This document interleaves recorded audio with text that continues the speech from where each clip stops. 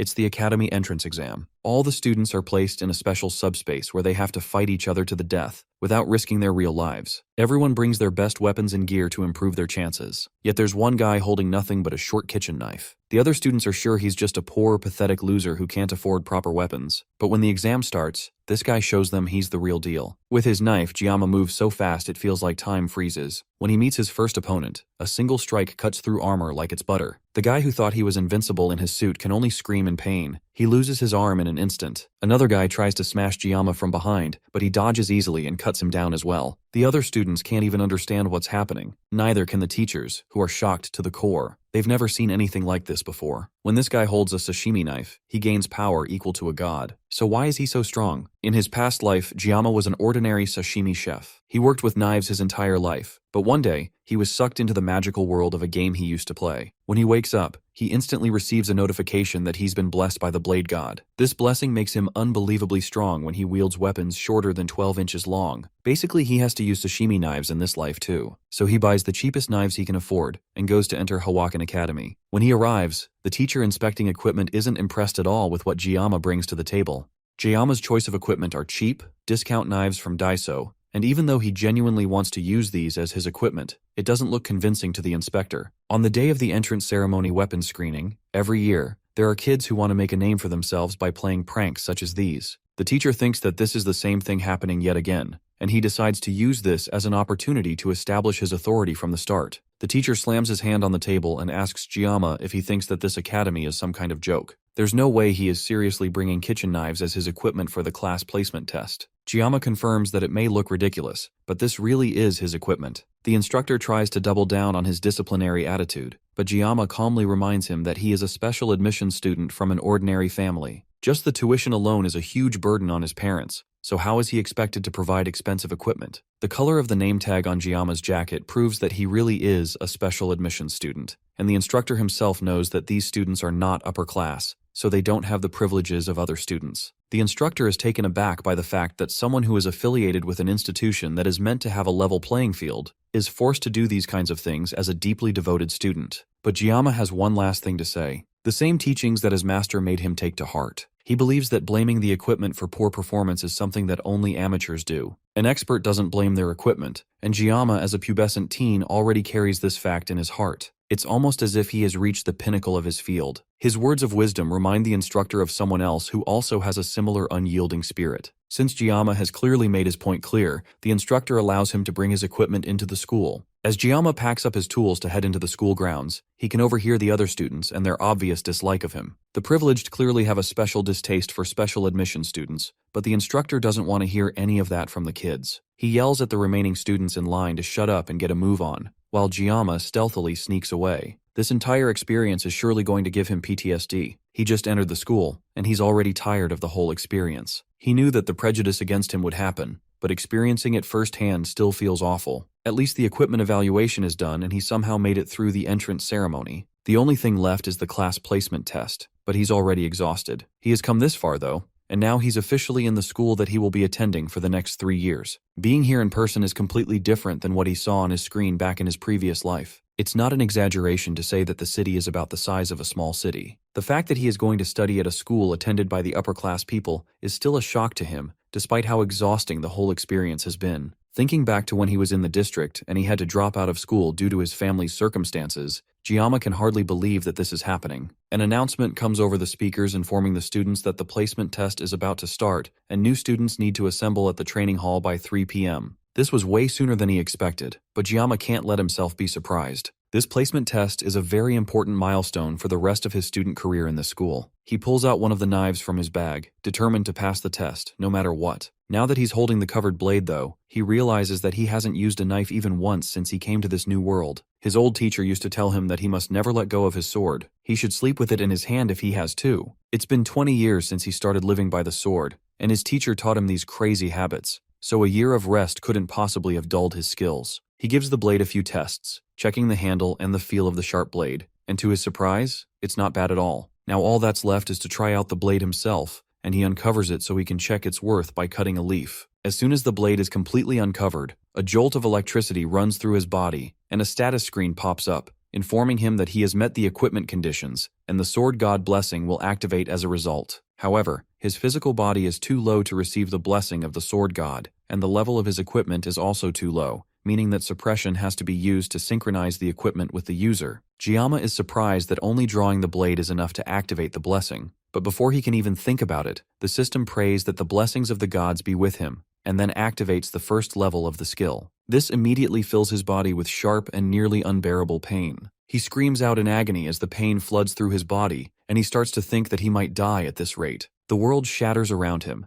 and the pain stops momentarily, revealing a large empty space with a bright red light in the center. Gama stares at the empty space in shock, and the freezing feeling causes him to drop his blade, ending the blessing and causing the world to return to normal. The moment he lets go of the sword, the world returns to normal and he comes back, but that doesn't mean that the pain stops. The pain was so unbearable that it seemed like the entire world was being torn apart. It must be some kind of backlash from using the power without having the strength to withstand it. When he tested out the painless blessing, it only caused him mild muscle soreness. If every activation is going to feel like this, then he can't use this blessing. Another announcement comes over the intercom, calling for all new students to assemble at the training hall immediately. He stares down at the knife that felt like it almost ended his life. He may not be able to wield it, but surely he can pick up the knife. There's no way he can just leave a sashimi knife laying on the ground. And besides, maybe it only hurt because it was the first time he activated the blessing. Bending down to pick up the blade proves that it really wasn't just the first time, as he let out a scream of pain that filled the campus. He arrives at the training hall, which is more like a gladiator's arena than a school hall. All the new students gather in the center of the arena and chat among themselves as they wait for the event to start. The staff also stay at the top part of the arena and discuss amongst themselves. Their chatter stops abruptly as they notice someone special among them in the audience. It's the Lord Sword Emperor, one of the 7-star heroes, Siegfried von Nibelung. He is the direct descendant of Aaron Nibelung, who was the apprentice of the legendary hero Balor Håkon. He's so powerful that he has come to be known as the strongest human,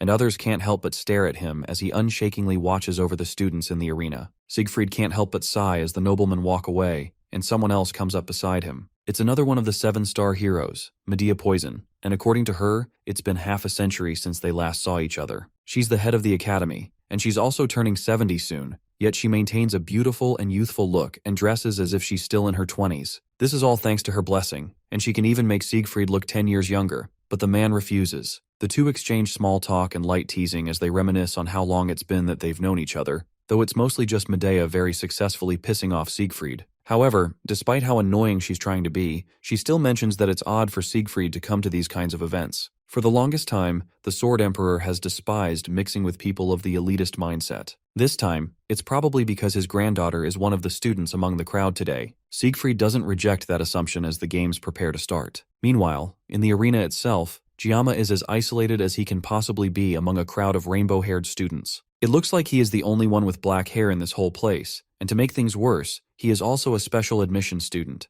That only makes him even more of an outcast among the elites. This exact scenario must be what they call a humble origin. Among all the new students though, even as everyone has their own unique appearances, there's one person that catches everyone's attention. As she walks past the crowd of people around her, her wavy blue hair causes everyone to stop and stare. Gama already knew that she would be a student here, and he doesn't have the same shocked expression that the other students do. The girl they are also hypnotized by is Abel von Nibelung, the granddaughter of the Sword Emperor, and the game's main heroine. She is also the reason why he spent so much money on the game. Moving on from the beautiful woman captivating the crowd, the more important thing to talk about are the details of the placement test. The test will take place in subspace, which is an area that was first created by the legendary hero, Balor Håkon, along with the establishment of the academy. It's an alternate space from reality where fighters will experience all the damage and pain inflicted to them there, but the damage will not affect them in reality. Since there is no risk of harming anyone in real life, gruesome things, including murder, can be overlooked there. This particular test is going to be a subspace battle royale where the new students will be divided into groups of 10 and put into a survivor game. The ranks of each group will be based on who can survive the longest. There are also no restrictions on armament, which means students can do whatever they want during their period in the test. No restrictions on armament also means that the elites can have it all, and they have an advantage in this test. That may be the case,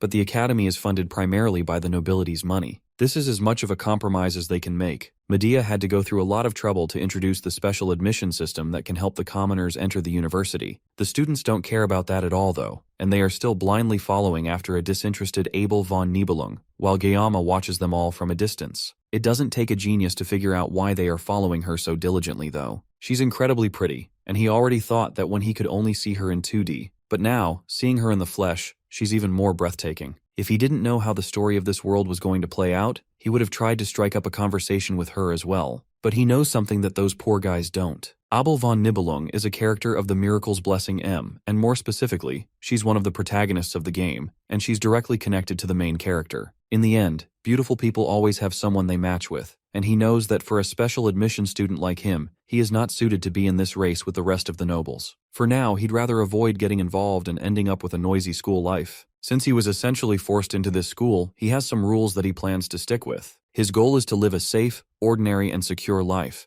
and his self-imposed motto for the future is to complete his studies smoothly and obtain a regular job. Being a hero is definitely not on the agenda for him, especially when just pulling out a knife sends his whole body into shock. He's still trembling right now, even though so much time has passed since he accidentally activated his blessing. The rest of the important people in this game can protect the world. Our MC just wants a nice quiet life with a comfortable job. The placement test begins and a voice calls over the intercom to announce the rules. This year's test is a battle royale and the new students will be split into teams of 10. The top ranked will be placed in the Star class. Ranks 2 and 3 will be in Dragon class, rank 4 to 7 will be in Wolf class, and ranks 8 to 10 will be in the Ordinary class. Based on the results, each student will be accurately assigned to different classes, and the scores will be automatically calculated. There is also no time limit to this challenge, which makes this just like a game. Giama's goal is the same, and he wants to finish it quickly without drawing any attention to himself as an ordinary student. With the rules properly explained, the test starts, and a spatial occurrence device is activated, sending the students to their appropriate areas. If Giama can help it, he wants to even completely avoid drawing any weapons if possible. The exams go as expected, and after a while, groups start appearing after completing their sessions. The positions of each group gets announced one by one as the two administrators make small talk over the sidelines. Medea thinks that this batch of students is particularly remarkable. It includes Siegfried's granddaughter as well as descendants of other notable figures. It's pretty clear that the results of this game have already been predetermined. From the results that she can already see among the groups that have completed their games, some have finished with amazingly fast times. His granddaughter Abel finished with a new record pace while using a C-class weapon. She only used it to make sure that the results are fair, and she's not beating people with an S-class weapon. Her time is impressive, but it's still not as good as Siegfried's record back in his day. Till now, it still stands among the top 10 in the Academy's history. Siegfried doesn't hide his pride in his granddaughter, and such results are only natural for a descendant of Nibelung. By now, a good number of groups have finished their sessions, and Siegfried decides that it's time for him to leave. There's only one batch left, and he doesn't feel like waiting to see who will win. He gets up and bids Medea farewell as he takes his leave, but then suddenly, a sharp sensation passes through the area that causes everyone in the arena to pause. Medea and Siegfried feel something powerful in the air, and the once calm vibe between them is thrown into a panic as they try to figure out what is going on. Siegfried hasn't felt such a powerful feeling in a long time, and it causes him to freeze in place. The sky above them breaks as the final group finishes their test, and two people fall from the sky, unconscious. Another bright light shines in the sky, and someone else falls to the ground last, along with a single sharp blade that pierces into the ground right in front of the unconscious student. Siegfried watches the student in silence as Medea calls for a medical team to check the vital signs of the cadets who just arrived. This all started earlier during one of the group's sessions while the students were fighting among themselves. Well, they should have been fighting among themselves,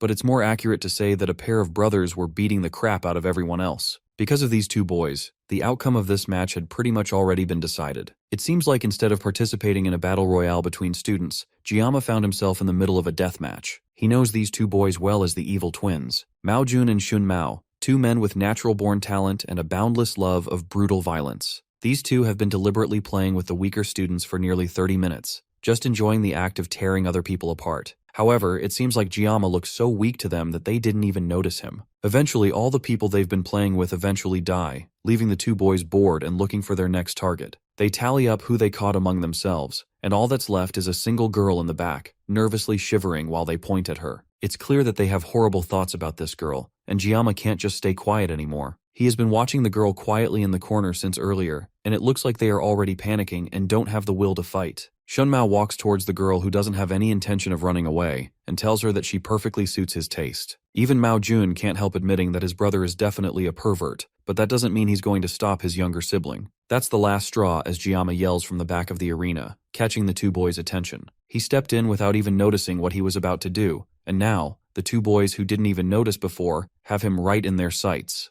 They notice the color of his name tag, identifying him as a special admission student, meaning that he's even less worthy to be in their sights. The two boys decide to end him quickly so they can go back to taking care of the pretty girl behind them. Gama wonders what he should do now that he's facing them both head-on. He could use the blessing of the void to cancel out his pain for 30 seconds, but they have been desecrating corpses for 30 minutes. There's no way such a short amount of time will make any difference for him. There's only one choice for him in this situation, and the answer lies in his bag of sashimi knives. But if he wields a blade, then the blessing will definitely manifest, causing unimaginable pain again. He wanted to live a safe, ordinary, and quiet life, but not even half a day has gone by, and he's already in this kind of situation. He reaches into his bag and pulls out one of the knives, causing both brothers to burst out in laughter, while the girl continues to watch the situation play out without a word. Shun Mao decides not to waste any more time on this lowly guy and launches towards him to take our MC out. This isn't a situation where Gama can be picky, but he has a plan. He can use his painless blessing for 30 seconds to cancel out the pain from the sword god blessing. All he has to do is hold on for long enough to outpace these guys. He activates his painless blessing right before drawing the sashimi knife from its casing,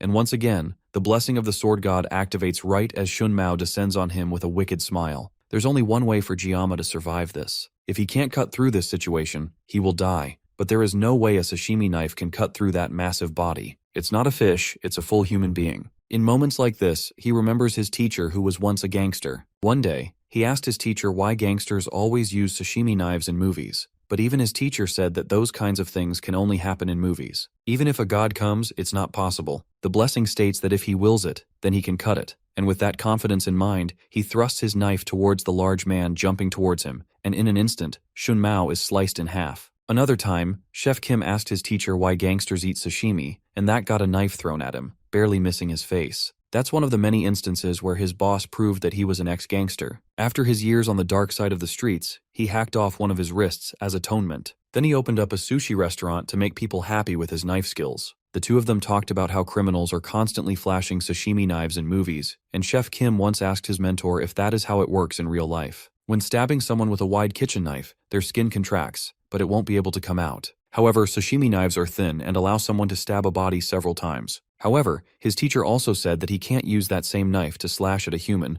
the way you would slash at a piece of fish. His teacher even said that if a god comes down, it still wouldn't be possible. While the arm flying off from Shun Mao is proof that slashing is indeed possible, the three other students are all shocked at the sudden change in power as Gama stands with his knife ready for another attack. Shun Mao holds his bleeding arm and yells in pain as Gama walks closer. Left with no other escape, Shun Mao tries to run away while begging Mao Jun to help him before he dies. Before he can get much further with his whining, Gama cuts him off with a quick slash of his blade, taking the student's head off immediately. His brother screams as Shun Mao's severed head drops in front of him. He forces his brain to remember that this is void space, and that means Shun isn't actually dead. But that aside, this random gloomy guy slashed his brother with nothing but a simple kitchen knife. Mao Jun now has to fight this beast by himself, but someone who clumsily runs around with a knife definitely doesn't have any experience fighting. Even with that, he has to be careful of the knife. Shun Mao's loss has to be because of his irresponsibility. Now he, as the remaining brother, has to pick up the slack of his defeated sibling. He picks up the severed arm of his brother and takes the power gauntlet for himself. The weapon displays its true might when it's used with two hands. One hand gives a blessing of resolution which increases his defense,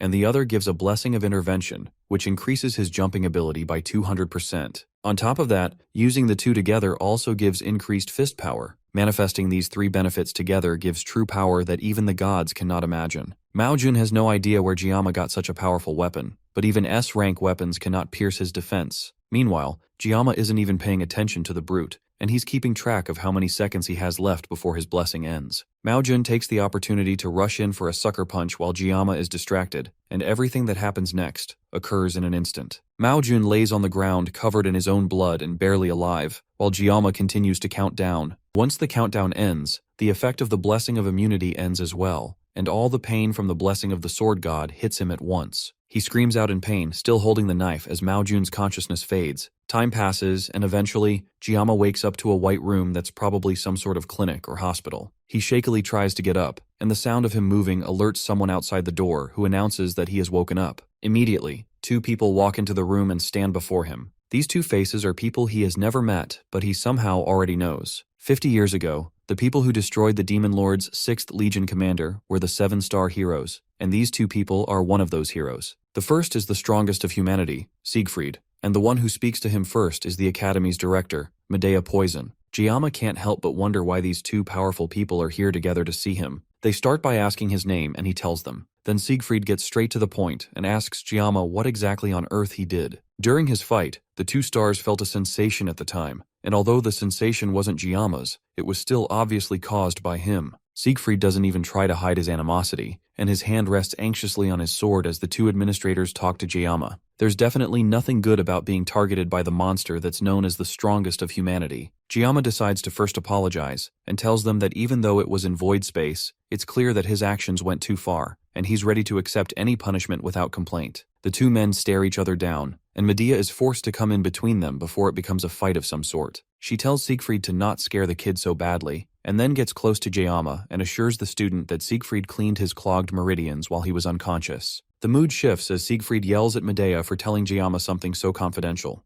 Gama can't believe that the swordmaster would do something like that for him, but now that he thinks about it, his body is definitely a lot lighter, and it feels like he's moist and heavy like a feather saturated in water. Although Gama was unconscious, they reviewed the video of what happened with the staff, and they concluded that he did what he did to defend a female student who was in trouble. Medea can't hide her drooling over the fact that Gama is exactly the handsome prince she has been dreaming of. Siegfried has to pull the school administrator back before she gets into some illegal territory. The main thing Medea is trying to say is that she won't give him any grief over his actions during the test, and the twins didn't have the best reputation either. They were admitted after getting the favor of the Academy's elders from the Mao family. After what Gama did to them in the test, the two of them have decided to withdraw from the school. That's a relief for him since he won't have to share the same school with those two brutes. That isn't all that the two administrators are here to tell him though. The main thing they came to do is congratulate him for being the top scorer in the whole school. It looks like his peaceful and safe life has officially become impossible. After the meeting with Gama, the two administrators regroup in Medea's office. The school administrator has been the head of the academy for over 2 decades,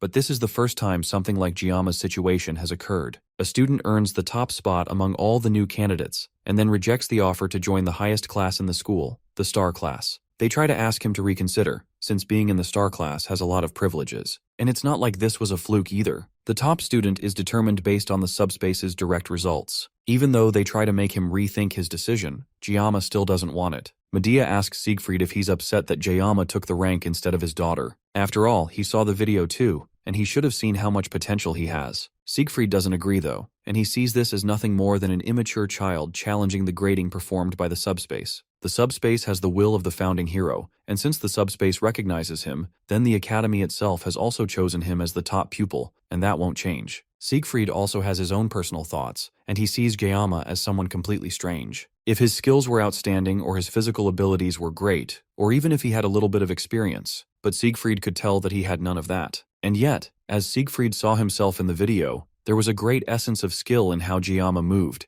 and it's been something that he has been pursuing for his whole life. It represents the ultimate form of swordsmanship. When he was unblocking Gama's acupoints, he sensed how feeble his body was because he had not yet received any physical training. It also appears that something was stored that even the strongest human cannot comprehend, and because of that, he's feeling incredibly competitive to someone that is the same age as his granddaughter. Medea is more focused on the fact that he's quite attractive to her, and she's still smitten by the fact that he revealed his skills to save a woman in danger. If she were just 10 years younger, she would go after him for sure. She asks Siegfried what's on his mind that has him so quiet. He doesn't answer and eventually asks her what she thinks that students call people like her. The school administrator is interested and tells Siegfried to tell her what college students would call her. The answer is definitely not what she wants to hear from him, and she ends up exploding. Meanwhile, Gama goes to attend his first class in his new school career. He rejected going to the star class, so the best they could downgrade him to was wolf class. Any lower, and the elders would have thrown a tantrum. He originally wanted to be in tiger class, but Medea practically begged him to go to wolf class in exchange for keeping it secret that he is the top student in the school. Gama originally wanted to complete his studies securely in a lower class, rather than battling and straining in a higher level class. Wolf class is a bit high level, but it's still within the range of what he would have expected. Gama pushes through the large doors and enters his new classroom, and for a moment, all the students in the class look at him with mild curiosity. Then they notice that he is a special admissions student, and just like that, no one could care less about him. Gama doesn't mind being ignored by them. The fact that they are ignoring him means that Medea kept her part of the deal and hid the fact that he is the top student. Now all he has to do is live the tranquil life that he has always dreamed of. He settles down on his desk as a familiar student walks towards him nervously. She shakily thanks him for helping her previously, but Gama has no idea who this is. Then she clarifies that she's the girl that he saved during the test. Gama brushes her off and tells her that she doesn't need to thank him. After all, anyone else in a similar situation would have done the same thing. It may look like he ended up saving her, but he actually did it to save himself. Accepting her gratitude would make him feel like a hypocrite. Gama changes the topic by instead introducing himself. The girl follows suit and reveals that her name is Kloe. It's a pretty interesting coincidence that they ended up being in the same class. Now that the introductions are done, Gama tries to remember if he has ever heard of a character named Kloe in the game. Maybe she was someone that was introduced after he stopped playing the game, but that makes no sense either. When he stopped playing, the game's core narrative had already gone so far that introducing a new character would be completely pointless. It looks like he has run into an extra just like him. Gama asks her to keep the incident that happened during the exam a secret. He doesn't want word of his power getting spread around the school and potentially ruining his safe and easy lifestyle. Kloe agrees to his request, but then she starts to make a request of her own before being cut off by their homeroom teacher barging into the room with a loud shout. Gama tells her to go back to her seat so they can talk later as the class starts and the teacher takes the podium. He congratulates the fresh faces for making it into the academy and informs them that they have been chosen to take on a legacy that the brave hero Valor Hoken once took on himself. Then the teacher introduces himself as Lee Wanbin, the instructor of Wolf class. Since it's their first day, he wants the class to begin with some basic physical exercise. He tells them to put on their workout gear and meet at the training area in 30 minutes. One student asks what the physical exercise will be, and he tells them that it's simply 100 push-ups, sit-ups, and squats, as well as 10 laps around the training area. For the students who are all genius nobles that have received vigorous training all their lives, this is a piece of cake. For Gama, though, this is a training regimen that will most certainly make him go bald. He nervously walks up to the teacher after all the others have left the class and tells him that he's not feeling strong enough to take on the training. Surprisingly, not only does the teacher know his name, he also seems to think incredibly highly of Gama. It looks like Medea didn't completely keep her impression of Gama under wraps. The instructor also told Lee Wanbin that Gama is allowed to take classes from any level he wants considering his status. He denies the opportunity to go to the star class, and instead tells the teacher that he just wants to go to the toilet for now. He felt stiff anyway, and he wouldn't mind going for that run since he definitely doesn't want to go to the star class. And that's how Gama is forced to join in the tedious exercise with the rest of his classmates. They all run past him with ease while he barely lags behind the rest of the group, already feeling like he's about to pass out. Kloe runs up beside him and notices that he doesn't look so great. So far, he has completed about 5 laps, which puts him a bit behind the rest, but since Kloe came up from behind him, it looks like she's lagging behind as well. He asks her how far she has gone, and she surprisingly tells him that she's on her 9th lap. Then she gives him a little bit of encouragement before zooming off to complete her last lap. By the end of the day, Gama returns to his dorm room and chugs down several bottles of water. He's been in the academy for just a week, and he has already faced some unexpected problems. He was incredibly hungry after the intense training from the morning, and he ran to the cafeteria to get some food, but he quickly found out that the meal wasn't free. So he heads to the menu area to see how much one spicy pork rice would be, and the price makes him freeze in shock. Just remembering how much it is even now in his bed causes him to throw his bottle into a wall in a blind rage. He's almost out of his living expenses, and thinking back, he severely regrets not accepting the money his father tried to give him as an allowance. For the past few days, he has been surviving on nothing but the cheapest water from the campus shop, and now he even misses the complimentary dinners they used to provide while he was in the army in his previous life. For now, all he can do is try to think about something else in hopes of forgetting this gnawing hunger, and the first thing that comes to mind is his blessing. As usual, as soon as he thinks about it, the status screen appears in front of him, giving him details about his blessing. It has gotten a lot longer since last time, and that's because his physical level has risen, which has also upgraded the state of the blessing of the sword god, making it activate with slightly longer swords now. He checks himself out in the mirror, and sure enough, it looks like he has made good progress in his physical development. It's probably because the swordmaster activated his pressure points, but it almost feels like his body has evolved to a great extent. However, the sword god's blessing hasn't spread beyond the length of a sashimi knife. If he keeps increasing his physical capabilities, it's possible that he may even be able to use a small sword at some point. There was once a time when he was afraid of holding a sword before the admission ceremony, but now, when he's not carrying a sword, his hands start to itch. This is probably a result of the blessing, and he feels almost proud to think about it. There's a knock on the door, and he opens it to see Kloe waiting for him on the other side. She nervously asks if she's interrupting anything, but Gama wasn't doing anything important before she came, and he asks her why she came over. It's because she hasn't been seeing him in the university cafeteria for a while, and she came over to check if he's all right. He lies that the reason he has not been in the cafeteria is because he doesn't normally consume food made by others, but his internal self practically salivates at the thought of food. Kloe looks disappointed about that and tells him that she was hoping to get some things from the campus shop so they can have dinner together. Before she can even finish her thought, Gama is dressed up and calling her to follow along so they can go and buy ingredients. Kloe is shocked at his speed and tries to rush along with him, while the two of them talk about food and cooking together. By the evening, the two of them have had a great meal cooked by Gama, and Kloe is genuinely impressed by how tasty the food is. Gama has only ever cooked fish before, so at first, things were a bit difficult for them. Incidentally, Kloe really likes fish, since she grew up close to a beach, and Giama's expertise is obviously cooking fish. The itch in his hands to grab a sword also hadn't left him, so this is a great time to refresh himself by slicing some sashimi. The problem is the sword god's blessing. He can't hold a simple kitchen knife without activating the blessing, meaning that this will definitely be difficult for him. He asks Kloe if she owns a larger knife, and tells her that he wants to use something different since his own weapons resemble the kitchen knives that she has, so using them to cook would be a bit awkward. She heads into her room and comes back with a large sword for him to use, but that's definitely way too large, just a simple fish. With no other choice, he is forced to use his blessing to slice a piece of fish. The painless blessing will last for 30 minutes, so he just has to make sure that he's fast enough to finish before the blessing runs out. He was once called the greatest swordsman in the country, and cutting fish has always been his specialty. Now it's time for him to prove that fact. He slices the fish and manages to finish in 21 seconds,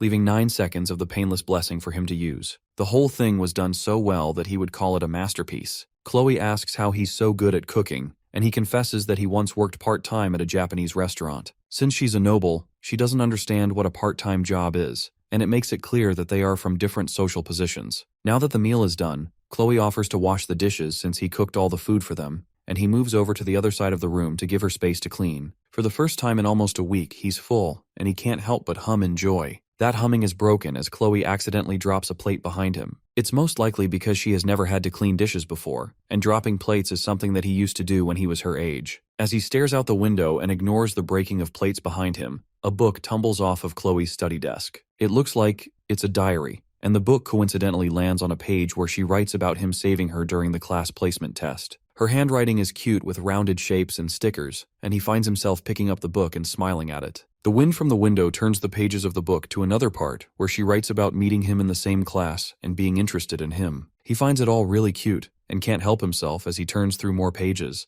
admiring how cute she is. He turns a few more pages and sees his name again, followed by numerous pages with the words, "I love you," written countless times. Another plate breaks again, and he turns to see Kloe staring at him with blank, scary eyes. She simply asks him if he has read her diary. Chloe's emotionless state isn't a new thing. It's part of her upbringing, and it's more like a self-defense mechanism. Heroes earn respect by defeating demonic beasts, and this allows them to increase their social standing and to gain global reputation. However, within their stagnate ranks, there are certain factions that abuse the weak in the name of authority. When the law is unable to punish these abusers, another group is called from the shadows to take care of these people, and the name of that family is Auditor Sicily. They are a family that maintains order and carries out assassinations. They are known to work in the shadows while leading towards the light. Those born in the auditory family have been training for assassinations since before they even reached adolescence. Their emotions are restrained, and they undergo severe training to become perfect assassination machines. Kloe is a part of this blood-stained family, and the first time she soiled her palms with blood was at the age of 15. She has been told all her life to not underestimate her abilities as an assassin,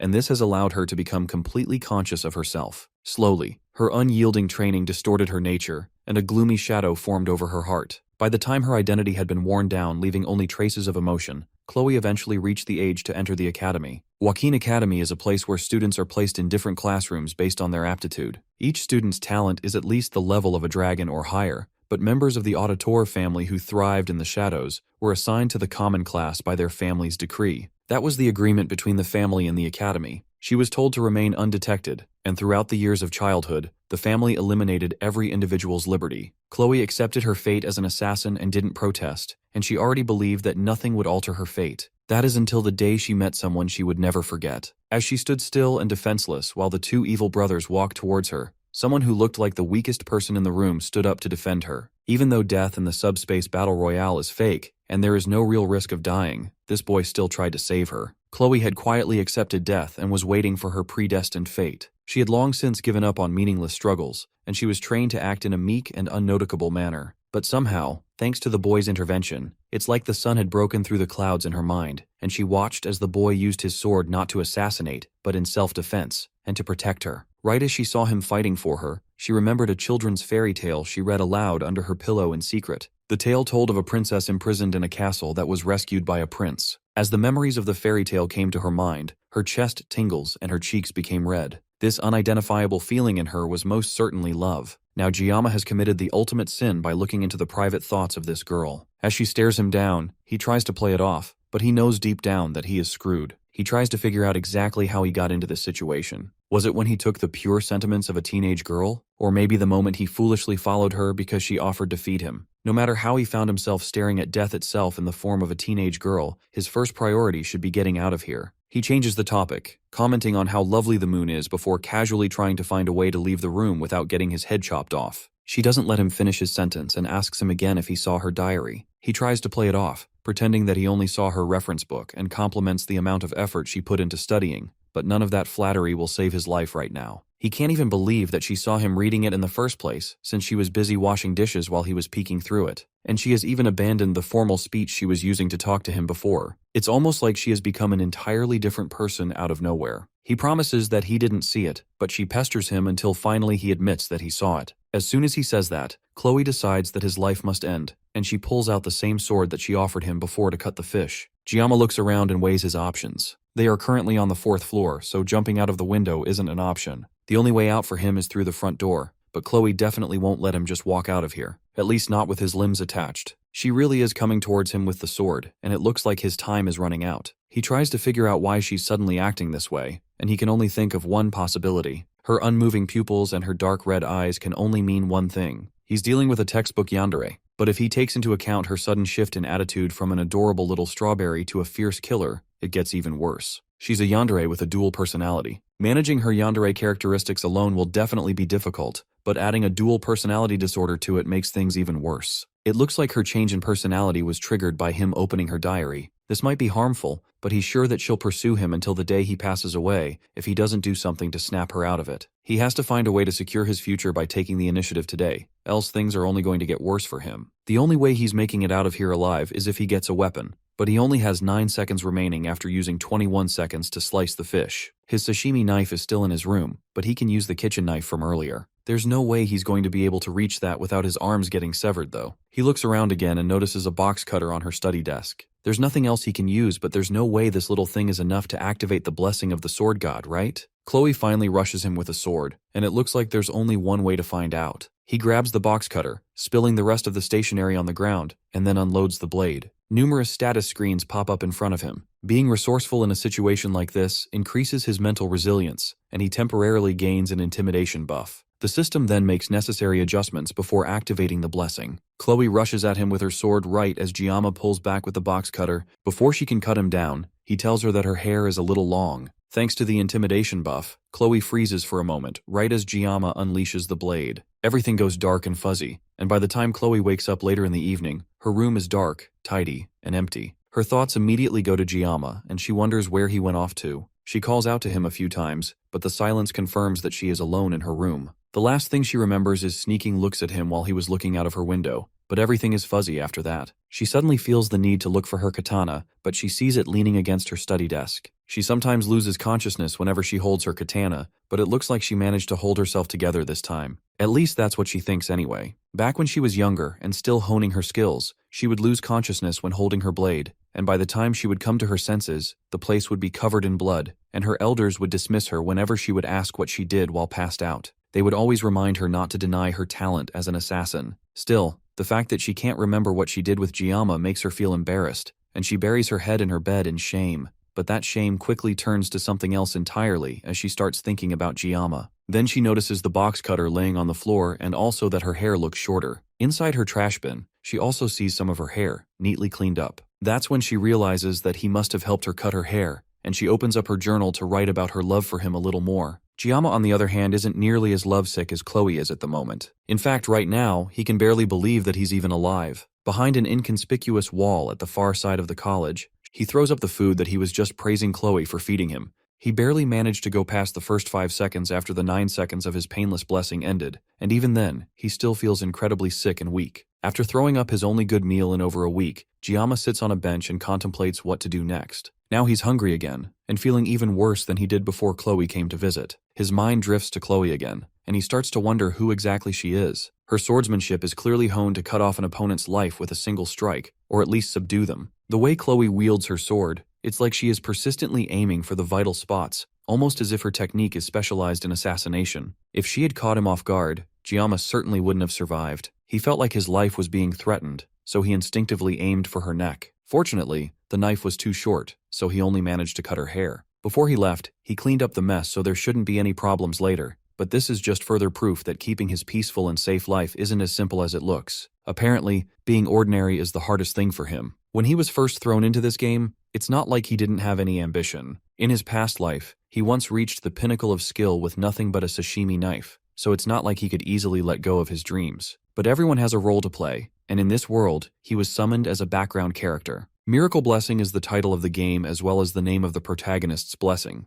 It was also the blessing of the founding hero, Valorjakin. In the whole game, the protagonist and the founding hero were the only two people to ever possess the legendary blessing. And the description of the blessing was straightforward. They are to save the world from the Demon King. So the protagonist gets chosen by Balmung, which is an SS sword that is both holy and cursed. Meanwhile, all Gama has is a lowly, rankless sashimi knife. There's nothing else to say. He's just bound for a life of obscurity. The endless stream of extraordinary people and situations that he has faced since entering the academy almost made him forget about his goal. There were plenty of reasons to give up on the goal of a simple life, and it's even more apparent now that it seems like there isn't even one normal person in the entire world. Since he has played the game before, he has a rough grasp of the key characters in the game, but his knowledge of the world itself is limited. It's already been a week since he joined the academy at this point, which means that the protagonist should have already awakened his blessing and begun the late admission process. This is when the game's story actually begins, and Gama knows the general plot, but he never played it to the end. For the first time, he actually regrets quitting the game halfway through, but still, since he knows the canon route up to the first half of the story, that already gives him a big advantage. All he has to do is stick to the canon route no matter what. If he starts meddling in everything, then he'll end up losing the only advantage that he has. From his memory, he knows that the storyline takes a sudden dark turn around the second semester of the third year, which is when the demons realize that the hero has awakened, and they launch an attack on the academy, led by a legion commander. As the fight escalates, the demons and the humans spiral into an all-out war, and from there, the game's story turns into a typical fantasy novel. Back when he was playing it, he just wanted to emulate the carefree, simple, youthful life that he never experienced as a teenager, so he deleted the game without a second thought. The problem is that now, he's part of the world that is destined for war, and there's a very real possibility that he might die too. He still has 3 years before then though, and he needs to stop running from reality so he can focus on what's possible. He won't let himself die, and he will focus on growing stronger so he can survive. Besides, cliché games like this one always have happy endings where the protagonist manages to save the world. All he needs is enough strength to protect himself, so he can't let himself be some helpless weakling that gets killed off. He just needs to train enough to protect himself while keeping as low a profile as possible. To do that, he will have to minimize his use of the blessing of the sword god, because just the few times he has had to rely on it has put immense strain on his body. It's a powerful ability, but it comes with way too many drawbacks for his liking. Thinking about the blessing once again activates a status window that gives him information about it. Weirdly enough though, there are new entries to the information that he didn't notice before. The 3 new entries are a body, mind, and armament grade, and the numbers beside them seem to be levels. They all reflect how much he has grown, and each one will lessen the strain of his blessing on his body. There's also one more called synchronization, but he has no idea what it means, and its description is just some question marks. He tries tapping on it, but access to it is denied because he has not met the relevant conditions. That's another puzzle to add to this mysterious blessing, but it's not important right now. His main priority at the moment should be improving his body and finding a new weapon. He can't depend on the 30 seconds of the painless blessing forever, so he also needs to learn to wield a sword that doesn't meet the condition of the blessing. Luckily, there's a monster hunting training for the midterms that's happening in a month. The reward for the training is the longsword mercenary. It's a B-tier weapon that should serve him until graduation. It's also too big for his blessing to activate, meaning that it's the perfect weapon for him. There's a lot to figure out, but it already feels like he's making good progress. While lost in thought, a voice calls out to him suddenly. He looks up, and staring back down at him is someone he never expected to see or talk to. It's Abel von Nibelung, the granddaughter of the Sword Emperor, and the one person that he really shouldn't be interacting with if he wants to avoid changing the game's story. She tells him that he's on her seat, but he's too stunned to get up for a moment, forcing her to yell at him before he finally gets the message and slides away to give her space. He still can't get over just how pretty Abel is, and he caught himself staring without even noticing. As he tries to leave, she tells him that he doesn't have to go. He can just shuffle over a bit instead. It's weird that she'd call a public bench her seat, but he lets it go since he doesn't really want to get involved with her. He still can't help staring at her, and just as he would expect from the heroine of the game, she really is gorgeous. Suddenly she starts talking, and that startles Gama back to the present. This is definitely way too odd since the Abel that he knows is usually standoffish and doesn't talk to people. Even the handsome protagonist of the game couldn't get her to warm up to him. She continues talking, asking him if he also uses a blade as his weapon, and he sheepishly answers her before asking how she knows. She tells him that her grandpa once told her that swordsmen have a different look in their eyes. Then she shows him her sword and asks if he wants to hold it. He's still feeling a bit odd about the whole thing, so he declines the offer, but that just makes her pout in annoyance. It looks like he hurt her feelings, but he just can't get used to her talking to him. Then she asks him if he knows her. Gama is surprised at first, but that's an odd question for her to ask. There's no one in the school who doesn't know who she is. He answers her in a blank way, saying that he sort of knows her, but then she tells him that she doesn't know him. She considers that a bit unfair, the fact that he knows her, but she has no clue who he is. Gama doesn't agree since they have only just met, so it's not important if they know each other's names, but she tells him that he could be a spy sent by the Demon King, who's sneaking into the academy, dressed as a student. It's quite suspicious that he's out here, alone, this late at night, and although it looks like she's just saying random things, it almost looks like she's serious. Gama then throws the question back at her and asks her why she's out so late at night. It's obvious though from her clothes and weapon that she just finished training and working out. She tells him that she did breathing exercises and then points at him as she talks, unintentionally giving Gama a full view of the scars on her hands. She hurriedly hides her hands, but Gama has already seen them. They are signs of her hard work, and Abel agrees with that, since it's obvious that she of all people would be working hard. People don't understand what it means to belong to the Nibelung bloodline. They are expected to always be at their best, and to be flawless. One slip up, and they could become a target. Abel then reveals that she is not the top student of the year, and this is the first time that she has ever lost to someone in her life. But somehow, even though she should be upset, she feels strangely liberated. She can't help wondering who exactly beat her and became the top scorer though. She would love to meet them, so she can tear them apart. That causes Gama to cough out in shock, and he asks her why she would go that far. The reason is because she feels humiliated. She begged her grandfather to tell her who that person is, but apparently, the person isn't even in her class. On top of that, they also skipped the speech, which means she had to do it in their stead, and that only felt even more embarrassing as the second place. She stops herself before she goes even further with her ranting. It's odd of her to decide to share all this information with someone she just met. On that note, Gama finally asks the question that has been on his mind this entire time. He wants to know why she's talking to him in the first place, considering her personality, and how she usually feels about others. The reason is definitely not what he expected. It's because he looks weak. It's her family's motto to be unyielding to the strong and merciful to the weak, and all her classmates are already unbearable enough, so she doesn't have any friends. That would explain why she's so cold to the protagonist in the game. With that done, Abel gives a little stretch, then prepares to leave. As she gets up, she pauses for a moment, and then asks him if he really isn't going to tell her his name. Just like before, Gama refuses with no room for negotiation. Time continues to pass, and to Giama's surprise, he continues his academy life without any trouble. Kloe seems to have made some new friends apart from him, and she has settled into the class just fine, and Gama has been keeping himself busy by avoiding her ever since the incident in her room. Sometimes when their eyes meet, her new friends look at him with disdain because of his status as a special entrant. But Gama has managed to stop caring about people that look down on him for being a special entrant. After all, he's not the only special entrant in their class anyways. Although there aren't many of them in the class, they have all been really good at avoiding each other. There's definitely some kind of inferiority complex at play. But Gama is sure that things would be so much worse if he was placed in a higher tier class. By now, the students in the Star and Dragon classes have most likely split into factions and become wrapped up in petty power struggles. Even back when he played the game, it was pretty shocking to experience. But now that he's living in this world, just the thought of being in that world sends a shiver through his spine.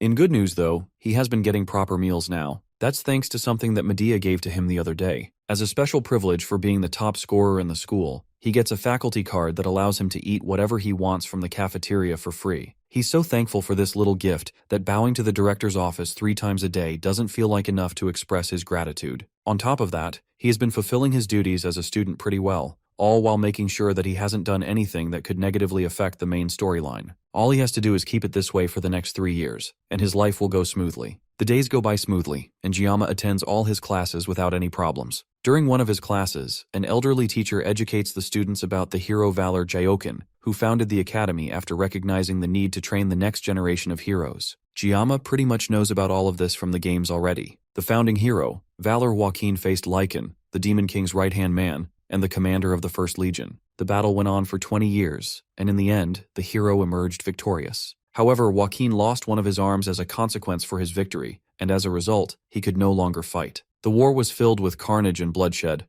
and although the hero won the battle, there was no clear winner of the war on either side. And just like that, the first human-demon war ended in a truce. In order to train the next generation, Joaquin founded the academy, and a non-aggression pact was signed between the two races. That pact is the reason that there have been 700 years of peace that still stands till today. The students are sure that they won't see any war in their lifetime, but Gama is the only one that knows that the peace will be broken. Everyone is so used to the calm at this point, and it's no surprise. The only person he would want to warn about the impending doom would be Medea, but doing so would also alter the canon route, and he has no idea what that would lead to. Despite constantly complaining about wanting to leave her position as an academy director, Medea was one of the first to notice that something was about to happen, thanks to her blessing of perception. In order to protect her students, she was the first among the 7 stars to step onto the front lines, but Gama never played the game to that point. However, he did learn of her fate from reading the game's fandom wiki. Medea was the first of the 7 stars to fall in battle against the Demon King's army. Knowing this makes it hard to keep the war a secret, but he wishes that he never knew in the first place. The class ends and students start to head out to the school halls because of some sort of commotion going on out there. It looks like it's finally time for things to start, and Gama takes a moment to check his phone. Just like he thought,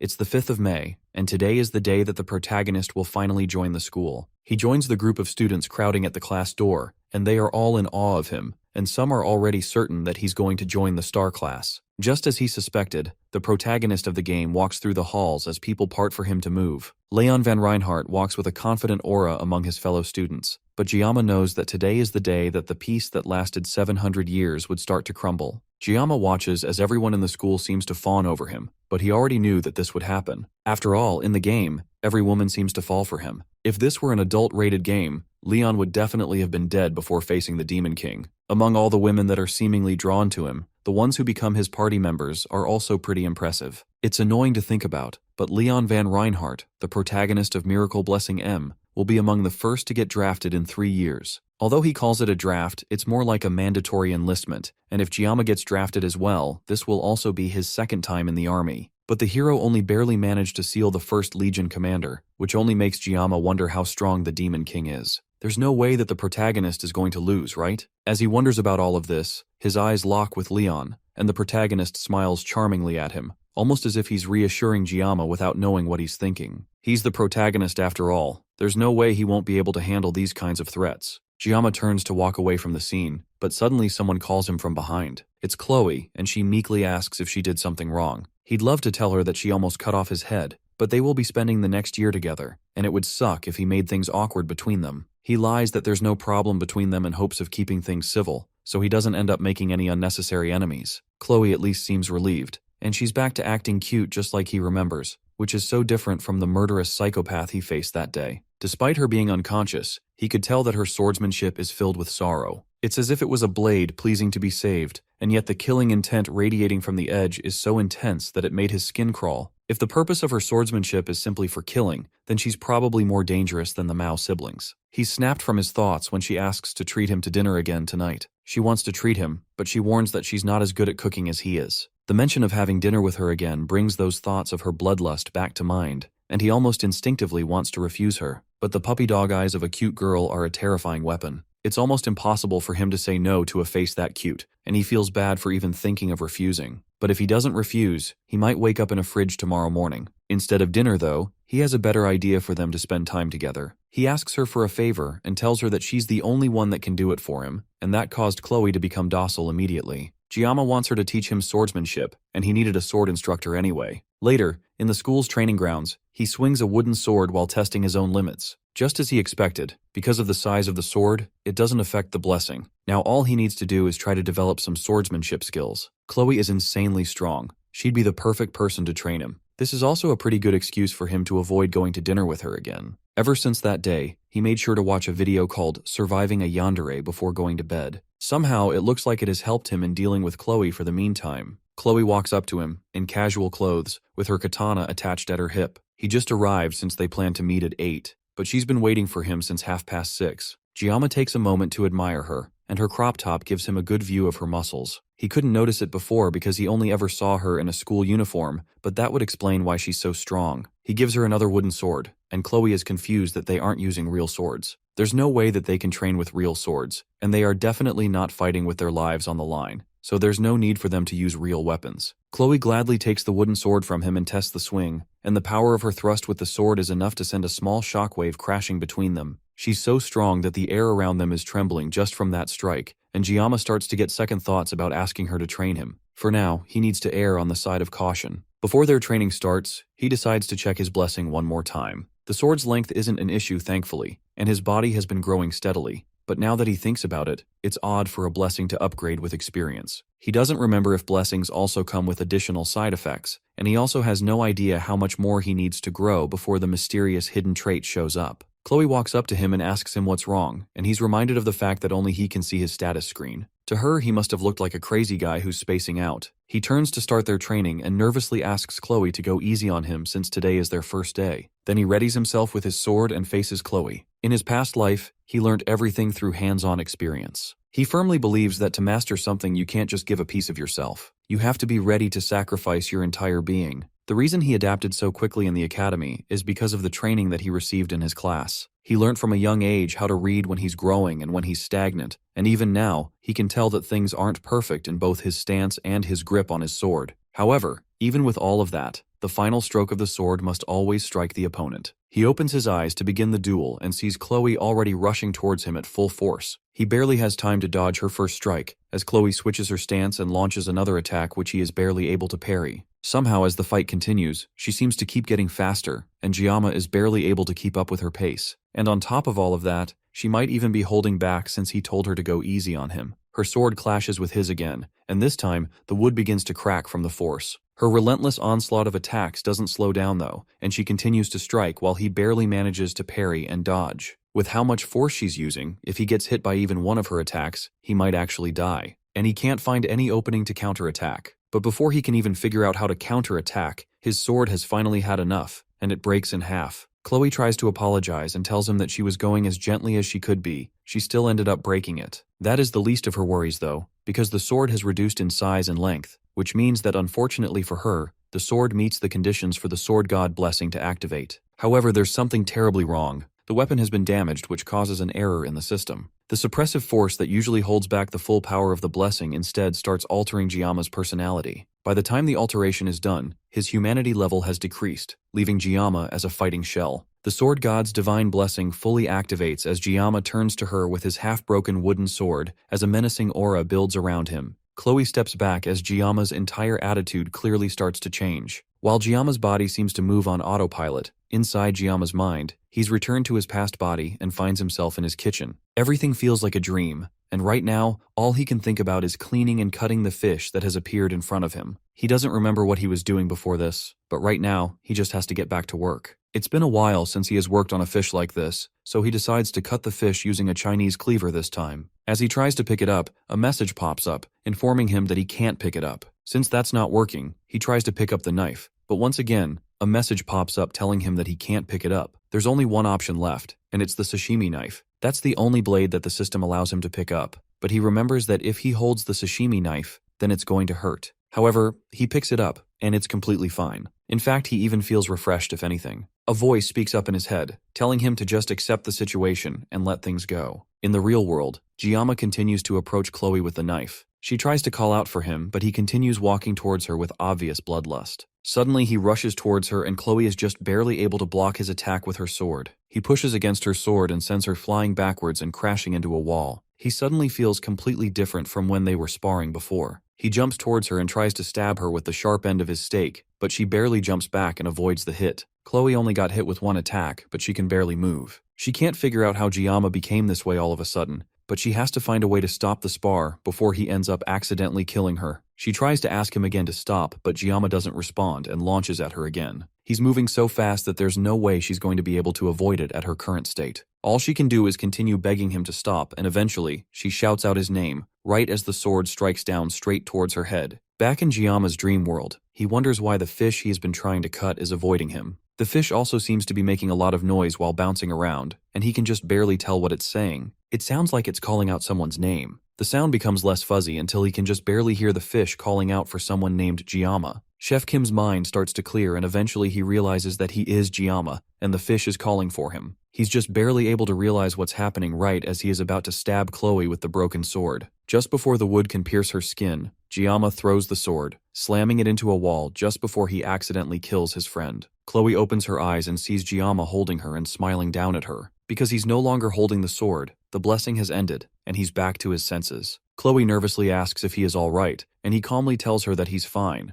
and then turns to leave while thanking her for helping him to train. After he leaves, Kloe makes her way back to her dorm room as well. She's had a feeling since the entrance exam, but Giama's capabilities are more peculiar than strong. When she fought him, she could tell he wasn't fighting with skill but just raw instinct. Even though he subconsciously activated his divine blessing, she was no match for him. Even with that halved wooden sword, he managed to completely overpower her. As she walks through the campus, someone peeks out from the shadows and comments that Kloe looks quite content. This mysterious newcomer is Nox Auditore, and also Chloe's older brother. Nox mocks her for hanging out with a lowly person after joining the academy. Kloe knows that he's talking about Giama and warns him not to talk about her friend like that. Nox didn't even know his name until now, but warns Kloe that she should avoid loitering around with him, unless the Auditore family will erase him. Kloe turns and walks away, and tells Nox that even if the Auditore comes, they will be no match for Giama. As Kloe walks away, Nox wonders about this guy that has changed his sister so drastically. Speaking of Giama, as he walks home, he also takes a moment to think about his blessing. The power he has been given is a far cry from the blessing or a favor from a god. It's more like a curse, if anything. In order not to rely on the sword god's blessing, he tried to find new weapons, and yet that power chased after him and even took control of his body, as if mocking his efforts to not rely on it. When he fought Kloe, he felt no pain, and instead he felt pleasure as if he was intoxicated. Just like a curse, the blessing toyed around with him like a puppet, and it whispered sweet words into his ear telling him to slash, cut, and destroy. Because of that, he gave up his body right until Chloe's screams dragged him out of his daze. Thanks to that, he suddenly remembered his own name, and he returned to reality. Thanks to that, he regained consciousness just long enough to throw the wooden sword away because he felt like he would lose more of himself forever if he didn't get rid of it as fast as possible. It's funny to think that Kloe, a yandere who almost killed him not too long ago, is now the girl that managed to pull him out of his daze. He was pissed off that she broke the sword in the first place, but in the end, he felt a deep sense of gratitude. That's why he didn't make a fuss when he returned to reality. He was terrified of activating the sword god's blessing again, but today proves that he can't just ignore this issue for the rest of his life. This gift is something he has to deal with for the rest of his life, and it's the reason that his wish to live life normally will most likely never be fulfilled. As he practically crawls his way back to his room, Giama realizes that there is something in him that is trying to devour his sense of reason.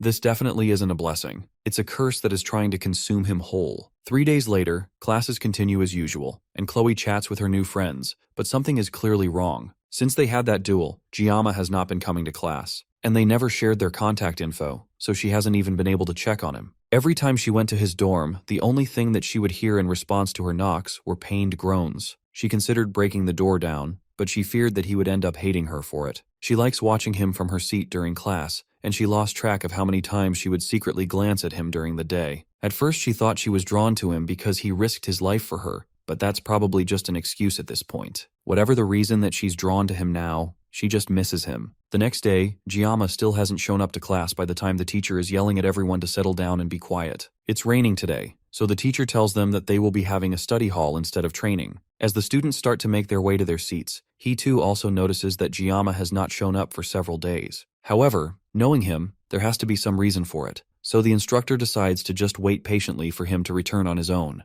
As he disciplines his students, the doors to the class creak open, and Giama calmly struts in with a completely new look. Kloe stands out of her seat in shock as Giama apologizes to the instructor for being late to class. His eyes are sunken and look almost dead, while a strand of hair on his head has turned pale white. Even the instructor is a bit shocked at Giama's new look just like the rest of the students, and he nervously tells Giama to sit down. The students remark that Giama looks different and oddly more handsome, By the end of the day, the other students leave the class to go about their business while Kloe approaches Gama for the first time in 4 days. She nervously asks him what happened and why he didn't show up for a long while, and he stays quiet for a bit before telling her that he just felt a little bit sick and not to worry about him. From her shaky voice, he can tell that she doesn't believe his words completely, but there's nothing else he can do to convince her. For the past 3 days, he went through something similar to extreme withdrawal symptoms until he was mentally exhausted. He couldn't get out of his room or eat anything, so he just buried himself in his bed while praying that his convulsions would go away. The pain he suffered during this time was far worse than before,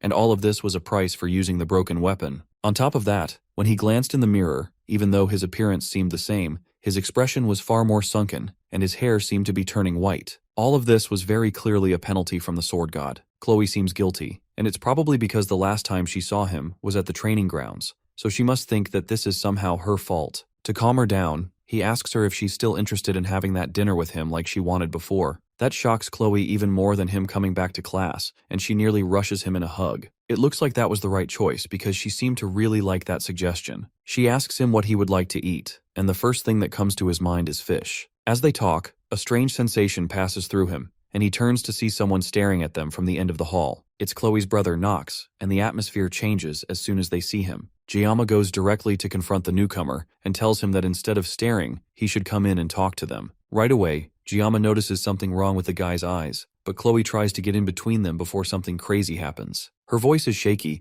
and there's definitely some hesitation in how she's acting, but she's still trying to protect him in her own way. Nox asks Kloe if this is really the guy she's choosing to break Adarote's rules for. Kloe tells him that she wants nothing to do with her family, but her brother reminds her that she can't just wash the blood off her hands. If someone is born as an auditor, then they will always be an auditor. Kloe is speaking as if she's a rebel, and the brother is speaking as if he's from a historical drama, but Gama is just annoyed by the whole thing. Nox continues to insult Gama, and that finally causes Kloe to snap. She yells for Nox to stop talking about the man she loves like that, and her angry voice surprises even him. Gama hoped that this whole thing could at least be done in moderation, but he's starting to get used to these disruptions in his life. The more important thing is the family name Auditore. He knows that they are a group that works in the shadows and specializes in assassination, and they show up in the middle of the game to play a major role. It's said that they are weaker compared to other heroic houses, but they are unrivaled in assassination. All the members of the Auditore clan are ridiculously strong thanks to their abusive training regimen, which they all undergo from childhood, which molds them into cutting-edge assassination tools. For Kloe to be from this assassination group, that means her cute and bubbly personality makes her the abnormal one in this situation, unlike her brother. Nox has an expression that shows that he's used to killing, and although Gama has nothing against that, it looks like Kloe wants to lead a normal life instead. Just like his blessing of the sword god,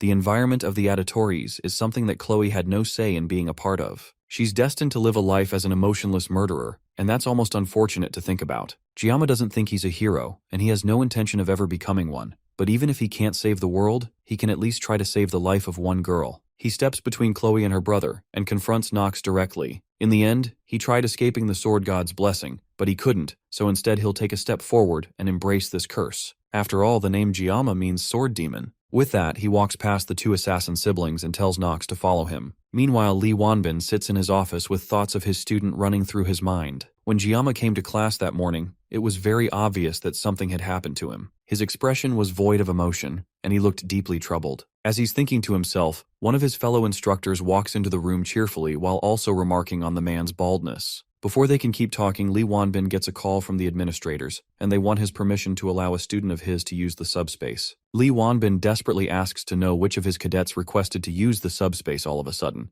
and they confirm that it is Kang Gama who requested it, hoping to face Nox Auditore. The stage is set for Gama and Nox's fight, and our MC waits patiently in the locker room with 15 minutes left before the fight starts. He thought the process to get access to the subspace would be complicated, but it went by pretty quickly. It's definitely thanks to Medea, who at least wanted him to be safe while fighting a professional assassin. At least, since he won't be fighting in reality, that means that he doesn't have to worry about physical injuries, but there's still a pretty good chance that he could suffer mental ones. However, none of that matters as long as he can win. He can hear all the noise in the arena from the waiting room, and it looks like the fight between the two students managed to draw some unintended buzz. It's almost ironic that he was trying his best not to stick out before, but right now, that all feels pointless. Beside him, Kloe is practically drowning in grief and guilt. She's probably blaming herself for this whole situation, and Gama tries to assure her that it really isn't her fault, and she even lent him some gear, so everything will turn out alright in the end. She tells him that Nox is really strong, and he's a genius with unmatched talent in the entire history of the Auditore family. When it comes to the dark arts, there's no one that's up to his level, and at the age of 14, he was already dubbed the pinnacle of the dark arts. That's a pretty cringy name, but it does show how strong he is. Gama stares down at the rose-colored blade in his hand as he remembers the decisions that led him up to this point. His old teacher always used to tell him that he is destined to wield a blade for his whole life. He never expected that he would still be running around with a sashimi knife even in his next reincarnation. An announcement comes over the speaker, informing the students that the subspace battle is about to begin. He gets up to leave the locker room, but not before reassuring Kloe one more time that he is going to win. He steps out into the arena and is immediately bombarded by the excited cheering of his fellow students.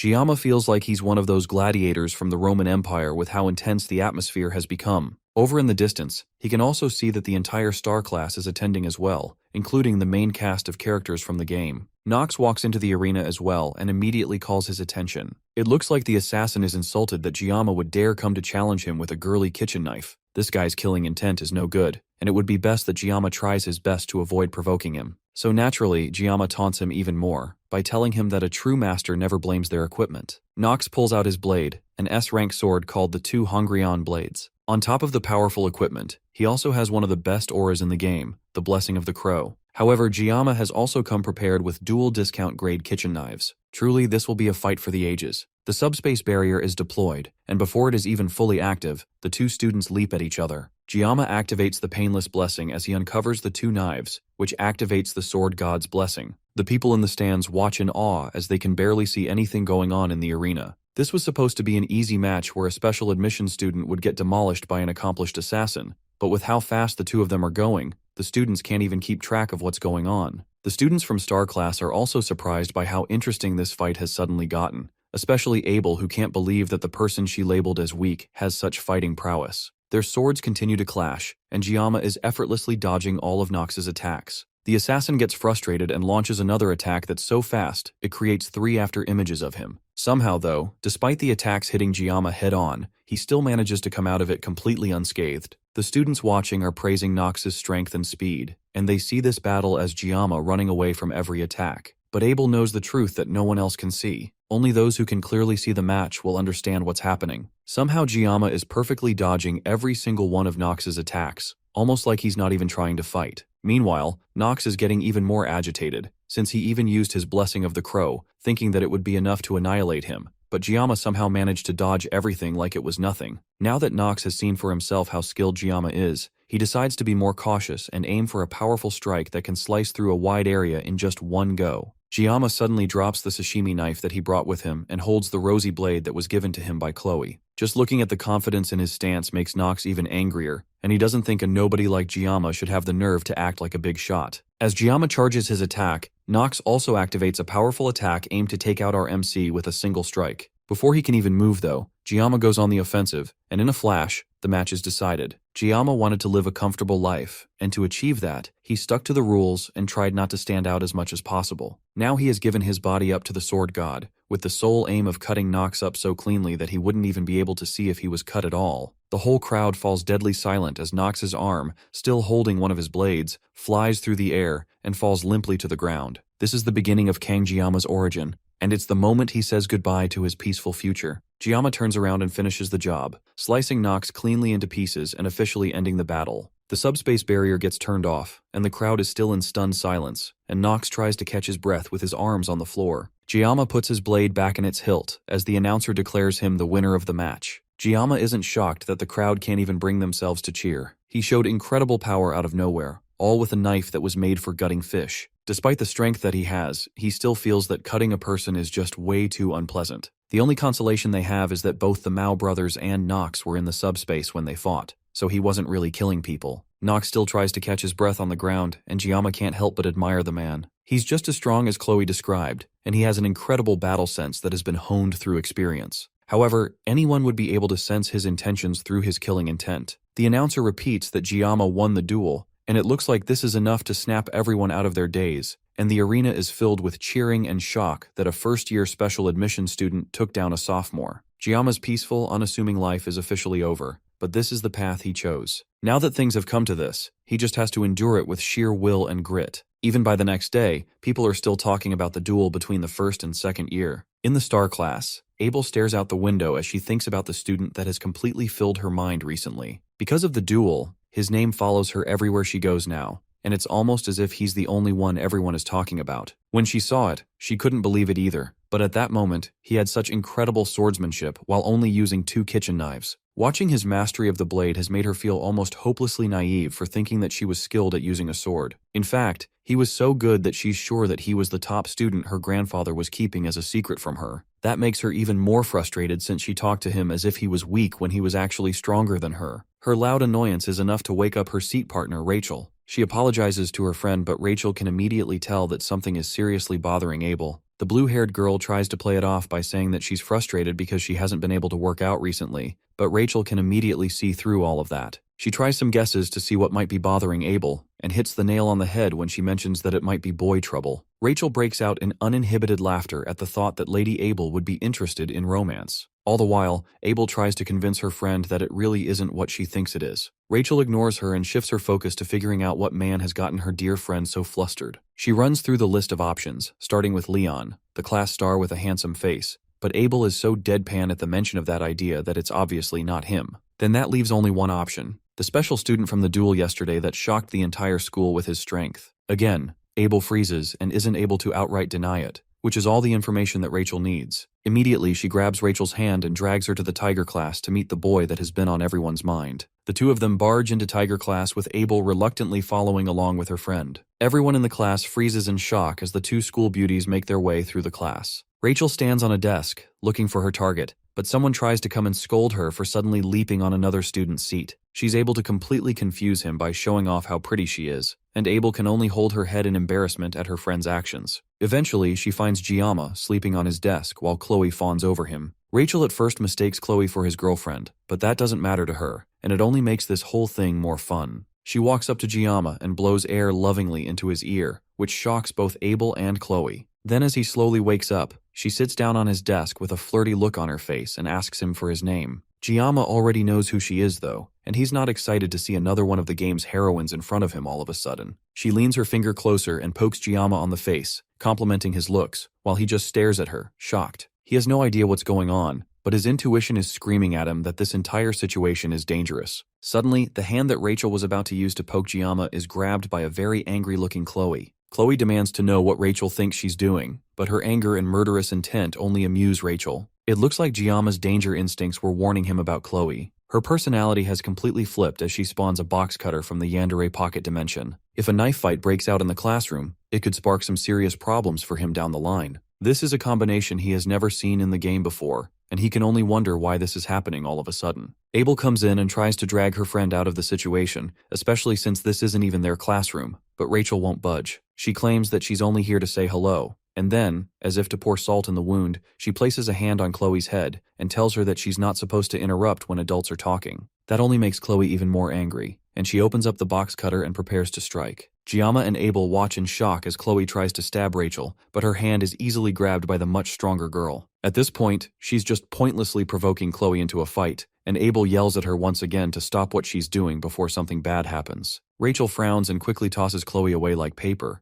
but Kloe is able to catch herself before falling, causing all the boys in class to scream out in joy at the building catfight. Gama is more annoyed than anything at the weird build-up happening in front of him. Then Rachel activates her blessing that's built from the foundation of her clan, the clan of the Spear Saint. In her clan, they believe that skills are useless when faced with overwhelming strength, and they believe that brute force triumphs over all else. That's the same motto that Rachel Demira, the niece of the Spear Saint, believes in as well. She bluntly asks Gama if Kloe is her girlfriend, and our MC doesn't hesitate in saying no, and that causes Chloe's aggression to momentarily turn to him. He clarifies that she's just a friend, and Rachel seems to get even more interested in the whole ordeal. Meanwhile, Gama is still trying to figure out just what in the world this whole situation is about. Now that he's more awake and has a chance to look around, he finally notices Abel, who looks just as frazzled as he was not too long ago. He cuts straight to the point and asks why the two of them came looking for him, and Rachel says it's because Abel was interested in him and wanted to see his face. Abel yells that her accusations are definitely not true, and it's Rachel that practically dragged her there. Rachel thought that Abel genuinely wanted to see him because she followed her to the Tiger class.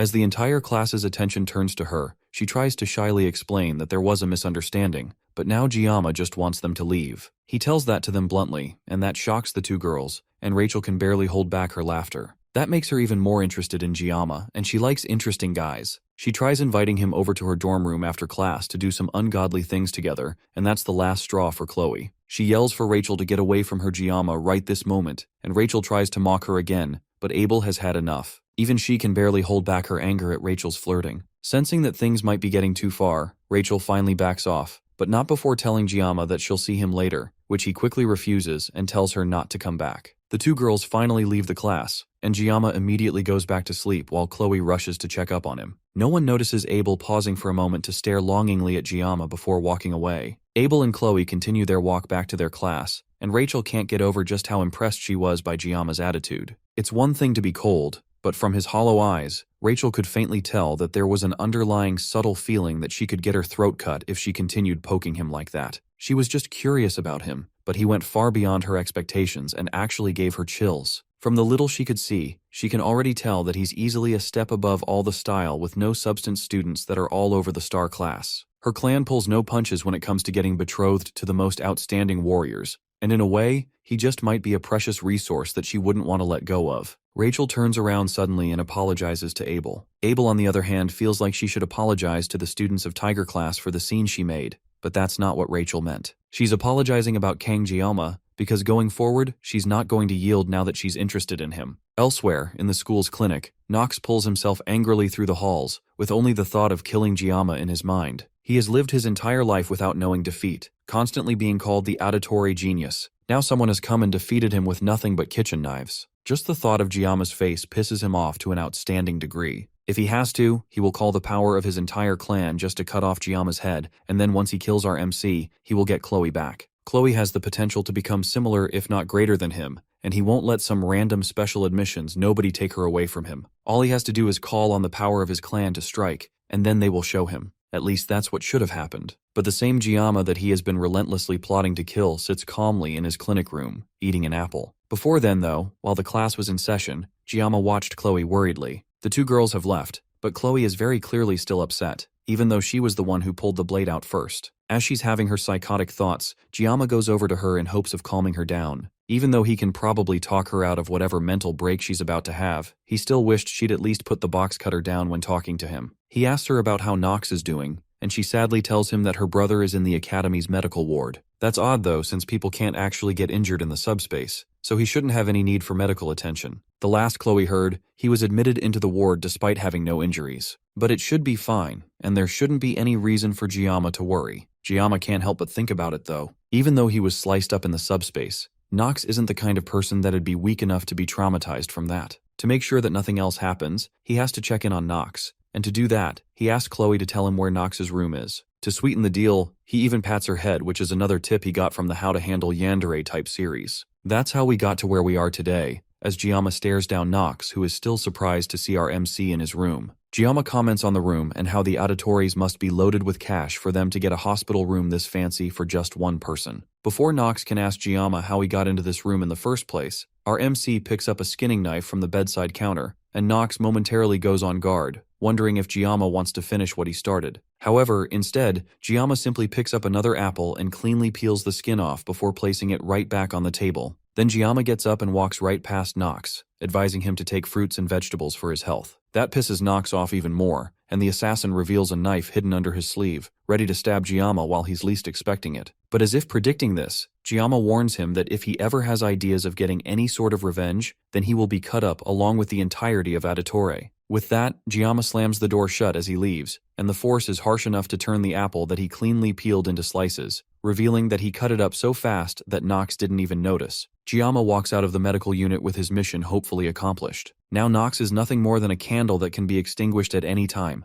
and his will has been totally destroyed. This is all thanks to Gyama's bravado-filled intimidation, which he hopes doesn't come back to bite him. After all, the Auditories are an incredible group of assassins, and there's no way that he can take on an entire clan with just 30 seconds of pain neutralizer. Although he should be able to take out 10 people in 30 seconds, the rest of the clan is an entirely different case. And that's only in the worst case scenario anyways. Gyama would love to avoid killing as much as he can. As he walks under the moonlight back to his dorm room, he feels like he's standing in the eye of a storm in a weird way. He's starting to get used to this new, crazy life of his. As long as Nox doesn't stir up any trouble, then he doesn't have to worry about things getting too insane. But he has another problem to deal with, and that's the girl that he wanted to avoid the most, Rachel. In the original game, she approaches the main character first and gets attached to the main heroine Abel. Now that she has decided to approach him instead, this is a clear sign that the timeline has changed drastically. He also needs to prepare for the midterms, and for once, he's going to have to take things seriously so that he can get that reward. The test will need a group of 5 students to subdue a demonic monster. The 5 students will be picked regardless of class, and this test is meant to emphasize teamwork. Individual prowess is definitely important, but having faith in your comrades is certainly more important on the battlefield. The best thing a weak student can do in this situation is find the right teammates and hope to be carried by them. Although it's not like the monsters are much of an issue anyways. The monsters that they will be hunting in this test are D-rank demonic monster mermen.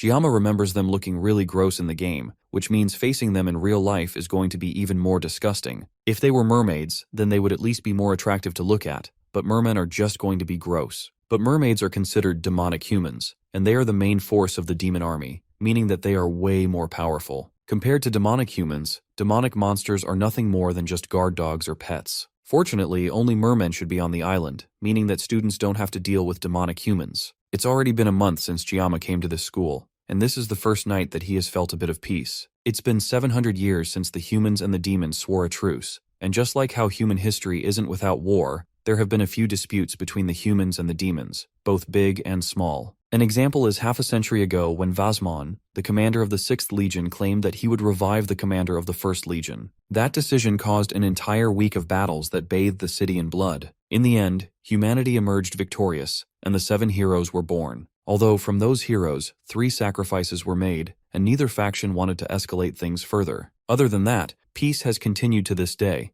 but Gama wonders if this is really peace. The more he thinks about it, the one who sealed the 1st Legion commander alone 700 years ago must have been a real beast. The 6th commander took 7 people together to bring down, and even then, there were deaths among their group. And now, they only have 3 years before the second human-demon war begins, and this time, the war will include the Demon King. It's terrifying to think about that future, but thinking won't change anything. What Gama needs to do now is to focus on the upcoming midterms. The first thing he needs to do is find teammates, but that's easier said than done since he has no friends. Right now, though, he's the most famous student in the academy, and he can probably use that to his advantage in hopes of solving the problem. There's no way he can live 3 years under the radar, so Gama decides to change his motto for the time being. He will no longer try to live quietly, but still try to live comfortably. Now he needs to try his best to get people to join his group. However, a week later, he's still completely alone. Not a single person invited him to join their group. In the end, they might all just be scared of him. He turns around and glances at his class, and the only person alone like him is Kloe. Maybe she's been considered an outsider since the altercation with her brother and how he lost,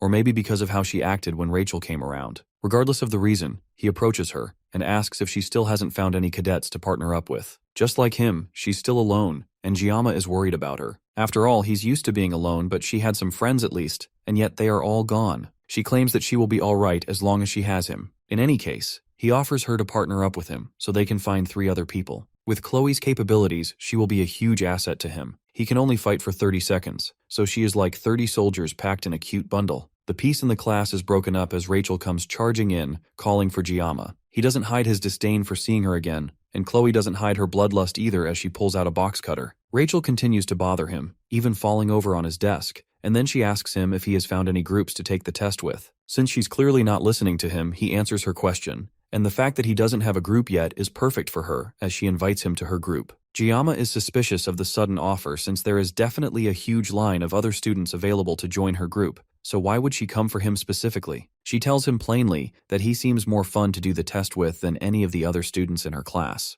Gama then tells her that he's already in a team with Kloe, but that's alright too since Rachel's group has 2 spots left. Gama is still suspicious of the whole thing since this is a bigger risk for Rachel. Doing something like this could risk her grades if they underperform for the island test. He glances at Kloe and she begrudgingly nods, agreeing to join the group. With nothing holding him back anymore, he tells her that he will join, and Rachel immediately opens her phone to test someone after telling him that he can't back out. Then Gama asks who the other members of the group are, and the first person she mentioned is none other than Leon. Not just any Leon, the counterfeit protagonist of this world, and the one person Gama wants to interact with the least. Gama can't help wondering what crimes he committed in his past life that gave him such terrible luck. Like yeah, he spent 30 years wielding a knife, but that was because of his job. He's getting involved with the heroines for some unknown reason, and even though he tried his best not to stand out, he's still getting intertwined in the main story. The heroines at least are eye candy for him, and it's not so bad getting involved with pretty girls. The real problem is Leon van Reinhardt. He's the main character, and interacting with him will definitely turn the main plot on its head. Right now, Gama has no clue how things will pan out in the future, but he's sure that everything will be his fault in one way or another. He even tried to see if he could change his group, but Rachel already put his name down in the application before talking to him. This is the first time in his life he has wanted to cut down a girl so badly. And then, of course, there's the biggest issue in the yandere that he shares a class with. And speaking of the devil, she comes up right beside him to ask how he's doing since he has looked petrified ever since Rachel left. He tells her that he was just a bit overwhelmed thinking about taking the exam with Star Class cadets. Kloe tells him that no one is stronger than him in Star Class, and he weakly thanks her. He did choose to team up with Kloe, so he can't take the exam without her in good conscience. In fact, thinking about it more rationally, there aren't better people for him to take the test with. This could turn out to be a good thing if he wasn't so pessimistic about it. He asks Kloe when and where they are supposed to have their first group meeting, and she tells him that it's at a cafe on campus. It's nearly time for them to meet up, so he suggests that they start heading there now. They get there first, and both he and Kloe order drinks for themselves. Kloe gets a delicious avocado smoothie for herself, and Gama can't help but watch her in envy as he thinks about how expensive a single cup of that thing is. Then he takes a sip of his cheap espresso and almost has a seizure at how horrible it tastes. Since this cafe is an outside company, the faculty cards don't work, so for the first time, he's forced to use his own money. As he rethinks his life choices, his phone buzzes with a message from Rachel. She tells him that she's close by, and not long after she walks into the booth with Leon and someone else close behind her. Leon and Gama make contact for the first time, and then Gama glances at the person beside him. The first impression he can get from the guy is that he must be some sort of delinquent. Leon is the first of the guys to introduce himself with a hand outstretched to our MC. Gama takes it in a handshake, and Leon compliments him on the battle he had in the subspace a few days earlier. Just from the way he talks, Gama can tell that he's a perfect blend of intelligence and class. Then they all sit down, and Rachel suggests that they do proper introductions. Leon goes first and introduces himself as the group's leader and a student of Star Class. He ended up becoming the leader of their group somehow, and he seems genuine when he says that he looks forward to working with them all. The next to introduce herself is Rachel, but everyone there already knows her, so she passes the baton to the person sitting beside her. His name is Speedweapon, and he's also a student of Star Class. His introduction is short and straight to the point, but Gama is more interested in his unusual name. Kloe goes next and introduces herself as a student from Wolf Class, who made it into the group thanks to Gama. Rachel mocks her for the way she calls Gama Kun instead, and the two of them have a stare-off for a moment before Kloe calms herself down with a sigh and ends her introduction. Finally, Gama introduces himself, and his introduction is even shorter and more straight to the point than Speedwagon, giving only his name and his class. The others acknowledge the awkwardly short intro, and Leon brings out a laptop so they can discuss the main topic of the meeting. He presses a button on the computer, and a holographic map of the region they will be taking the exam on is displayed. The site is called Scopuli Island, and they will be teleported to a designated location in the island through a subspace. However, only the gate will be a subspace, meaning that once they make it to the island, their experiences will be real, and they can actually be injured by the demonic beasts. The assigned area for their group is the northeastern coast, and 3 groups, including theirs, will be hunting for mermen in the area. There is a limited amount of mermen in the area, so the objective of the exam is to hunt as many mermen as the limit will allow. With the information passed across, Leon ends the presentation and asks for questions from his group. Speedwagon goes first and asks if there are any risks besides the mermen on the island. The instructors have already done research on the island in advance to ensure that there will be no monsters or demons on the island besides the mermen. Then Kloe asks if other groups can ambush and battle each other, much to the shock of the rest of her groupmates. Leon calmly assures her that the exam's objective is strictly to exterminate demonic beasts, so conflict between groups would lead to a disqualification. That question must have been part of her habits as an assassin. With no other questions from the group, Leon disbands them and tells them to prepare themselves for the midterms until they meet again the next day for another discussion. The other cadets exit the cafe, leaving Gama alone with Leon. The atmosphere is awkward, so Gama moves to hurry up and leave, but Leon suddenly calls out to him. The faux MC asks Gama where he came from. Gama pauses and takes a moment to ponder about the strange question from Leon. He heard a similar question before, but this question coming from Leon is fundamentally different. Leon also looks deadly serious while asking this question, and Gama can't tell what he's thinking. He could have asked that question earlier while they were introducing themselves, but Leon specifically chose to ask that question after everyone had left. After noticing the long silence, Leon apologizes for springing that kind of question out of nowhere and says that he can't help but feel like Gama is similar to him. While it's true that this world's official language is Korean due to where the game was made,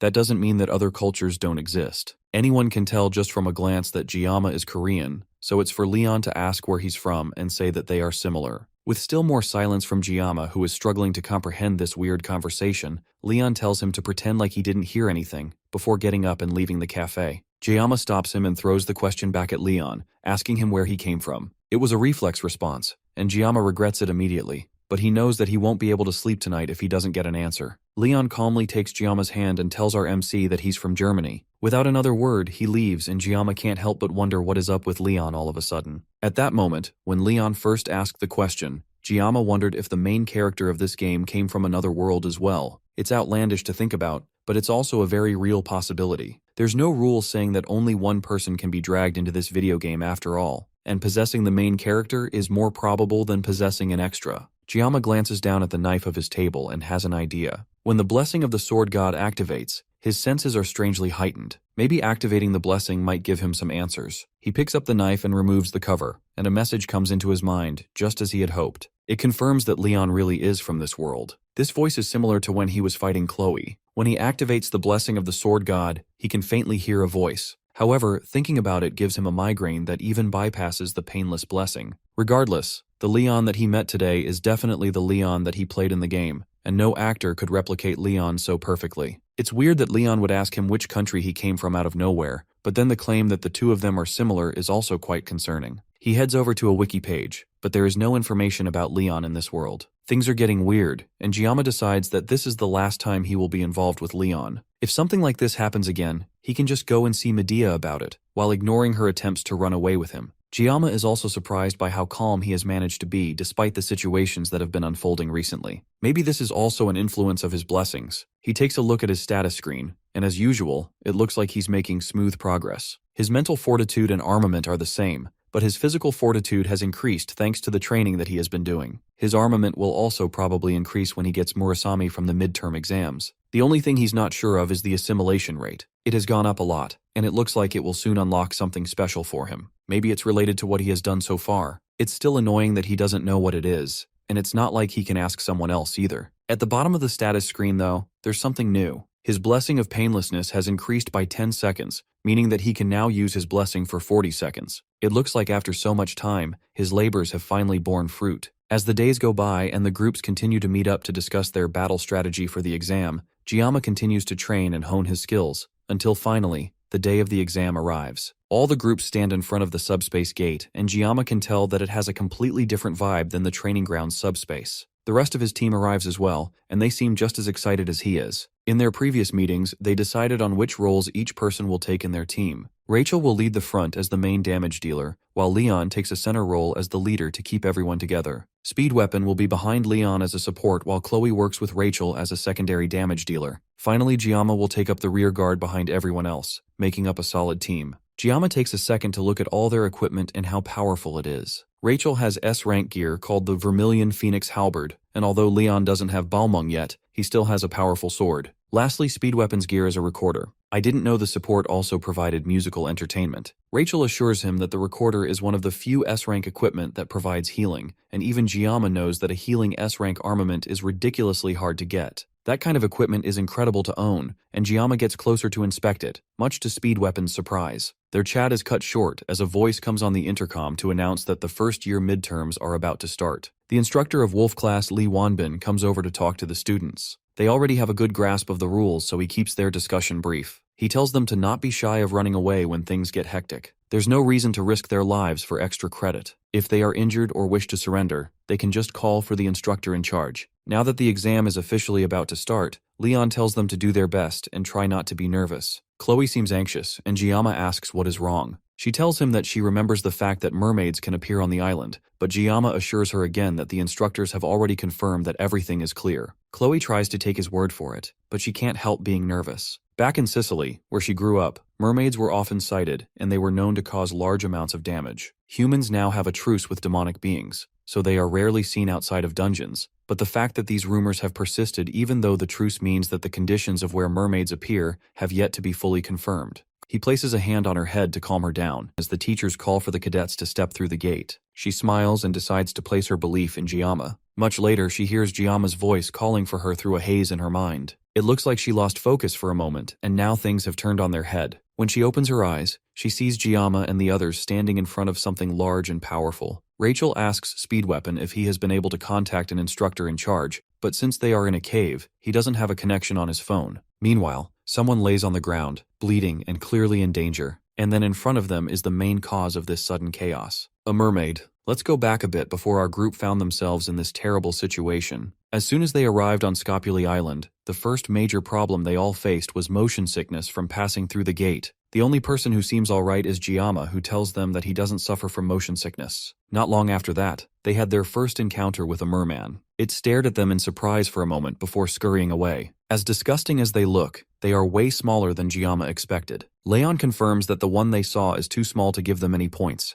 To find the adult merman, the group has to head to their assigned location. Kloe goes ahead of them to scout the location, and the group follows along at a slower pace. Eventually, they make it to their location, and Kloe returns from her scouting trip to report what she's seen. She tells them that there is a cave about 500 meters ahead of them, and she leads them to it. Before they even enter the dark and ominous-looking cave, there are already dozens of eyes staring at them. Leon can tell that there are about 50 to 60 mermen in the cave, and they are all gathered around a campfire. Defeating that many mermen will definitely guarantee them first place in the midterms, but the group has to consider their safety before anything else. Entering that cave will cut off their internet and make contacting an instructor difficult. It's a high-risk, high-reward decision, and it all depends on their group leader, Leon. Before they came to this island, he took great care in determining what role every member of the team will play. So now, it's time for him to lead them to victory again. In a moment, Leon made his decision and sent out Rachel to start the attack. Rachel leans back and sends a golden spear shooting into the cave. The spear lands right on top of the campfire, putting it out and shocking all the mermen. Before they can turn to see where it came from, Rachel is right on top of them, and in a second, several mermen heads go flying. Speedweapon goes next, focusing his power to buff Rachel's skills, making it easier for her to pick them off one by one. Giama can't help letting out a gasp of awe at how powerful Rachel is. That doesn't go unnoticed by Kloe, and the yandere pulls out her katana and activates her blessing to take on the fishman as well. She immediately rushes to catch up to Rachel's number, taking out more and more mermen while the two of them rush towards each other. They aren't slowing down, even as they continue to get closer and closer to each other, and Giama gets worried that they have no intention of slowing down at all. They get within inches of each other before finally turning and taking out the last merman that was rushing towards them both. Then they step away from each other and continue taking out the others while Giama breathes a sigh of relief. In the end, he was worried about both of them for nothing, and eventually, with their combined efforts, all 60 mermen were slain. It looks like they are done here, and Leon suggests that they go somewhere else to continue the exam. That kind of determination and leadership is what makes the blonde MC the heart of their team. That further proves to Giama that Leon really is the true MC of the game. There's no way anyone would be able to replicate these qualities of a hero. As Jaome's thoughts continue to wander, he takes his eyes off Leon for a moment. He looks back up just in time to see the blonde hero fall to the ground after taking a fatal blow to the stomach. The others stare in shock as something powerful rises from the pool of dead mermen behind Giama. It's a demonoid mermaid, the exact monster that Kloe feared would show up unannounced on the island. Giama had a feeling that things were going way too smoothly for them. Now the question is whether they should run or stand and fight. There's no telling if they will even be able to get to safety while looking after an injured Leon. Rachel tells Speedweapon to call the instructors and inform them that a mermaid appeared, but just as Giama feared, the cave is messing with their internet access, and there is no way to contact the instructor. Everyone is panicking, and it looks like Giama is the only person not panicking at the moment. With Leon down for the count, there's only one person that can take the lead in this situation. He steps up and starts giving orders to his teammates. He tells Rachel to keep the mermen away from them no matter what. Then he orders Speedweapon to dump as many healing blessings as he can on Leon. Finally, he calls Kloe, who seems to have zoned out, and he tells her to evacuate the other cadets and tells the instructors what's going on. It takes a moment for his words to sink in, but eventually, she heads off to do what he says.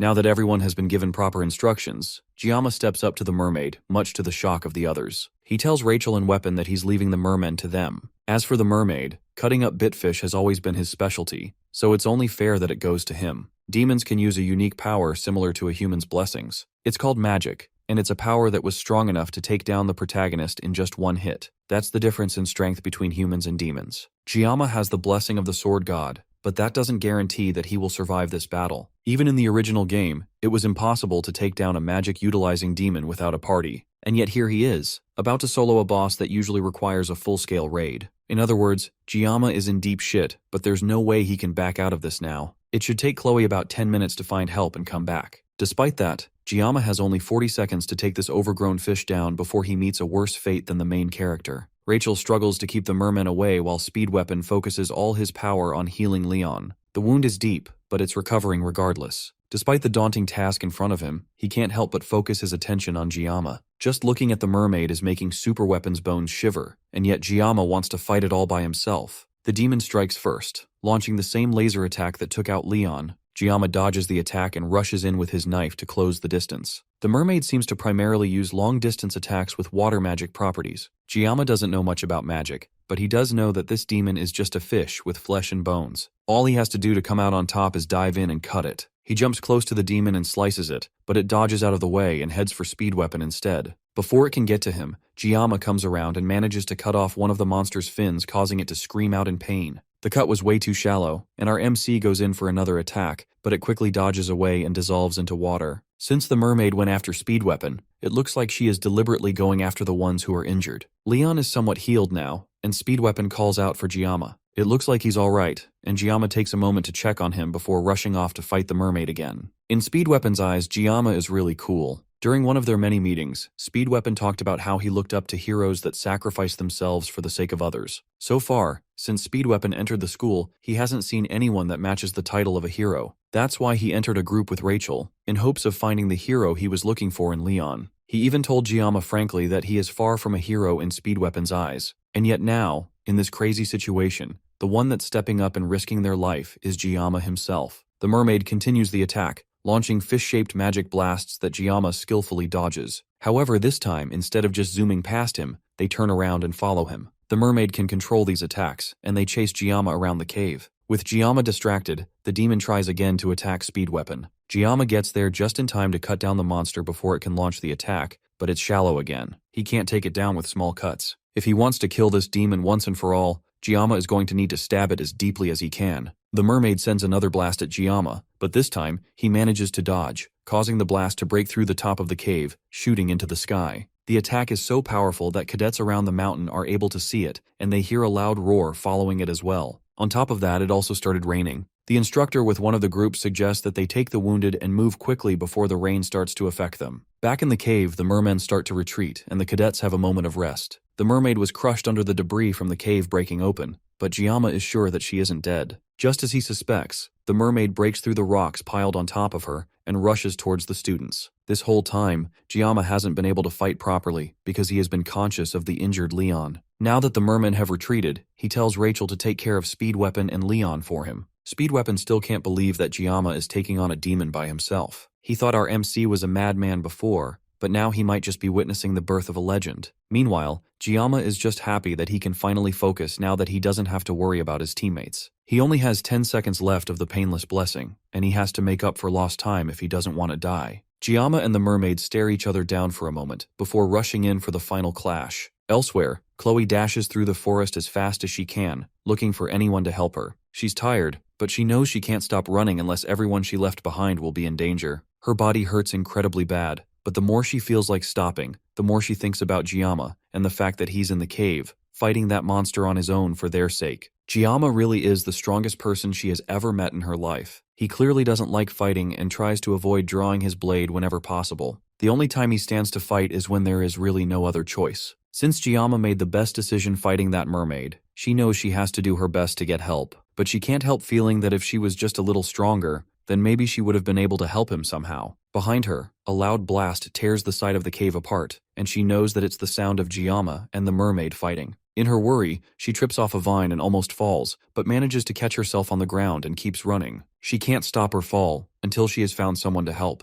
As she continues to run, she senses something ahead of her. She can't send it clearly since her head is in a mess, but her first thought is that they must be mermen. She draws her sword to defend herself and unleashes a blow towards the closest one to her, but surprisingly, the merman blocks with their own sword. That's because it isn't a merman, it's Abel. As soon as she realizes that she has finally found another person, Kloe stops moving and collapses to the ground. Abel's teammates get suspicious and start to suspect that there is some sort of ambush in the area. Meanwhile, Kloe weakly tries to tell them that they should go and help Gama. Luckily for her, Abel remembers her face from when she and Rachel went to Gama's class. Back in the cave, Speed Weapon is left in complete awe at what he's witnessing. He wonders if there will ever be a day as astonishing as this ever again. The way Gama fights seems like a skilled swordsman handling a live fish on a chopping board with skill. At this point, this whole thing is beyond just fighting a demonoid. Gama is completely overwhelming it. This scene unfolding right is definitely something that will be etched in his memory for the rest of his life. Even Rachel, who's the successor of the Spear clan and grew up among strong people, clearly hasn't seen this caliber of skill before. Despite that, she's the first to push him out of the way when a stray attack comes towards them. Speed Weapon nearly forgot where he was because of how intense the sight was. Gama's opponent is a demon that uses magic. A blade against magic isn't a good matchup to begin with, even if our MC has the upper hand right now. If the demon uses magic that can't be countered, then Gama will be in danger. As soon as Speed Weapon has that thought, as if on cue, the mermaid raises its hands in the air and calls a different magic attack called Needle Squall. The rain around them starts to crystallize and freeze, and everything halts for a moment. Then the mermaid drops its hand and all the sharp crystallized raindrops fall towards Gama. He dodges some and parries the rest, but they are too hard for his knife. The blade starts to break apart as he fights with it. Instead of keeping the blade aside, Gama tosses it at the mermaid.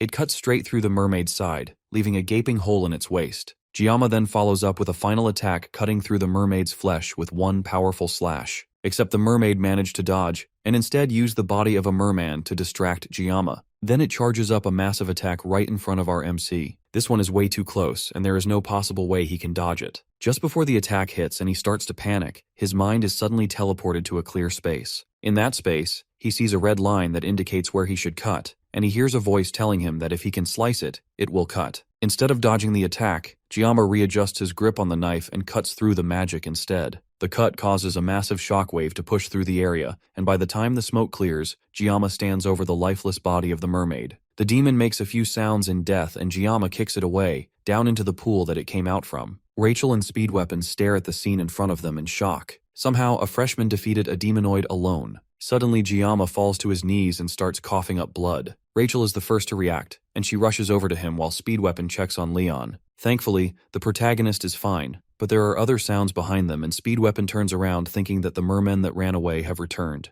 Instead, it's Abel and her team, carrying an unconscious and injured Kloe. The first thing Abel notices is Rachel, who caresses an unconscious Gama. The sight makes her angry for some reason, but she ignores it to look around. The rest of the team look like they all have one foot in the grave, and yet Leon seems completely fine. She informs them that she has contacted the academy, and they will be arriving in an hour to aid them. Now that help is on the way, she wants to know just what exactly happened. She tells Speed Weapon to explain, but he's more frustrated by the academy and the instructors who claim that they thoroughly checked the island. He doesn't believe that they will believe him anyways, but he starts to tell them what he witnessed. Speed Weapon gives Abel a basic rundown of what happened and how Gama defeated the mermaid alone. Just like Speed Weapon predicted, she can barely believe it. The tales that her grandfather told her when she was younger were more realistic than this. And yet, as ridiculous as the story is, the evidence around them proves that it's the truth. Why would they lie about this anyways? And yet, Abel still can't accept it. She's a descendant of the acclaimed hero Balor Yawakin and his disciple Aaron Nibelung. Those are the roots that she has in her, and it has given her a special attribute since birth. Her bloodline has always been filled with promise and potential, and she put in incredible effort to make sure that she wouldn't be overshadowed by her roots. And yet, even with everything going in her favor and with how far she has managed to get,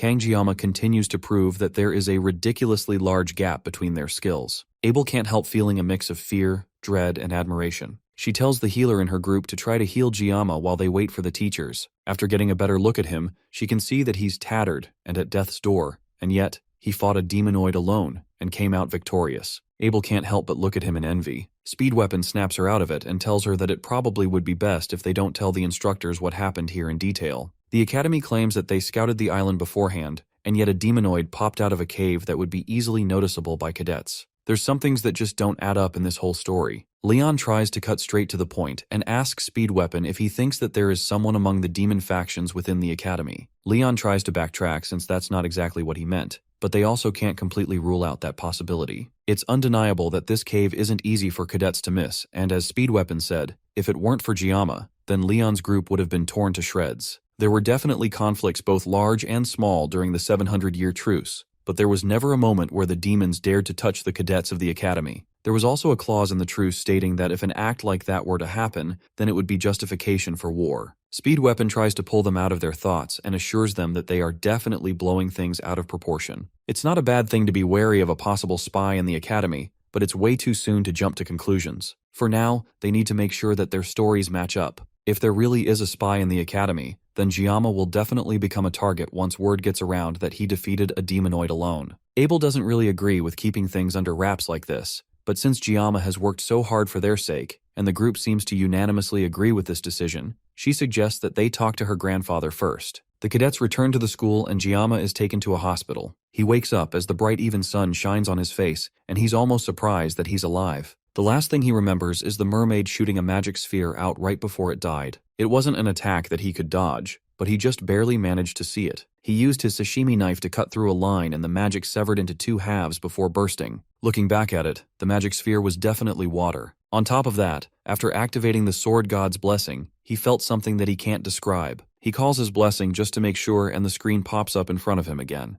His mental fortitude has increased by 1, and that's mostly likely why he didn't get scared when he faced the mermaid. It also looks like his assimilation rate has increased enough for him to unlock the mysterious attribute. The next attribute will be unlocked when his assimilation rate reaches 15%. Maybe this strange unlockable is what allowed him to see the red line to cut with the mermaid. As he's thinking about his blessing, the door opens and a familiar figure dashes in. It's Medea, and she wastes no time wrapping Gama in a tight hug. She fusses over him as Gama tries his hardest to breathe through her death hug. She pulls away from him eventually and apologizes, but then reveals why she came here to see him. She opens up a dimensional pocket through her purse. She pulls out the reward from the pocket, and it's what he had been hoping to get from the midterm exam. The Murasame sword. The Murasame is a B-rank sword with high-level stats, and it's exactly what Gama was looking for. He stares at it in disbelief as Medea asks him if he likes it. She apologizes for giving it to him in this kind of situation since he should have gotten it officially. Meanwhile, someone lurks at the door, watching the whole interaction. Medea calls out to the person and tells them to just get in the room instead of stalking at the door like some kind of shy creep. Siegfried Nibelung clears his throat and walks through the door sheepishly to stand beside Medea. This interaction gives Gama a strange sense of déjà vu considering what happened when he first came to the academy. He asks what exactly the Sword Emperor is doing here as well. Medea reveals that she heard what happened from his teammates. Then they both bow their heads and apologize on behalf of the whole academy. They are to blame for everything that happened during the midterms. Because of their negligence, everyone who was there nearly lost their lives.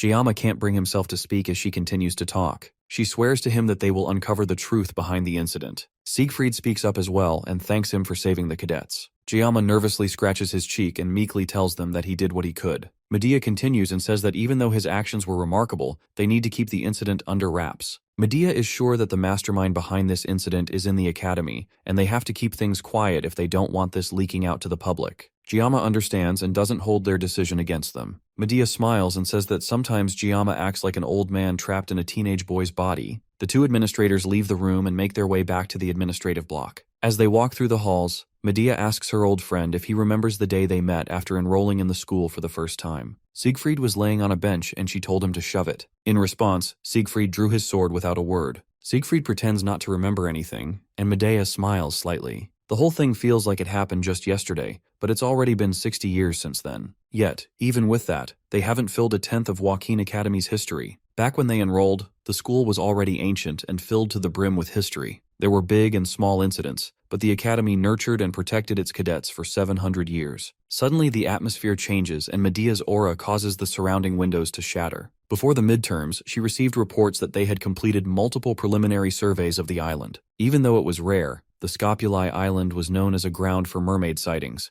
so she took every precaution to make sure that nothing would happen to her precious students, and yet something terrible like this would happen under her watch. Siegfried places a calming hand on her shoulder, and she snaps out of it with an apologetic look. Then she immediately switches to fangirl mode as she thinks about how amazing Gama is. The fact that he took a mermaid down all by himself is incredible, and she asks Siegfried what he thinks. Siegfried has seen natural-born talent countless times. He has seen many names hailed as the chosen ones of their era, only for them to lose sight of their light. In families of heroes that are desperate for glory and honor, the word genius is recklessly thrown around. When a child shows the slightest bit of promise, they are called a genius because of their bloodline. It's also a word that he forbade from being used to describe even his own granddaughter, Abel. But if it's Gama whose talent is so unfathomable, then maybe the word genius can only apply to him. If he continues to accumulate experience, Siegfried wonders just how far he will go. Maybe Kangeyama could even reach the place that Siegfried could only dream of. Without answering her question, Siegfried walks past Medea, but not before advising her to stay put at the academy for now. She smiles and follows after him, and the two continue their small talk as they make their way through the halls. Later, Giyama is released from the hospital and he goes to attend class as usual. Just like the headmaster instructed, the fact that he took down a demonoid on Scopuli Island seems to have been kept under wraps. Giyama can't help but feel that his classmates can be so carefree because he stopped the mermaid. After he was initially discharged, the first thing he did was to visit the school's forge to reshape and enhance Murasame.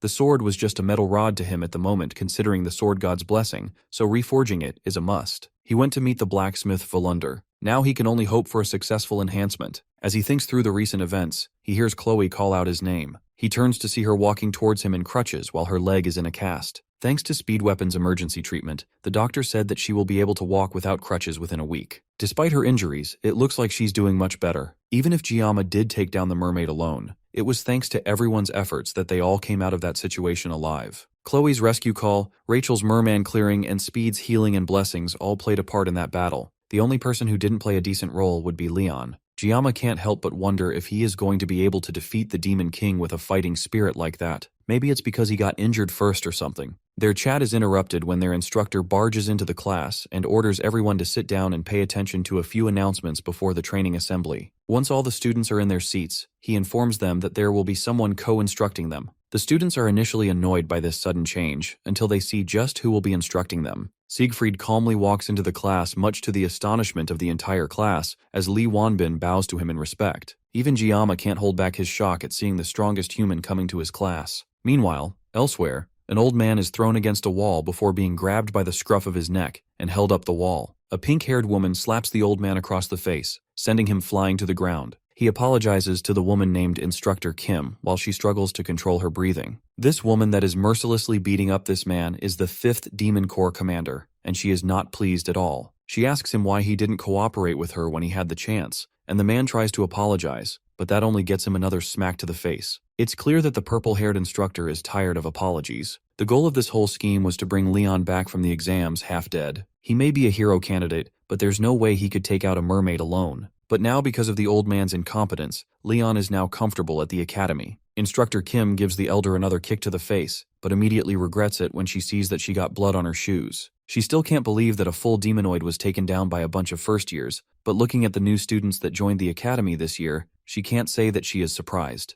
The elder speaks up and clarifies that taking on the mermaid was done by just one cadet. Instructor Kim first thinks he's talking about Leon, but he clarifies that it's the academy's top student, Kang Giyama. The Demon Corps commander recognizes the name of the special admission student, and that tells her everything she needs to know. It looks like there's new prey for her to hunt now. The prey in question, though, isn't the most efficient person to hunt. Wolf class once again goes on their daily training with the exception of Kloe, who is still in a cast and crutches. Giyama can't help being jealous of her getting to rest, and he's forced to run for his life with his fellow students. And to make it worse, there's now an older man breathing down his neck after every lap, and he's surprisingly fast and nimble for his age. Siegfried runs up close to Giyama and urges him to run faster, even thinking that he might still be hurt from the midterms. It's weird for the Sword Emperor himself to be running around with first-year students, much less with a special admission student. Siegfried von Nibelung is a man that will later inherit the title of Sword Saint and become one of the greatest forces of humanity. Not only that, but during the Second Demon War, he will also become Leon's swordsmanship master, and he's a character whose importance rapidly increases in the latter half of the story. So why is someone who's this important training with Wolf class? The main story has clearly started to go off track, and now it's pretty much falling apart. Come to think of it, Leon never ended up receiving the Sword Saint title, and that ended up being a pretty big issue in his past life. But Leon can't inherit the Sword Saint family because he's not part of the Nibelung bloodline, so it doesn't matter. That doesn't make the situation any less uncomfortable for Giyama, though, especially considering the jealous glares his classmates keep shooting him. With how close Siegfried is to Giyama, it almost looks like they are running together. Siegfried also takes moments to try and educate Giyama,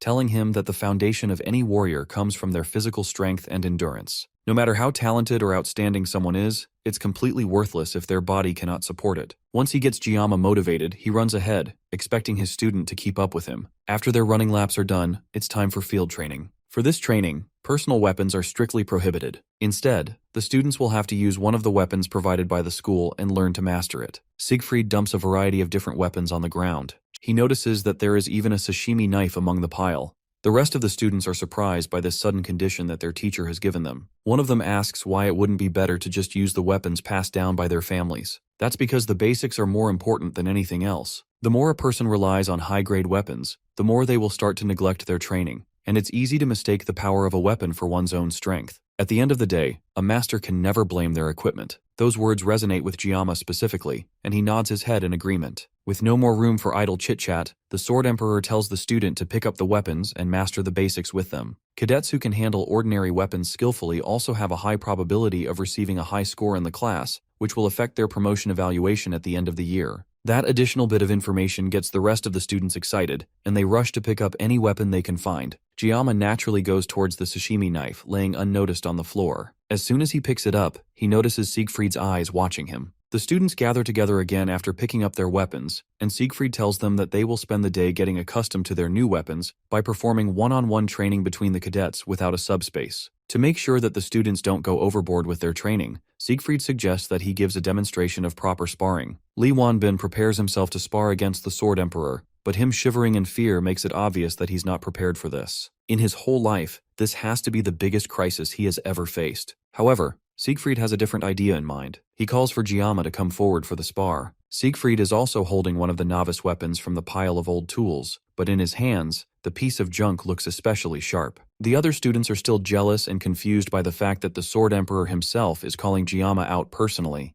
Gama comes out, and before they start, he asks Gama if his bones have healed. Once he gets a positive answer, he tells our MC to pick up his sword. This is just a sparring match, but Gama thinks that this is way too much. If he crosses swords with the Sword Emperor, it's clear that this won't end easily. If this gets out of hand, at least one of them will lose a hand, and if they are unlucky, then even a head will roll. Despite those thoughts though, maybe because of the influence of divine power, his instincts are craving for a fight. Gama tries to de-escalate the situation and says that he's nothing compared to the Sword Emperor, so Siegfried should lower his sword. The rest of his classmates mock him behind his back, making fun of the fact that he's chickening out of a fight. Siegfried also isn't impressed, and calls Gama out for continuing to hide his power and his pride as a swordsman. There's no reason for Gama to have such extraordinary talent while living as a cowardly person. Pride is a word that Gama had engraved in his heart ever since he claimed the title of the greatest swordsman in the country. Those characteristics are also the reason why he never put down his sword. The provocation from the Sword Emperor is supposed to test him, and if he falls for the provation in this situation, then he will definitely end up regretting it for a long time. Still, he can't ignore his pride as a swordsman and his urge to fight. Li Wanbin notices Gama's change in demeanor and rushes to stop what's about to happen, but Siegfried stops him. It seems like Gama has already made up his mind. Gama pulls out the sashimi knife from its cover and prepares for a fight. The two of them stare each other down for a moment, and even at 70, Siegfried can recognize vividly the enlightenment he gained through the sword. When he was younger, he had memories of a one-armed, wandering knight teaching him the way of the sword. The swordsmanship that the knight showed him was undoubtedly at the level of a certain realm. And now, the boy that he has been keeping an eye on since the allocation test, Kang Gama, might be the person that will lead him to that realm. Gama takes the initiative and charges as Siegfried, but the swordmaster is ready and greets him with a slash of his sword. Gama is quick enough to dodge and then turn around for another strike, causing Siegfried to deflect with his sword, and the two clash again. The boldness of Gama to charge in head-on without avoiding the strike is almost inspiring to Siegfried. As the two of them continue to fight, Siegfried notices that even Gama's physical capabilities have increased a lot. He can even push the Sword Emperor back so effortlessly. However, his sword isn't light either, and Siegfried is determined not to take this match lightly. Meanwhile, the other students watch the two of them fight, but they can't tell what's going on. From what they can tell, Gama just got lucky during the matchup in the last subspace sparring with Nox, and yet, even the Sword Emperor seems to care a lot about Gama, who is just a special admission student. They at least hope that the Sword Emperor will give him a proper lesson that will leave him crying.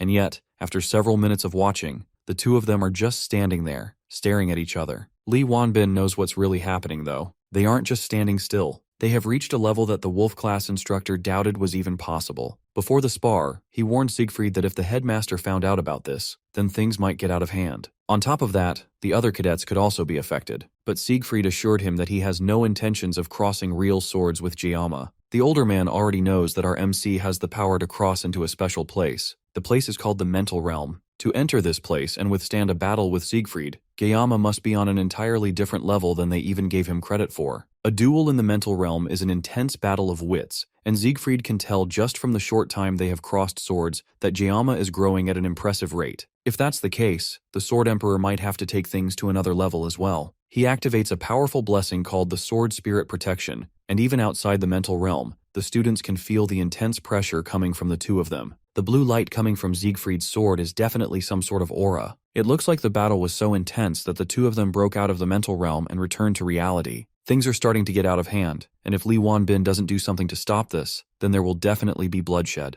Before he can stop them though, Gama and Siegfried take off and launch at each other, but a loud cry stops them both in their tracks. Medea arrives before they can cross swords again. An appearance causes the ground beneath her to break apart with her anger. The fight ends, and Siegfried is taken back to Medea's office for a proper scolding. He apologizes, but the headmaster is clearly not taking any weak words from him. She yells at him for going way too crazy and trying to pick a fight with a student after she went through so much trouble to get him a spot as an instructor in the school. In that moment, Siegfried lost his self-control and exerted his aura to the fullest. He would probably have gotten an even greater scolding, but as soon as Medea arrived and de-escalated the situation, he turned around to her and apologized. In over 50 years that they have known each other, Medea has never heard him say sorry, and yet he said that today not just once, but twice. That's the only reason she's calmly trying to listen to him right now. She directly asks him why he would unleash the Sword Spirit's blessing on a student. If Medea hadn't arrived when she didn't, things would have gotten deadly. Siegfried tells her that if he hadn't released the blessing, then he wouldn't have been able to gain the upper hand against Gama. That stops Medea in her tracks. For someone with as much pride as Siegfried to admit that, things must be truly incomprehensible. She knows about the innate talent of Kang Jeoma, but she also knows better than anyone just how strong Siegfried truly is. Then he reveals that Gama has already reached the mental realm. Siegfried, for comparison, only managed to master it at the age of nearly 30. The fact that a 17-year-old has done it is more than Medea can believe. Siegfried doesn't know either, but there's no denying what he experienced. All this new information is way too much for Medea to understand, but she remembered what she saw after she stopped the fight and went to check on Gama. The moment she ran up to him, any semblance of dignity as an educator or one of the 7 stars vanished. In that moment, the only emotion she felt towards Gama was fear. A fear similar to the feeling she had when she met the 6th Division commander, Vaesun. She can't figure out why she would have such an eerie feeling towards one of her own students, but it does give more credibility to the crazy things Siegfried is telling her. She then asks Siegfried directly if he lost, and the normally calm and quiet man becomes irate in a second. He yells that even if Giama's talent is innate, there's no way that it would compare to his. And on top of that, he even says that he wasn't fully armed at the time, which is the reason why things went the way they did. Medea calls him out for breaking his own rule of blaming his equipment. And can equipment really be an excuse when facing off against a student? The way he's overreacting just makes him look ridiculous. Her words make him so angry that he tries to activate the Sword Spirit's blessing right there, but a firm slap from Medea pulls him out of it. Elsewhere, Gama wakes up from a dream where he relived the fight with Siegfried. Everything ended well, but the Sword Emperor is quite hot-headed. If Medea hadn't intervened, things could have gotten really dangerous. The mental realm is also a really strange thing to experience. The mental realm is only achieved when one grasps full mastery and understanding of their weapon. It's an active space that can be activated when certain conditions are met, and only peak masters who have honed a single weapon for their entire lives can enter it. Because of this, even in the World Miracles Blessing game, not even 10 heroes can freely enter the mental realm. Leon, the protagonist, blessed with the qualities of a hero, needed 3 years of private training just to set foot in it. That's the point where Gama stopped playing. However, Gama managed to do it right away. Maybe it's because of his sashimi knife. Including his previous life, he has been using the sashimi knife for more than 20 years. What's more, every time he unleashed the Sword Spirit's blessing, he would experience a concentration that transcends perception. The tangled web between the life he's living here and his past life start to intertwine, breaking through situations. Based on his experiences so far, avoiding situations only makes things worse. Rather than being swept along passively, it'd be better to tackle what he can do and solve things step by step. Now that he can freely control the mental realm, he can probably try to train in combat without relying on the sword god's blessing. He stands up from the bed and slowly uncovers his sashimi knife. Then, after a little bit of concentration, he re-enters the mental realm. Then in an instant, the realm shatters, and a large hand reaches in through the void towards him. It stretches down, and a single finger touches Giama's shoulder, snapping him out of his trance, and filling the hand holding the knife with aura. Whatever it is though, it's too much for the knife, and the weapon disintegrates. Elsewhere, some elders argue among themselves in a dimly lit room. The old man from before that was talking to the Demon Corps commander, argues with the rest of the Academy's elders. The main thing he's trying to do is convince the rest of the elders to investigate Gama on suspicion that he might be a candidate for the hero. The rest of the elders don't agree, since it's already well known that the hero candidate is Leon. The elder tries to make the argument that Leon is still half-baked and can't even properly manifest his blessing, while Gama has very obvious capabilities that were first shown when he took down the genius twins during the class placement exam. What's more, Medea is also blocking information about him under the pretense of protecting the student. Everything about him is just way too suspicious, and it means that they have to investigate. He also reminds them that the 7 stars have been meddling way too much in their affairs, and since Medea, who is one of the 7 stars, became the Academy director, their standing as elders has been severely weakened. After Basman was defeated, the public only looked at the 7 stars while treating the elders like outdated relics. If a hero were to appear, then that would shift their reputation even more. The other elders agree with that and also feel like they need some sort of public enemy if they want to maintain their power. They unanimously agree that the hero that threatens the Demon King must be eliminated. The man became an elder of the Academy because of the purple-haired instructor, and that's why he's putting so much effort into persuading the elders through sheer force. If he doesn't do something here, then Acor, the 5th Demon King Division commander, will definitely make him wish he were dead. After some more persuasion, the elders finally agree with the verdict that King Gama needs to be investigated and eliminated, and for that, they need to issue orders to the Auditore family. That isn't the only problem on Giama's plate though. Right now he's staring at the blacksmith that he trusted to take care of his weapon as the man backs away in fear. Despite his hopes of using the murasame as an alternative to sashimi knives, somehow, Volunder managed to turn his only hope of escaping the sword god's blessing into a sashimi knife. And if that wasn't bad enough, the sword has also been reduced to an E-rank weapon from a B rank. Even Volunder is confused, and in the 30 years that he has been smelting weapons, he has never seen something like this happen before. What happened was, when he tried to work on the sword, it's as if it refused to be forged. He hastily melted the metal and reforged it, but he barely managed to give it a proper shape. If any ordinary blacksmith had tried to do this, they would have ended up with a useless lump of metal. Even with Giama's 20 years of experience with knives, he can tell that the craftsmanship is impressive. And the specifications also align plenty with the sword god's blessing, but the hardness is still E rank. The knife still has the potential of a good weapon though, so if it's reinforced, it will definitely become useful. All Gama has to do is bring the reinforcement materials and Volunder will fix up the weapon without any additional charge. Gama still isn't convinced though, and he angrily asks what will happen if it breaks again. Volunder shakily assures him that even if it's an E-rank weapon, it has the growth potential of an A-rank weapon, and it could grow to become even better. There's also the Never Fail material, which will guarantee that the Murasame will become stronger, but that material can only be obtained from A-rank or higher demonic beasts. A-rank demonic beasts are on par with E-rank demonoids, so sending him on this mission is the equivalent of telling him to fight something like the mermaid again. It'd be crazy to risk his life to reinforce equipment, especially since even low-rank demons drop reinforcement materials. Gama asks Volunder to promise, and the blacksmith swears on his honor as a blacksmith. That aside, he wants Volunder to at least refund half the cost of the leftover scrap metal, which is worth about 10 million won. Volunder can't agree to that, especially since he made the weapon exactly as Gama ordered, and he even said that he wouldn't charge for enhancement costs.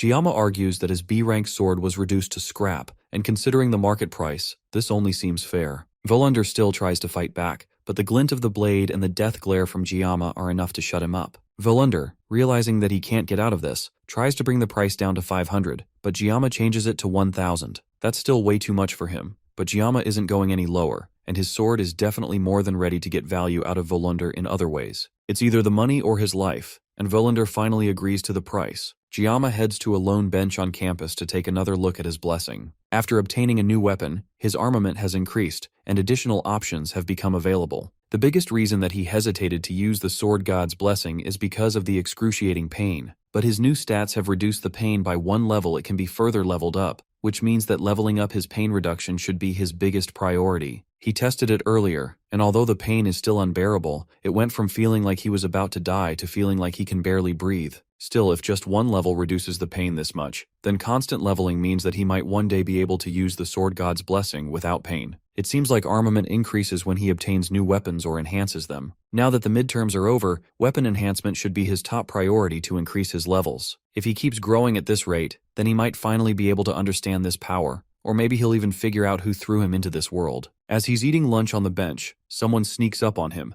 causing him to startle out of his thoughts. It's Kloe, and it looks like her healing is going along smoothly. She even took off her cast, and Gama asks her if her body is alright now. She still needs crutches to move around, but she already feels stronger than before. As they are talking, Gama notices a crumb of rice on her face and reaches over to clean it up. The brief contact is enough to cause her to fall over from pure joy. But from the ground, she notices the murasame on the bench that Gama was sitting on. This is the first weapon she has seen him with that isn't just some kind of kitchen utensil, so it's a pretty big deal. He's still bothered by the fact that it's E rank, and although he got some money back from the blacksmith, he still needs to gather enough materials to enhance the weapon before it can become usable. There's no real reason for Gama to get stronger. Ever since he cut down the mermaid, he has been able to handle mid-tier magical beasts. The main reason he wants to enhance the weapon is to reduce the pain. Kloe mistakes his thoughtful expression as him being disappointed by her mentioning that the weapon is E rank. She immediately decides, through perfectly reasonable yandere logic, that the blacksmith that made Gama sad must die. Gama snaps her out of it, but also notices that someone or something is watching them from close by. He walks over to a nearby tree and kicks it hard, causing an unexpected guest to fall down from it. It's Nox Auditore, Kloe's brother, and he doesn't seem very happy that he was found. Kloe is prickly about him suddenly appearing, but Gama can't smell any blood on him, and he doesn't seem to be armed either. However, he was following them, so there must be something that he wants. Nox stands in silence for a moment, and Gama assumes the worst, but Nox quickly clarifies that he isn't there for the usual murderous reasons. He came to warn Gama that the Academy elders have requested for the Auditore family to get rid of him. Kloe confronts Nox and asks if that's why Nox came over, but he doesn't respond. Instead, he tells her that since she has been away from home for a long time, she has lost her edge. Kloe doesn't listen, and instead tells Gama to get behind her so she can protect him. The two guys watch the slightly disabled girl desperately swipe at Nox from far away, before Nox continues his warning. Nox doesn't care what Gama has been up to recently, but the elders are oddly fixated on him. It's not just him either, but the whole Auditore family has a sense of unease, so they have temporarily postponed the request. They made the request in secret and even bypassed the Academy head, however. Since it's a direct order from the elders, it's hard to ignore. If the pressure continues, the family will have no choice but to investigate our MC. Regardless of the reason, since Kloe is a member of the Auditores, Neox felt like she needed to know this as well. That explains his motives clearly. He came under the pretext of family principles, but in the end, he was just worried about Kloe. With nothing else left to say, Nox turns to leave, but Gama stops him for a moment. He wants to ask Nox about what he said last time about Kloe becoming weak while being with Gama, but the red-haired older student turns around and continues to walk away. Even he can tell that Kloe is happiest by Giama's side, and he decides to leave it like that. Even Kloe has never seen her brother act like this before. Before he leaves, he just tells Gama to make sure that Kloe doesn't get hurt anymore. Gama doesn't immediately understand which only angers Nox more, so he hurriedly agrees. Then Nox takes the opportunity to ask Gama directly how he became so strong. Gama seems surprised that he is considered strong. For someone to be strong in his opinion, then he should have the ability to withstand any threats at all times like the Sword Emperor. Someone like Gama, who can only maintain that level of strength for less than a minute a day, isn't a level where he can boast about his strength, or even talk about it. Nox used Kloe as an excuse to reveal family secrets to him, an outsider, so there's no way Gama can trust him to keep his mouth shut, so he decides to pick something to satisfy Nox. He tells the redhead that he lacks desperation.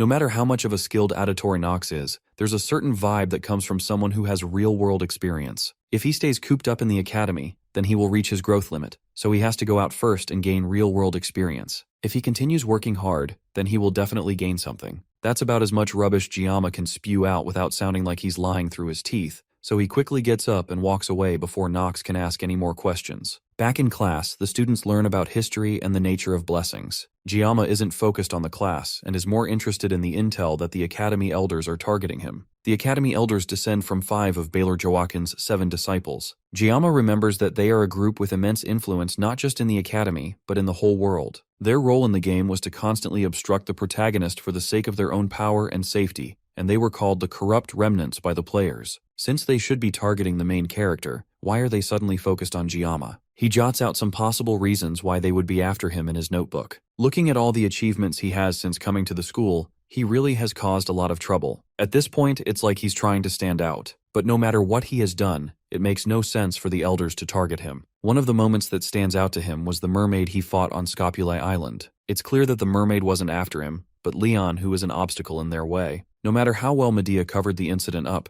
the fact that he defeated the mermaid must have reached the ears of the highest ranks in noble society, and the fact that they were targeting Leon, who is a hero candidate, means that someone among them, or perhaps all of them, are colluding with the demons. They didn't just try to obstruct him either, they tried to kill him. All of this is just to preserve their own power over the safety of humanity and the Academy. The whole scheme is beyond rotten. Gama could easily storm into the elders' chambers and cut them all down, but it's not the right time for that yet. However, when the time comes, Gama will definitely cut them all down. With this new piece of information, it solidifies his decision of going to the dungeon to get weapon enhancement materials. First, he needs to gather a party since it will be too hard to do this alone. Kloe would be more than happy to help him, but he needs other people too. Instead of a brute like Rachel, he needs to find someone more strategic. The first person that comes to his mind is Speed Weapon. After class, he heads over to the Dragon class to look for Speed Weapon. As soon as he gets there, he's immediately confronted by a brute who clearly doesn't like the fact that Gama is a special student. This third-rate extra is definitely the kind of person that Gama knows will be annoying to deal with. Our MC walks away from the confrontation, warning the wannabe bully to not bother him before he gets his jaw cut open. The brute immediately pulls back his fist, ready to start a fight, and Gama immediately feels that the punch is way too slow. Before he can retaliate, though, someone else beats him to it, smashing their fist right into the brute's jaw. The commotion attracts the attention of other students as Speed Weapon blows on his hand that hurts from hitting such a hard jaw. Gama has heard of strength mages, but a strength healer is definitely new. Speed Weapon then smiles and asks Gama if our MC came looking for him. Gama agrees to talk outside, and he tells Speed Weapon everything that he needs. The breakdown is that he needs to form a party as soon as possible, and he needs help recruiting party members. If they work together, the clear rewards will be split among the rest of the team. In exchange, Gama wants to keep the materials from the magical beasts. The reason he needs help is because in his class, if he says that he's gathering a party, no one except Kloe will come. But if Speed Weapon lends a helping hand and talks to people from Dragon class, then things will go a lot easier. Speed Weapon thinks that if it weren't for the Academy's rules, then Gama should easily be able to clear 5 or 6 dungeons on his own. That would be true, if he could handle the effects of his blessing without his magical painkiller. Gama admits that he can't even clear one alone, but Speed Weapon doesn't agree with that and thinks that Gama is just being humble. The switch to idle chatter and Speed Weapon talk about how Gama looks a lot better now after the events of the midterms. After some small talk, Speed Weapon accepts Giama's offer since there's no reason to refuse, and he has a feeling that working with Gama will be a new experience. The dungeon Gama has in mind is a C rank called the Buffalo Dungeon in Cheolwan. Gama, Kloe, and Speed Weapon means that they have a party of 3, so they just need one more member. Gama straight away says that he would prefer it if it weren't Rachel or Leon, but they wouldn't want to come anyways. Rachel has been in seclusion since Gama was hospitalized, and she's been practicing in the academy training grounds. Leon, on the other hand, is preparing for the upper grade dungeon raids with 2nd and 3rd year students. That's good news for Gama, but it still leaves the question of who the last member of the team will be up in the air. There's one person that comes to mind for Speed Weapon, but knowing them, they are already asleep. That's insane news to Gama since it's still the middle of the day. That's just how they are though, and Speed Weapon isn't at all surprised. He tells Gama that he will introduce the two of them, but first, they need to go to the convenience store to get something. Later that night, they head over to what seems like Speed Weapon's house. It's a Japanese-style building, and Gama had no idea that the Academy even had such a place. Even during his time playing Miracle's Blessing M, he never came to this place. In his past life, he was a Japanese cuisine chef, but he never actually went to Japan even though he always wanted to visit. They walk around the courtyard and get to the back where they find the person that Speed Weapon was talking about, and just like he predicted, she's fast asleep. He walks up to try and wake her up, but it's clearly not working. So instead, he leans down and whispers in her ear that he brought it. What that thing is, Gama doesn't know, but it seems to wake her up immediately. Then Speed Weapon points at Gama and tells her that what she wants is with him, and without wasting a beat, she sprints towards our MC and snatches the bag that he's holding in his hand. The speed that she uses to snatch the item from his hand causes her to spin mid-air and land on top of him. Gama is left in shock as the new girl lays on his chest, eating the treats that he and Speed Weapon bought from the convenience store. While he's trying to figure out what in the world just happened, she asks him, while still laying on his chest, if he had any more yangaeng, which is a Korean dessert made of bean paste. In Gama's past life, after living a life of nothing but work, Miracle Blessing M and escape from living a life surrounded by men. And like any gacha addict, our MC sat hopeful on his porcelain throne after sending a concerning amount of money, praying that RNG would be on his side. The angel who made him spend all his money was none other than Abel von Nibelung. And just like any other gacha addict, he's immensely disappointed when he finds out that RNG will never be on your side, and is more likely to spit on your face as a standard but equally rare character flashes on his screen, asking if he has any yangaeng. Her name is Saki Ryozo, and her beautiful appearance on his screen only further makes him realize that gacha games are a scam. Miracle Blessing M is a narrative centered around the protagonist, Leon, and it also features numerous heroines. Among them, the character officially known as the main heroine by the developers is Abel von Nibelung. Each heroine had their unique charm and abilities, but the story in the game mainly shows Leon and Abel overcoming hardships and the beginning of their blossoming love. Even Gama in his old life as a filthy gambling addict found himself captivated by Abel's charm and opened his wallet, dumping a concerning amount of funds to acquire her. As a result, the other heroines gradually faded into the background, and among the heroines, the one that faded the fastest was Giama's very first 5-star. And just like in his past life, she unceremoniously landed on his chest, asking him for her favorite snack. When he doesn't immediately answer him, Ryozo turns around disappointed and calls him foolish. Even with how nonchalant and lazy she seems, Ryozo is a top-tier DPS among all the ranged attackers. She's also a skill-based character that's different from Leon. Plus, since she barely impacts the main story, her joining the party won't disrupt the plot. Recruiting her will be fine for Gama, right? Speed Weapon holds up another piece of candy nervously, and she snatches it out of his hand and tells him to spit out what he wants from her. Weapon gets to the point and points out that Gama came to him in the afternoon, and he's looking to form a team for the Buffalo Dungeon raid in a week's time. Ryozo looks at him quizzically for a moment, then walks up to him and asks if he's the one that fought the upperclassmen back in the subspace training. Gama doesn't immediately answer, and the two of them stare at each other before Ryozo turns and walks away without a care. The dungeon clearly reflects on their grades, and there's no real reason for her to refuse, but Gama seems to lack the conviction that she would have liked to see. It's pretty odd for her to judge someone when she's still half asleep, but she makes it clear that she doesn't want to work with someone who seems so unmotivated. Speed Weapon tries to advocate for Gama by reminding Ryozo about the fight that happened recently, but she still isn't convinced.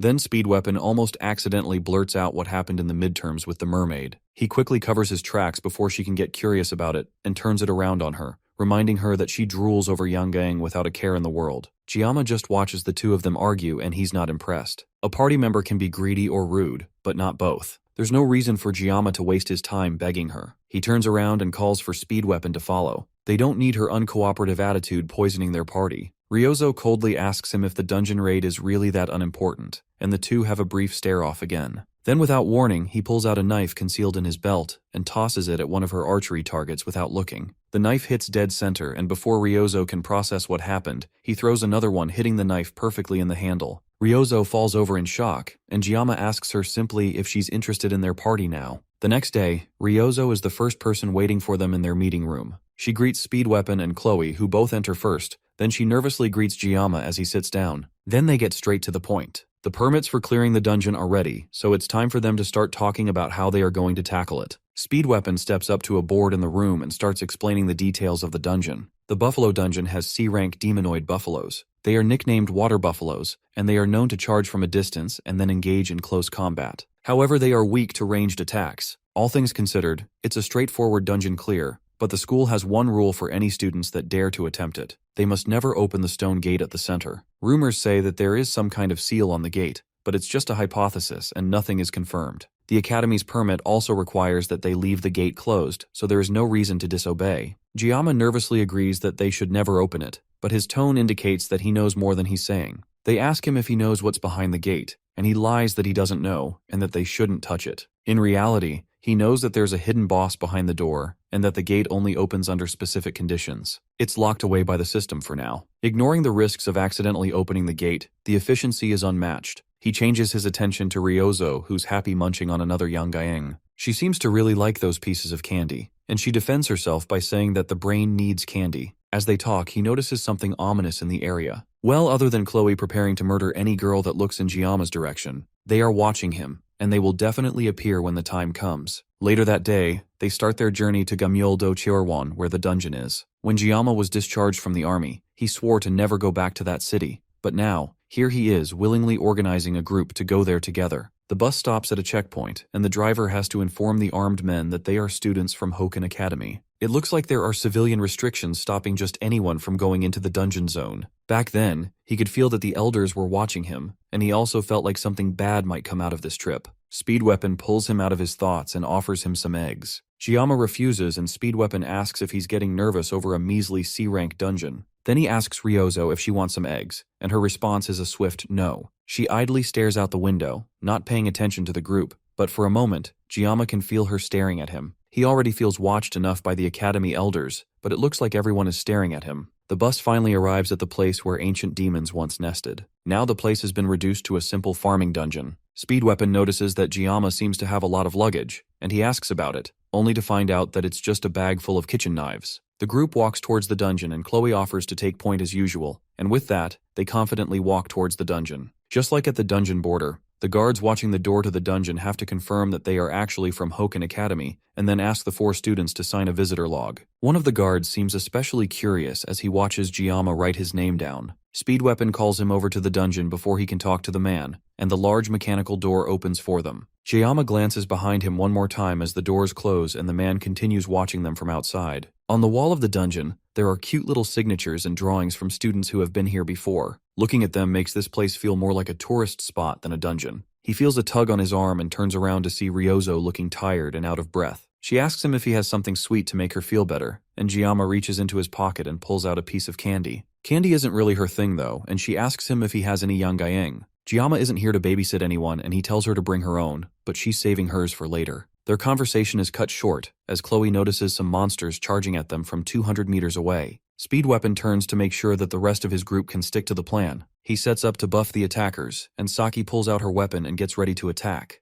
Gama notices that her weapon is an S-grade weapon called the Crimson Bow. With that kind of powerhouse weapon, clearing the dungeon will be a breeze for them. The question though is if he can trust Ryozo to do a good job, especially as she takes a second to munch on another bar of her favorite snack before the monsters get there. The monsters come barreling through the dungeon cave and Kloe fearlessly rushes towards them with dual crossbows in hand. She jumps up into the air and fires 2 shots from her crossbows, catching 2 of them right in the eye. They fall back, and the others rush past their fallen comrade, still charging straight at Kloe. The red-haired girl pulls out a sword from her back as Speedweapon tells her to fall back, but Ryozo is faster, shooting 3 arrows straight at the monsters and taking out 3 monsters in turn before they can get to Kloe. Gama is impressed by her skills, but he's more concerned about her breaking the horns that he needs for his weapon enhancement. Regardless of her attack power though, a hard carry is still a carry, and she's a skilled DPS that can't be stopped. They head deeper, but one of the monsters that didn't fully die suddenly gets up and charges straight at Ryozo before she can react. She turns to try and take it down, but her foot catches on a rock and she starts to fall. With no way to defend herself, she falls to the ground and takes up a defensive position, but luckily for her, Gama is there just in time to catch her fall and cut the monster before it can get to her. Ryozo stares at him in shock as he holds her off the ground, and her excitement and shock comes out in a cute little hiccup. Meanwhile, outside the dungeon, the same man that was eyeing up Gama earlier answers a phone call from an unknown person. It looks like a plan has been set up in the background. Now that most of the monsters have been taken down, Gama takes his time collecting the buffalo horns that he will need for his weapon reinforcement. As he's collecting them, Ryozo comes up behind him and hands him a piece of yangayang to thank him for saving her earlier. He wouldn't mind accepting it, but Kloe's raw yandere aura behind him isn't helping matters. He calls out to Kloe and whispers some instructions to her regarding the staff member that they saw earlier. She acknowledges the information, and the 2 of them continue talking about it. Speedweapon decides to ask if the 2 of them are dating since they seem so close. Kloe blushes at the thought of dating Gama, but our MC smoothly shuts it down, pointing out that not all male and female relationships are romantic. Kloe isn't happy about that and glares at Gama, but doesn't say anything. She changes the topic and asks why there are so few mobs in the dungeon. No matter how popular a dungeon is, it wouldn't be this empty. Ryozo also feels like something is off with how few buffaloes there seem to be in the dungeon, and it almost looked like they are running from something. Buffaloes don't behave like that, so their movements are a bit off. They are docile creatures, and locals in the area even use them for farming. Gama can't believe that people would use demonic animals for farming, but crazier things have happened. There's also something more suspicious, but Ryozo doesn't mention it. They have cell phone signal to call for help anyways, so things should be fine. As they make their way through the dungeon, Gama asks Ryozo how she and Speedweapon know each other. The reason is because Ryozo topped the written exams and Speedweapon came second. He bragged about it for weeks, and that's how they got to know each other. She also confirms that she ranked 3rd in the placement tests. Gama didn't take Speedweapon as a loudmouth, but Speedweapon surprisingly tells them that Rachel is his distant cousin, so being loud is in his blood. Being distant relatives also explains why Gama, who was a player of the game, didn't know about Weapon's connections to the main characters. Weapon's family is a branch of the Changsong clan while Rachel is from the main branch. That's why they at least know each other. It's not the time to talk about this though, and Weapon assures Gama that he's living the dream. If anything, Gama is the impressive one here, so there's no need to worry about Weapon. Weapon even says that Gama could join the 7 heroes, and Kloe agrees. But Ryozo doesn't say anything. Instead, she walks forward, away from the group, and declares that she hates the 7 heroes. The others watch her, puzzled,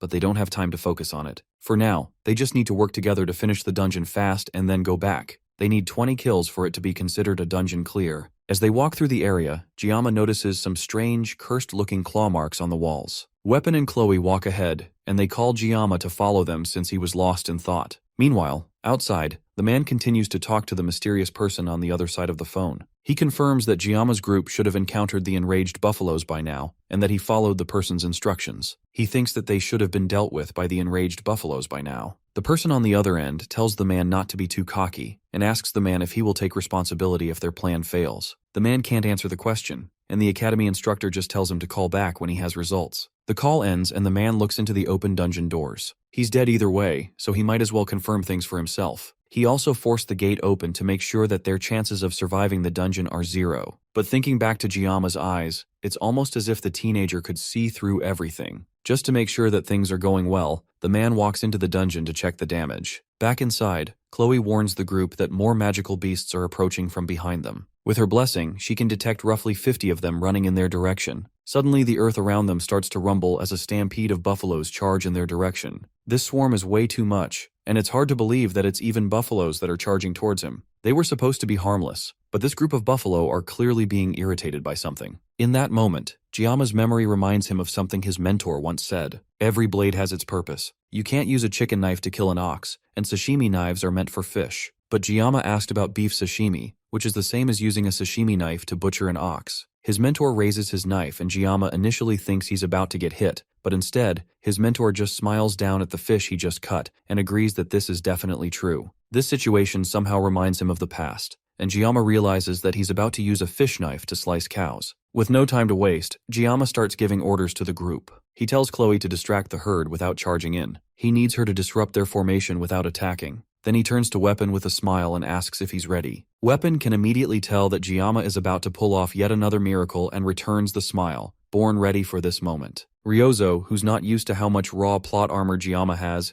can't understand why they are so calm about this. Then he calls out to her and tells her to hold down the front and stop anything that gets close. She shakily agrees, then asks Weapon why Giama seems so calm. Ryozo simply tells her not to be too surprised when she sees what's about to happen next. A herd of 50 buffaloes is still a lot of buffaloes, and that's why he came prepared with an army of sashimi knives. One of the closest buffaloes finally makes it to the group, and Giama tosses his knives at it like throwing knives. In just a matter of minutes, the 50 buffaloes are reduced to nothing but hunks of meat under Giama. Ryozo is so shocked that she even drops her yangeng. Everything happened in a split second. Kloe rushed in with her feline's blessing, attacking some of the raging buffaloes while dodging the rest, creating the perfect distraction for Giama. Then our MC jumped in with his throwing knives, cutting through dozens of them without stopping, until the roar of the buffaloes caused him to stagger and freeze. The others took the opportunity to pile on top of him, and at a point, Ryozo started getting worried, thinking that Giama might be getting overwhelmed with the number of them on top of him. But in an instant, the large number of buffaloes on our MC got blown away in slices of flesh, and nothing was left standing, except Giama's team. After that amazing show of skill, Giama simply put away his knife and started gathering all the horns into his bag for later. Thanks to the painless blessing being for 40 seconds now, taking down the buffaloes was a breeze. As Kloe comes to congratulate him on another one well done, he remembers that he couldn't have done this without his party's help.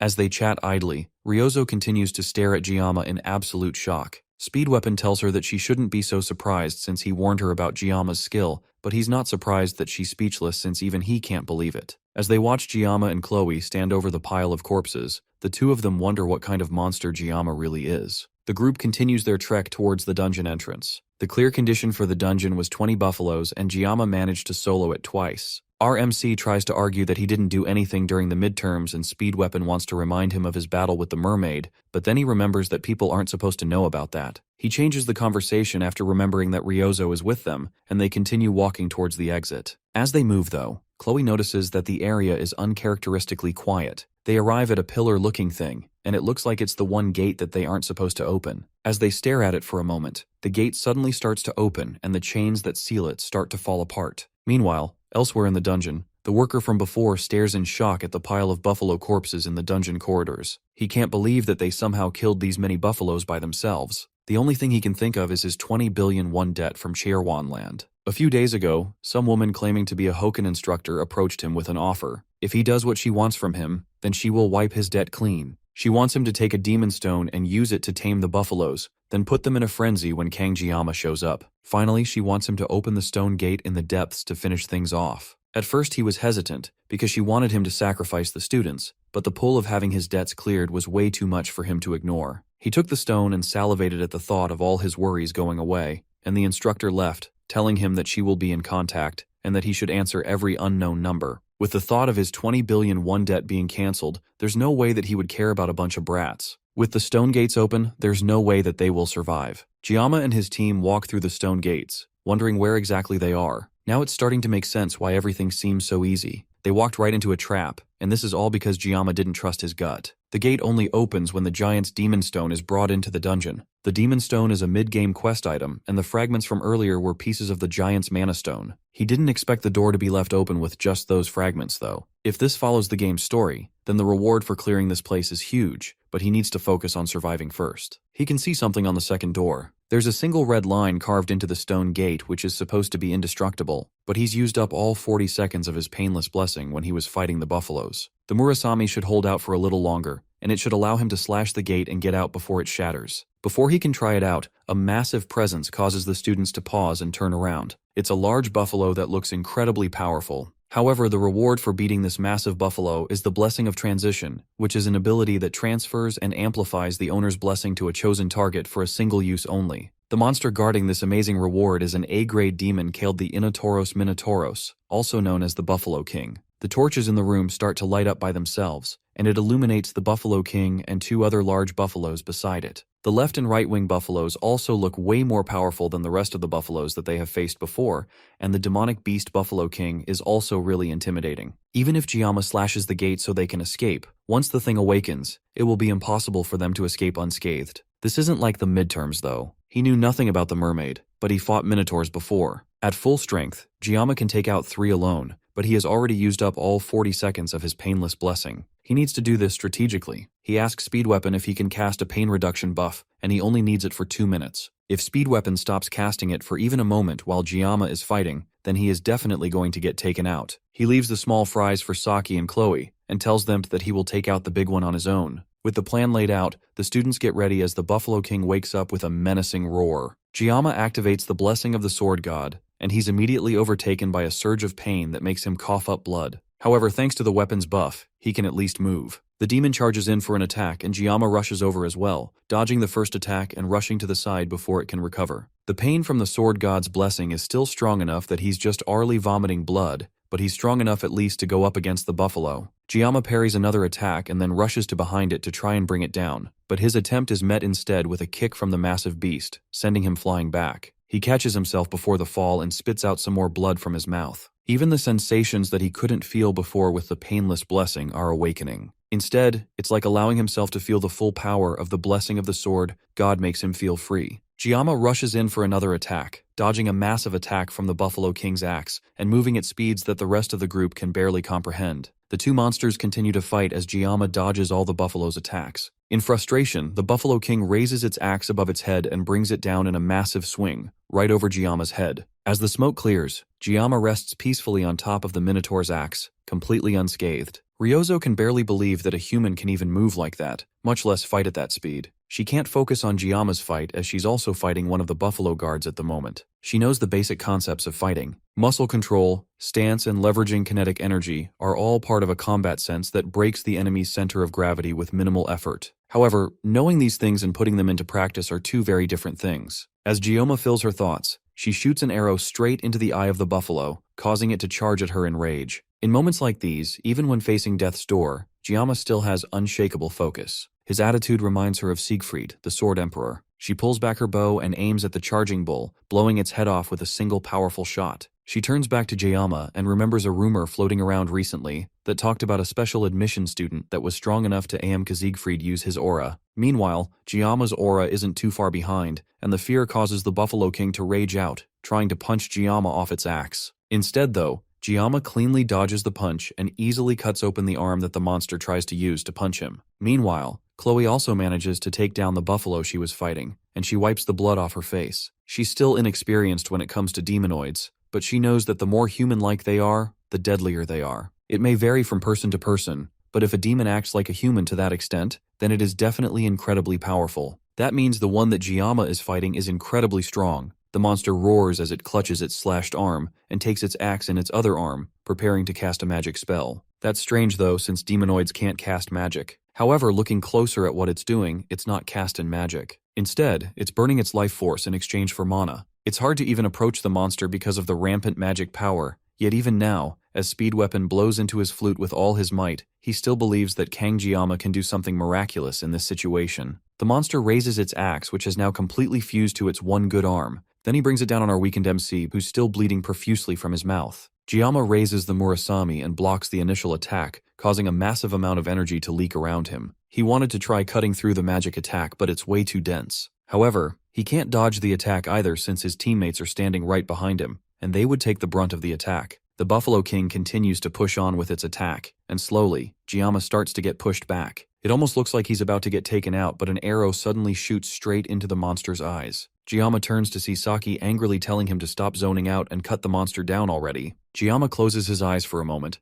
Then when he opens it, he's filled with a new power. Slowly the axe starts to cut open, and the Murasami shines with a blue light. The blue light is very similar to Siegfried's sword aura from when he and Giyama sparred. Eventually, Giyama is able to push through the axe and completely cut through the Buffalo King, taking it down with a single slice. Even with everything they've seen so far, his teammates are still shocked by just how powerful Giyama is. The once terrifying monster falls to the ground in 2 large chunks of meat, and Giyama looks up at the dungeon ceiling as his nerves finally calm down now that he realizes that he actually managed to cut it. Ryozo stares at him in shock for a moment, finally understanding why Speed Weapon has so much faith in our MC. On top of that, his assimilation rate increased from 9.3 to 12.7. Speed Weapon falls to the ground, his lips sore and bruised from blowing on the flute for so long. At this point, Kangjiyama continues to shatter every bit of common sense every time Speed Weapon sees him. The blue light that shone from his sword was bright enough to illuminate the entire cave. At such a young age, he's already manifesting an aura. It's hard to believe that he's even human.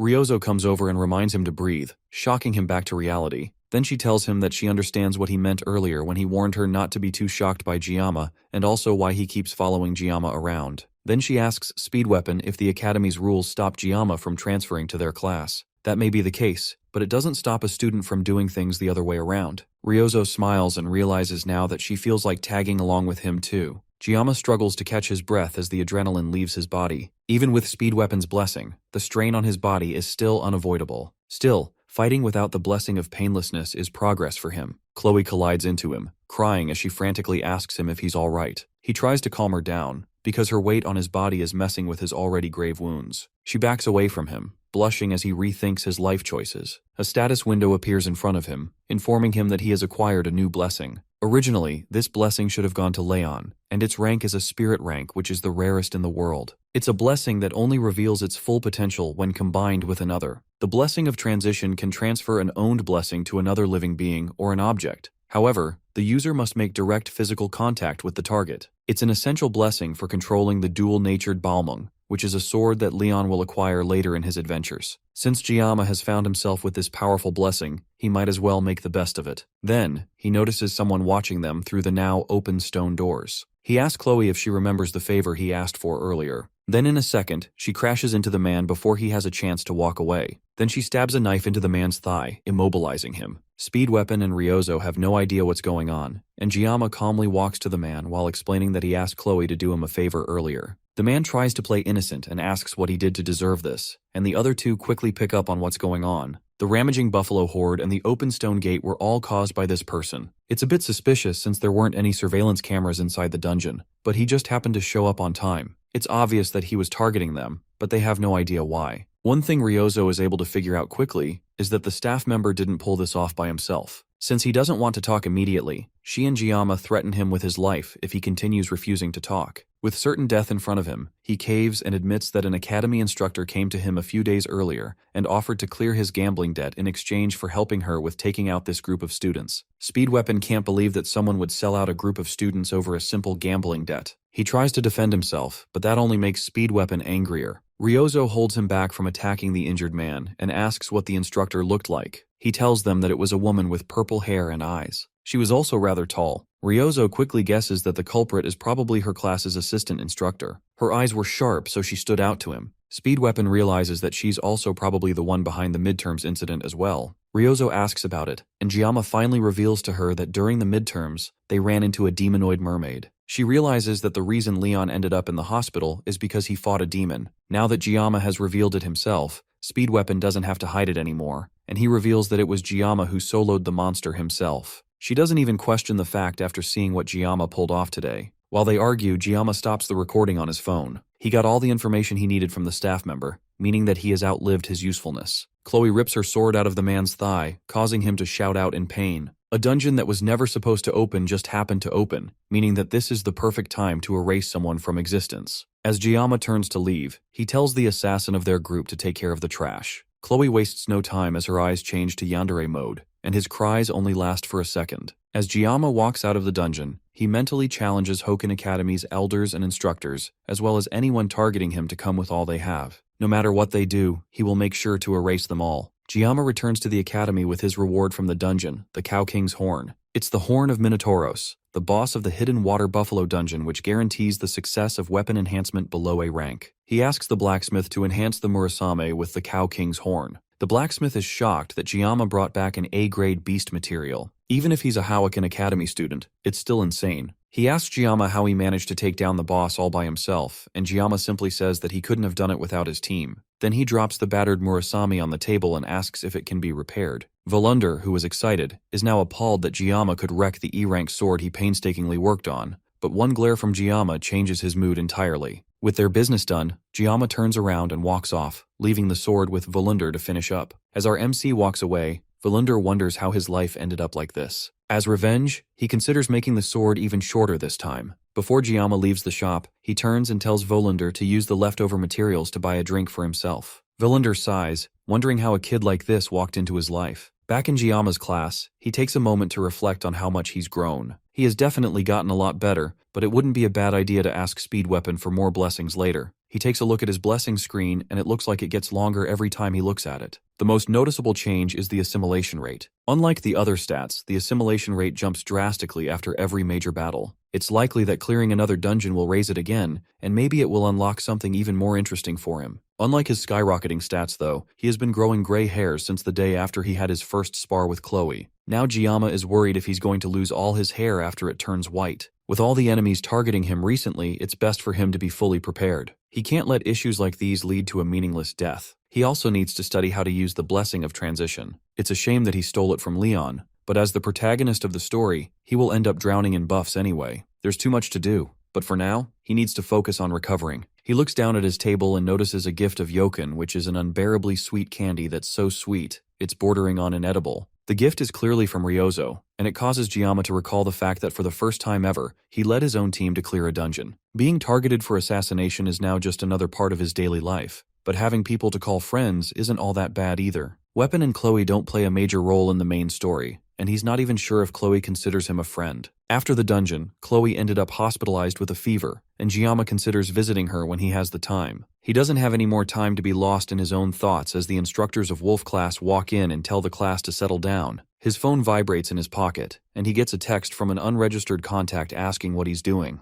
Gama has no idea who this person is and wonders if they messaged him by mistake. Then the mystery person messages him again and tells him to look in front of him. He glances up and sees Ryozo walking into the classroom with a cocky smile on her face, waving her phone at him with the same wallpaper as the unregistered contact's profile photo. The instructors announce that from this day forward, Saki Ryozo will be assigned to their class. The announcements are over, and the instructor orders them to change into their gear and report to the training grounds in half an hour. The rest of the class can't believe that Ryozo is in their class, and the instructor even said that she requested the reassignment herself. They try to talk to her as she walks through the classroom, but she ignores all of them. Gama watches as she struts through the classroom and wonders if she's actually coming to his class. Among the year's recruits, she's considered one of the current miracle generation, since she is one of the top 4 students in the school. The others are him, Rachel and Abel. She also ranked first in academics, and her combat skills aren't far behind. She really is a true balance of brains and brawn. She's also the daughter of Kojima Saki, one of the 7 heroes, also known as the Absolute Bow. Kojima Saki holds the title as the Prime Minister of Japan, which means that Ryozo is basically Japan's princess, and in this world Japan is still a superpower. So people in the class are rightfully losing their minds like they just met a celebrity. Everyone except Gama, who is desperately praying that she doesn't come and meet him. As she smiles in his direction, Gama continues to ignore her, and Ryozo jumps over to his table, landing on his desk elegantly and showing him her phone, which basically orders him to save her number immediately. It looks like Giama's bad feelings are never wrong. Back in Gamyeoldo Cheorwan, at the dungeon gates, some men are interrogating witnesses in relation to a missing person that disappeared in the Buffalo dungeon. The last thing the man said before entering the dungeon is that he was worried about the cadets and needed to check it out himself. Other than not looking too well, there was nothing off about the guard who entered the dungeon. The detectives tell the guard they are interrogating to leave so they can continue their site inspection. As the day turns to night, they head outside for a smoke break. It's common for people to die inside dungeons, but no matter how bad an accident is, there is always a body left behind. This time, though, there was no hymen body left in the dungeon. Instead, there was nothing but a mountain of fleas and blood, piled high with buffalo corpses. It's hard to believe that this was the work of mere students, and the cadets returned safely afterwards, while the staff member who went in after them disappeared without a trace, not even leaving a body behind. Something definitely doesn't add up here, but the detectives can't figure out what that is. They wonder if he could be inside the stone gate, but that is unlikely to them since the stone gate has never been opened before, and it's not like they can just bust into the academy and interrogate the cadets directly. The place is crawling with nobles, and the higher-ups wouldn't even approve a warrant. One of the detectives leaves to go take a leak, while the other leans against a cargo crate and tries to figure out what's going on. Suddenly, his partner falls to the ground beside him as long, slender legs come out from the shadows towards him. The detective immediately recognizes the power as magic, which means there's a demon nearby. But surprisingly, it's a human that walks up to him. Before he even has a chance to figure it out, his head is sliced off cleanly by the woman, leaving his body to fall to the ground. The last thing he can think of is that this is a human who made a pact with a demon. She's a demi-demon, which is a half-human, half-demon. In other words, she's a villain. Ryozo happily enjoys her snacks as she relaxes in her new seat beside Giama. She asks Giama why he didn't eat the snack that she shared with him, but he ignores her and tells her that Kloe sits where she's currently sitting sometimes. Ryozo doesn't seem to care since it doesn't matter whose seat it is.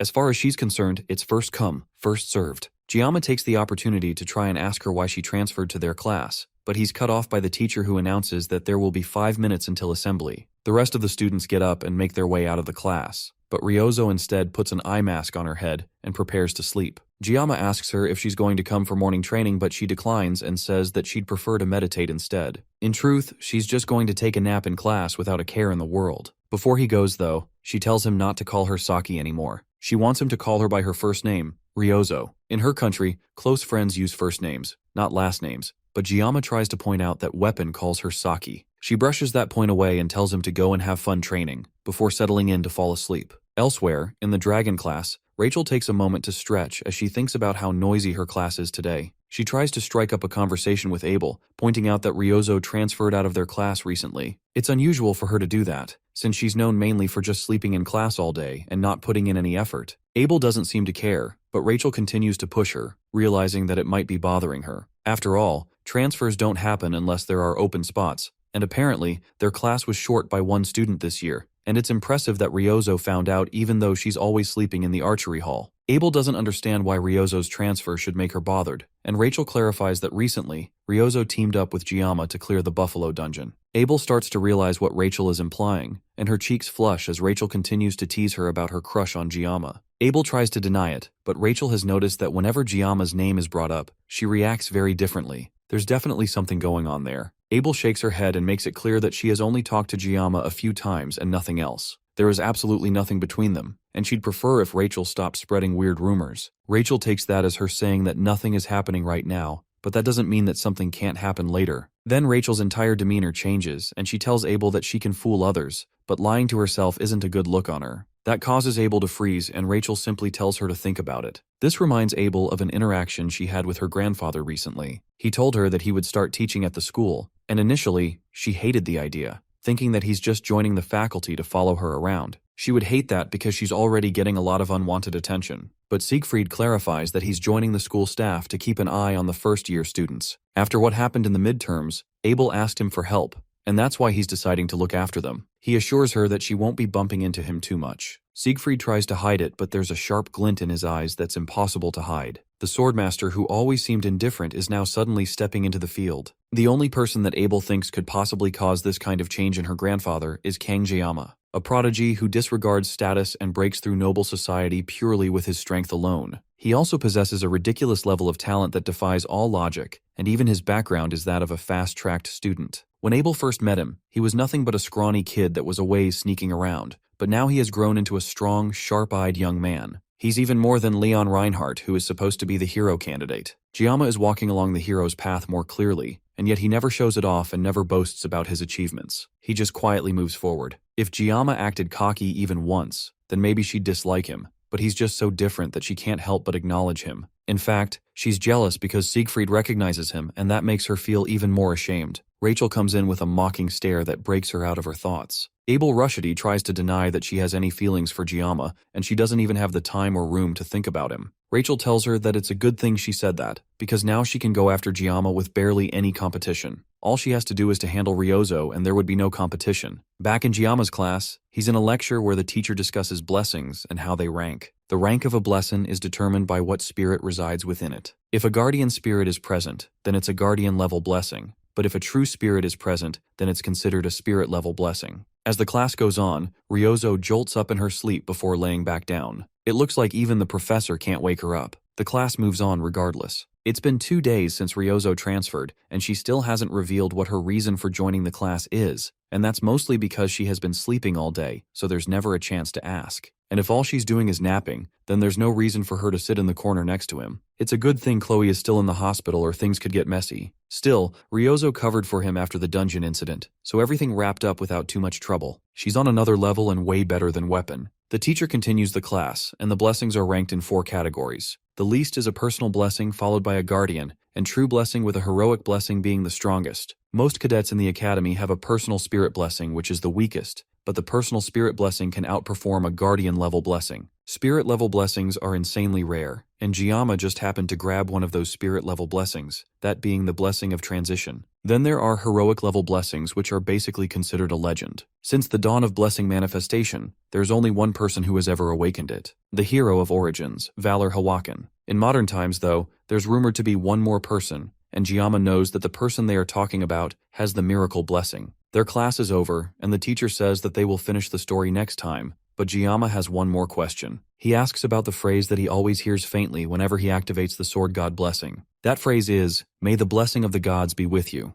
That causes the teacher to pause for a moment, and even Ryozo wakes up a bit. The teacher doesn't understand what he's talking about, but there's a flaw in what Gama has said. That is because there are no gods left in the world, which means that there can be no blessing of the gods shared. As the teacher walks out of the class, Ryozo chuckles at Gama for his embarrassing question. He asks her if she's done with sleeping, but she turns and goes back to sleep. Gama doesn't blame her either, and decides that it's time for him to take a nap as well. As Giama's consciousness fades, a message starts to appear in front of him. He wakes up and there's a large message in front of him, informing him that the GM has requested to have a conversation with him. Gama suddenly finds himself in a very abstract world with lots of floating scrap all over the place as the message also floats in front of him. Then the notification changes to a question, asking Gama if he accepts to have a meeting with the GM or not. The message changes to read that the GM is interfering with the world line with code. World line is a word that Gama hasn't heard before, and this whole thing doesn't make any sense to him. Suddenly things become quiet, and a message comes saying that the dimensional gap is too large and that his current level is insufficient. He also hasn't met the requirements for the mysterious new trait yet either. Now the question is if Gama still wants to proceed despite all of that. He hesitates for a moment and takes a look around, trying to figure out what's going on. This environment doesn't feel like a dream to him, but there's a chance that he will finally find the answer to his Sword God blessing and the reason he is in this world in the first place. He accepts to meet the GM and the world starts to transform as the worldwide code gets edited. Suddenly the world around him breaks, and he's dunked to an area that he is already familiar with from the first time he awakened the Sword God's blessing at the academy entrance. And now, he can see a light at the end of the area, and just like every time he's seen it, he can never tell how clear it is. But Gama can still tell that he's getting closer, little by little. He just has to go a little bit further and do a little more, and he should be able to get there. Suddenly he hears a voice calling for him to wake up. A hang bursts through the darkness and grabs his shoulder. The system detects an external interference. It postpones the conversation with the GM as a response.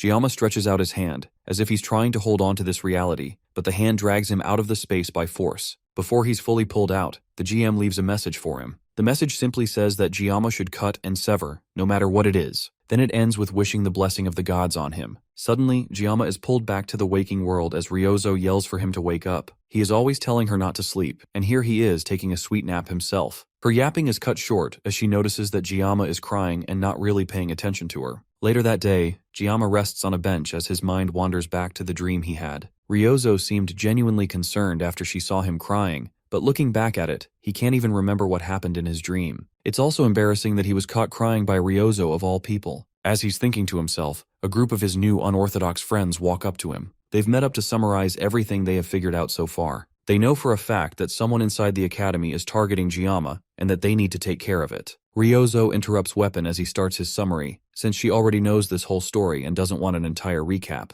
Giyama was the one that asked Weapon to give everyone a brief, but it looks like he's suffering. As the two of them argue, Giyama notices Kloe coughing behind him. She's wearing a face mask, and she clearly hasn't fully recovered. He asks her if she's feeling better, and she says that she is, although she's just keeping her distance from everyone in case she's still contagious. He turns back to the two arguing friends and asks Ryozo if she has figured anything new out since they last discussed. She's more upset that he called her Saki instead of Ryozo, and makes sure to correct him immediately. Giyama nervously looks towards Kloe, but it seems like she's too sick or too concerned about passing on her flu to react like she normally would. To pacify things, Giyama starts calling her Ryozo as she wants, and the conversation goes back to their current situation with the Academy Elders. Weapon feels like they need to clarify things and figure out their next steps. Other than knowing that the Academy Elders are targeting Giyama, they also got a description of the suspicious female instructor from the guard. Knowing all of these things doesn't solve anything though, and the Elders' motives are still entirely unclear. The Auditory family will probably end up handling it properly anyways. Regarding the female instructor though, Ryozo has a feeling that she saw her somewhere while checking through every instructor and assistant through the Academy's internal security system. She found someone who matches the person they are looking for, but strangely her identity can't be confirmed. Giyama is shocked that Ryozo can do something like that, but for her, it's basic in the world of tech overflow. The Academy's security is world-class though, so she had to do her hacking at the crack of dawn when the system was at its weakest. She was already sleep-deprived, but now she's even more exhausted. That's the reason why she's always been sleepy during class. That's probably also how she got his number despite the fact that he never gave it to her. Basically, they haven't confirmed anything yet, and it's not like they can just march up to the Elders and threaten them. However, Weapon has a different idea. He wants the four of them to start their own club. Clubs at their school have free movement and financial support from the school. The Academy emphasizes cooperation among students, and there's a lot of perks, and one of them is that the clubs are treated as official Academy-affiliated groups. Joining a club also means that they will get the Academy's protection since being students clearly isn't enough. A club could act as a double layer of protection for them since they have enemies both inside and out. Giyama also knows about how clubs work from when he played the game in his past life. The club system was one of the many features of the game, and it was a mechanic designed for the Academy-based game, letting players decorate their own personal space with furniture. Players can also invite characters and boost affection, but it's more likely a way to empty the wallets of countless hardcore fans. This became known as the housing system, and Giyama was never interested in it because he didn't have the time for it. Who knew that it would end up becoming useful like this in real life? There are special requirements for making a club though. They need at least 5 members, and then they need to submit a club proposal form to the administrative office. They need one more member, since all of Giyama's friends are more than happy to join a club for his sake. As one gets older, human relationships start to become more calculated, and yet, these people fully trust and support him even though they barely know each other. He can't help but be appreciative of them for being by his side in this situation. Now the first thing they need to do is choose a club name first. Kloe suggests that they call it the Memories of Assassination, but that's a bit too edgy for the rest of the group. Ryozo suggests that they call it something random since no one would care what name they pick, but Weapon shuts her lazy idea up. They think about it for a bit more in silence before Giyama suggests that they make a travel club. They can clear dungeons and travel a bit outside the academy without turning too many heads in suspicion. The group seems to be acceptive of the idea, and just like that, the travel club is born. Next, they need to pick a club advisor as soon as possible, and they need to sort things out before the exams that they will be having in the next week. Without an advisor, they can't form a club. That is the trickiest part since advisors have to be at least professor level in the school. Kloe suggests that they ask the professor from the Blessing Studies class, since he's really popular and kind.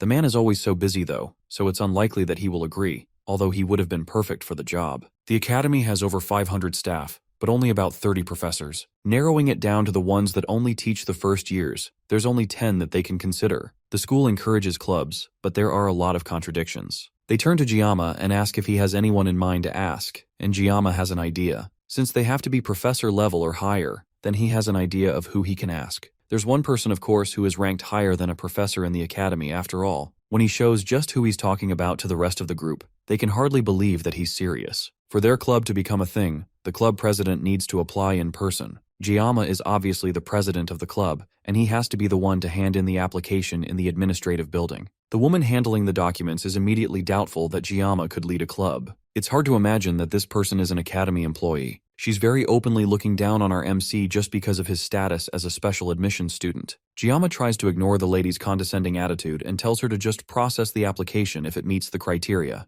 The woman gets up and towers over Gama completely. She tells our MC that to start a club, they need to have a faculty advisor, but from what she can see, Gama doesn't have a professor that is willing to advise their club. Gama asks the woman to explain what she means, but her thoughts are pretty obvious. The woman thinks that just because Gama is a special admissions student, that no professor at the academy would be willing to advise a club founded by him. With his background, the woman thinks that Gama wanting to start a club is a lost cause. This lady's attitude isn't that surprising. Gama had a little goodwill left for this place, but now he's losing everything. Having worked nearly 20 years in the service industry, he has dealt with countless disgusting people, and keeping quiet is usually the best solution in these situations. However, that doesn't mean that he doesn't want to land a solid punch on this girl. Instead, though, Gama pulls out his phone and calls someone who can solve this issue for him. He tells the person on the phone that he is currently in the admin office, about to submit his club registration, and the woman yells at Gama for daring to answer a phone call right in front of her in the office. The person on the other line says that they are nearby and that they will be coming soon, and Gama ends the call.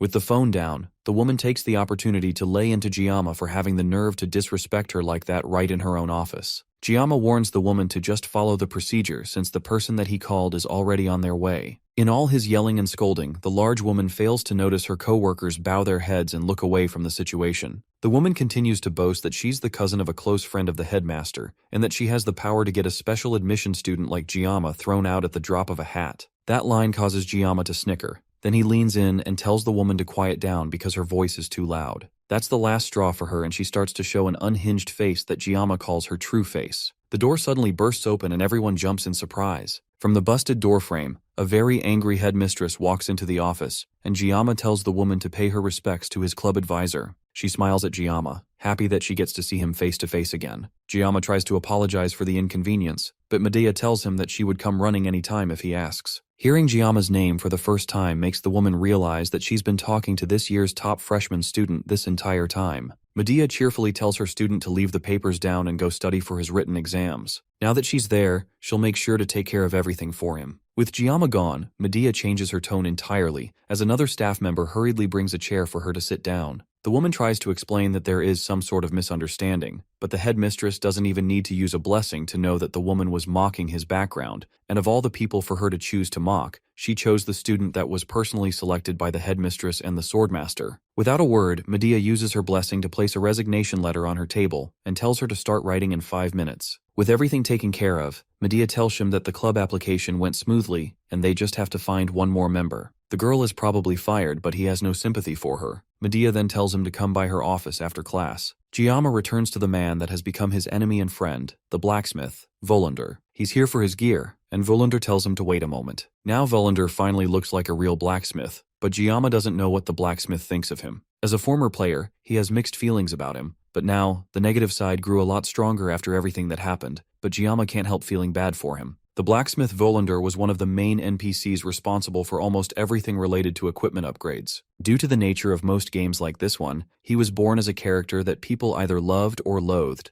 and he was notorious for draining players' wallets. Gama was a small spender in his past life, so he couldn't fully relate, but heavy spenders regularly held rituals begging God for luck, and desperately praying that Volander would bless them just once. In reality, though, most players just insulted the blacksmith because of how luck-based his enhancements ended up being, and even Gama cursed him when he downgraded his Murasami from a B grade to an E grade. Volander breaks him out of his thoughts and asks Gama what he's thinking about. Then he presents the newly upgraded sword, proudly saying that his work this time is definitely beyond perfect. On top of that, special options have been added to the sword much to Gama's pleasure. The Scattered Rain Murasami sword is now shiny and brand new, and Gama can't help calling the blacksmith a god for the luck that has suddenly come down on him. Thanks to this newly enhanced weapon, his painless blessing has upgraded, now reaching up to 50 seconds of activation time. When Gama thought about clearing dungeons in the future, he felt like 40 seconds definitely wasn't enough, but an extra 10 seconds will definitely make a difference. Considering that he will be using this blessing with the blessing of transition, means that when the level of armament is raised in the future, then he will get more benefits. This whole thing is definitely good news for him. Even though he complained a lot in the past, the painless blessing is surprisingly versatile for a spirit-level blessing. Volander also told him to check something else with his new sword too. The sword has now been increased to a D-grade sword. After all that effort, the upgrade isn't as great as he'd hoped. Since he used materials from an A-grade monster like the Buffalo King, he expected it to reach at least a C-grade. Still, considering that he will be channeling aura through the Murasame frequently, having its hardness increased by 2 grades is definitely encouraging. At least it won't shatter in the middle of combat anymore. There's also a flashing button in his status screen that's just begging him to press it, but Gama has a bad feeling about it. He presses it, and the screen shows some new information. Due to a successful reinforcement and Tay weapon's high growth potential, up to 3 special abilities can now be added to the sword. The special abilities require magic stones, which will activate at random. Magic stones aren't something that can be acquired easily, and Gama can barely hold back his shock that his sword requires them to become stronger. Meanwhile, the elder that works with the demon commander throws a drinking cup against a mirror. Then he continues to drink directly from the bottle, before throwing that away too. He stares up at a picture on the ceiling that shows his father, Riemann von Beimhark. The man was one of the 7-star heroes known as the Mad Tiger. However, he fell in battle 40 years ago, during Tay campaign against the 6th Legion commander, Vasman. Society praised him as a noble hero, but immediately afterwards, countless attempts were made on his life by family members who were hungry to seize the Beimhark family. To survive, he had to harden his heart and poison it, but those relatives who plotted assassinations against him were instead manipulated to destroy each other. Ultimately, he restored his family's shaken foundations in his father's absence. At the age of 30, he became an elder of Hawakan Academy, and his mission became to guide a foolish humanity and uphold an absolute ruling class. Fortunately for him, the existence of demons provided humanity with the perfect enemy, lending legitimacy to their authority. But there were always unexpected variables that messed things up. Leon von Reinhardt, the one hero born with the ability to defeat the Demon King, became a candidate chosen by fate. Of course, given the overwhelming gap in power between humans and demons, the likelihood of Leon truly defeating the Demon King is near zero. The first Legion commander Lycan, who was sealed by their ancestor, the legendary hero, Baylor Hawakan, has set a precedent of legends that have come after. Then one day, someone approached him with the offer of dealing with the so-called hero candidate personally. She looked like an instructor, and at first, he wondered how someone who is so far below him in the hierarchy would dare speak to him so casually. But the moment their eyes met, it became clear who stood above and below in their positions. She is a human who willingly abandoned humanity to directly have a contract with a Legion commander, a half-human, half-demon, otherwise known as a villain. Things became complicated enough with Leon alone, but now a low-born special admission student is making things much worse for him. Even the auditore seems hesitant to act, claiming that they have insufficient justification to proceed further. The elder, Kloe von Beimhark, tells the man to summon the undertakers. Gama scribbles his thoughts into a notebook during class the next day. He's mainly thinking about the fact that the Murasame is owing to need magic stones to become stronger. The difference between weapons with and without magic stones is pretty significant. Having a weapon with 3 spots to put in special abilities is a jackpot. Magic stones drop from specific dungeon bosses, and they drop from A rank or higher demonic beasts, which are practically demonoids in all but name. It looks like Gama is cursed to fight demonoids to become stronger for the rest of his adventure. Maybe it's because the word demon is in his name. He glances over to Ryozo, who's sleeping soundly with her odd sleeping mask, and he wonders if she stayed up all night again. It's already been a week since they cleared the Buffalo Dungeon with his new club members. The key to opening the stone gate in the Buffalo King's territory is also a magic stone, and one that comes from a colossal beast named a gigant. For some reason, it seems someone already slayed a gigant and took its stone. Even in the game, giants were depicted as so powerful that a single step could shake the earth, and a gigant is nothing compared to the monsters that were added in the later updates of the game. Those beasts were essentially natural disasters given form. Gama has to take a moment and consider if it's really worth risking his life just to put special abilities into his weapon. Hunting demonic beasts for stones should have been Leon's job. As he's lost in his thoughts, Kloe comes into the classroom and greets him. She's taken aback by Ryozo sleeping soundly where she'd have preferred to sit, but she doesn't comment on it. Gama asks her if she's fully recovered, and she confirms that she's feeling a lot better, although Gama definitely suffered after expelling that blue light from his weapon. Before she can go further, he tells her that they shouldn't talk about it more. The blue light she's referring to is aura, which is an effect that can only be used by truly powerful people. Thinking about it more, maybe farming magic stones is actually worth it. Despite how he initially felt, he now finds himself craving strength, and he has even completely abandoned thoughts of peace and safety. However, his core goal remains unchanged, and his focus is simply survival. There's been unexpected variables and things that never existed in the game before have been targeting him relentlessly. The plot that he knew is being distorted, and it's as if the world itself just refuses to leave him alone. Somehow,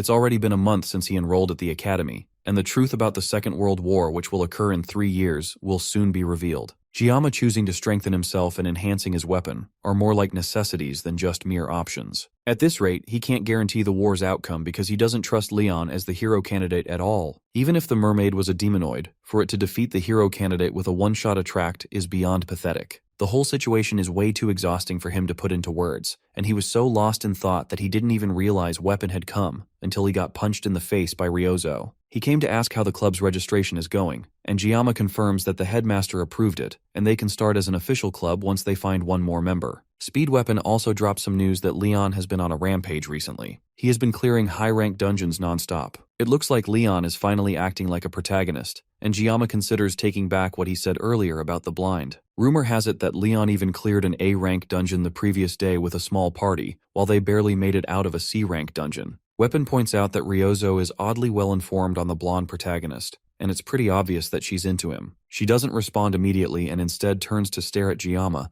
before turning away and saying that she's not interested in him anymore. Leon has definitely been growing stronger, and at this rate he will obtain Balmung during the upcoming Survival Island training. In fact, thinking about it more logically, the fact that Gama has survived so long with just a sashimi knife is pretty miraculous. Hypothetically, his existence might be acting as a shield and diverting all the threats and attention meant for Leon. Even if that's true, Gama can't just roll over and take it. If it's for his survival, then he will swing his blade without hesitation. He has no reason to play the role of the flawless hero, and he is in no way the protagonist of this world. He mutters under his breath that he will cut down anything that stands in his way. Ryozo overhears him and asks if he's into anime, since that is definitely a line from an anime or a game. Elsewhere, a group of dangerous-looking people follow a maid through the halls of the academy. One of them wonders how their group could possibly be getting calls from the Hawakan Academy elders. At this rate, since they are getting famous enough for this, they might as well become a legitimate assassination group. The boss, a woman with short silver hair, tells her subordinate to shut up unless he wants his teeth pulled out. Another one of the thugs tells the guy who spoke up that since he's new, he doesn't know that their boss hates the elites, but the payout from this job was just way too good to refuse. As they continue to talk, the boss repeats herself and tells her subordinates to shut up.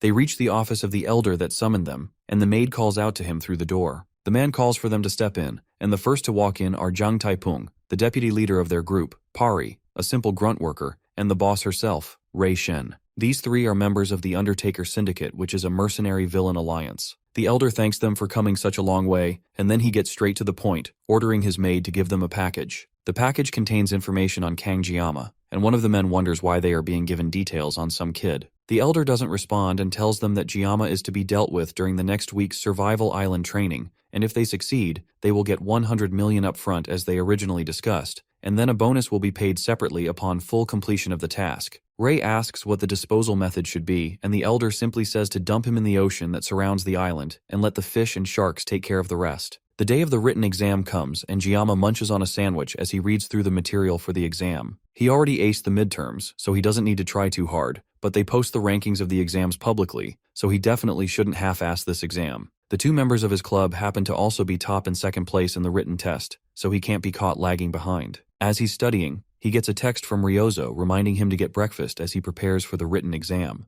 Gama simply tells her that he ate a sandwich, and then she goes off on a rant about the importance of sugar in his diet. It looks like Ryozo has a penchant for spot-chewing nonsense first thing in the morning, and it's almost a mystery how she became the top scorer. Gama tells her that his country also has traditional exam sweets too, and she gets more interested at the mention of sweets. But then Gama ends the discussion by telling her to eat shit. She continues to spam his phone with texts asking what he means by that, but Gama has already dropped his phone and put it on silent, not willing to put up with her nonsense any longer. He has to focus on acing the exam and not letting the Yanggang maniac beat him. That's easier said than done though, because it turns out that Gama is an idiot. As Ryozo and Weapon argue about the answers to the questions, Kloe asks him how he did. He tells her that he guessed all the questions, but in reality, he scraped by using the game lore knowledge. However, he must have at least done better than Kloe, right? He asks her if she has heard anything from Nox, and if there's been any updates. She tells him that her brother called the previous day, but she was asleep so she missed it. He called at 7 in the evening, and she had been pulling all-nighters studying, so she didn't see it.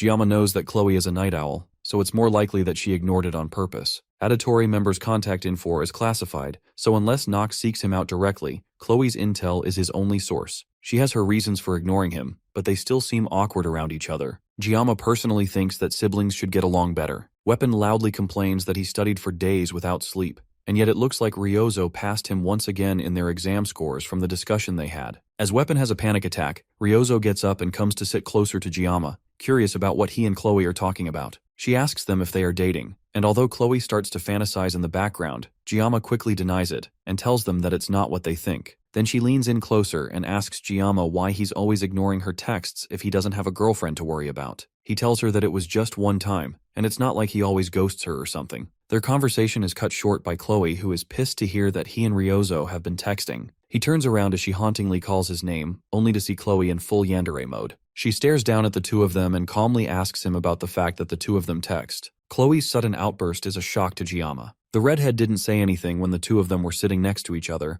but now she's freaking out because of some text. Even Weapon can't understand her sudden change in attitude, but Ryozo finds the whole thing amusing. She jokingly asks Gama why Kloe is acting like that, but Gama tells her to back off before she makes things worse for them. She doesn't listen to him and keeps pestering him for why Kloe is suddenly acting like that, clearly knowing exactly why Kloe is freaking out. It's clear that she knows exactly what's going on with Kloe, but she's just having fun messing with them, not understanding how dangerous the incoming yandere nuke is. Kloe is done watching them flirt in front of her, and she gets straight to the point. Gama never even gave her his number, and yet he's already chatting freely with Ryozo. Gama tries to explain that her number is confidential, but she's not listening to him. She's more focused on the fact that Gama promised that he would be her one and only prince. Ryozo clings to Gama, eagerly curious about what is going on, and Gama tries to explain through the waves of killing intent coming from one of his friends. He tells her that Kloe is a yandere, but she pretends not to know what that is. Weapon pulls her off of Gama by her face, clearly understanding what is actually going on. Kloe pulls out the trademark yandere box cutter, ready to start cutting down everything in front of her. This is definitely different from the last time she entered yandere mode, and Gama doesn't know what to do. He has been slacking on his research about yandere stuff on NeoTube, and now he has no idea how to handle her. Kloe starts to take a few steps towards him, telling him that from now on, she will make sure that he will only ever look at her from now on. Without giving him even a second to react, she rushes in to cut him down with the box cutter. That's when even Ryozo realizes that this is seriously bad. She continues to slash at him with the box cutter, while ranting that Gama always makes her so sad. He's always hanging around with and flirting with other girls instead of her. This time, the box cutter misses Gama entirely, and heads straight towards an unsuspecting Ryozo. Gama is fast enough to deflect her hand before it can reach the girl behind him. Then he pushes her down on the table, getting on top of her to stop her from squirming away. Weapon and Ryozo watch in surprise as Gama tries to calm her down, and the archer looks particularly annoyed by the interaction. While she's held down, he tries to get her to talk to him. She still tries to push him off,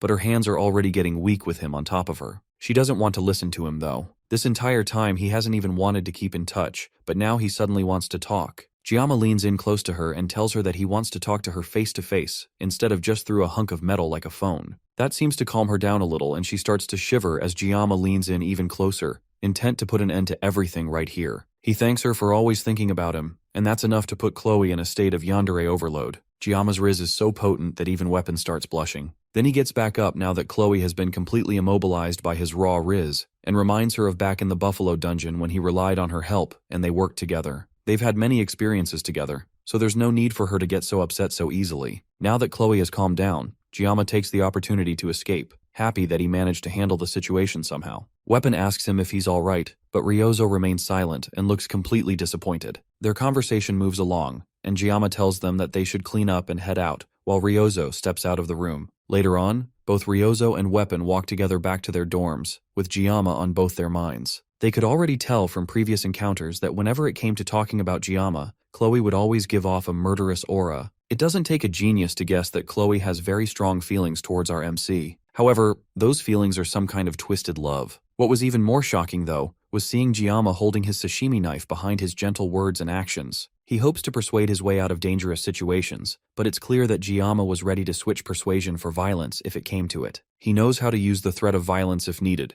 and at a glance, that might make him seem like a villain, but in reality, those are the qualities of a ruler. Weapon was already convinced before, but now he knows for sure that Gama is destined for greatness. As these thoughts go through his head, he notices Ryozo furiously tapping on her phone. She's been making grumpy faces for a while now, and it's clear that something is bothering her. She doesn't want to tell him what her problem is, so he instead asks her why she's fiddling on her phone so much. She's deleting a video from her NeoTube channel that her subscribers weren't watching called The Perfect Way to Deal with a Yandere. the same video series that Gama was using to deal with Kloe. Not that Weapon knows that anyways. The video is clearly doing well with over 200,000 views, but she's still intent to delete it, claiming that she doesn't need it anymore. Weapon changes the topic, and the two continue to chat as they make their way through the campus. Elsewhere, at the Academy Library, Gama looks through a series of books, alongside his fellow cadets. Starting next Wednesday, there's a scheduled deserted island survival training on Avalon Island that will hold for 3 days and 2 nights. Going by the name, it sounds like a serious survival camp, but cadets can only make teams from 1 to 4 people. The school even posted an official announcement with all the details to every cadet. The whole thing is more like a school event, similar to camping or a ski trip.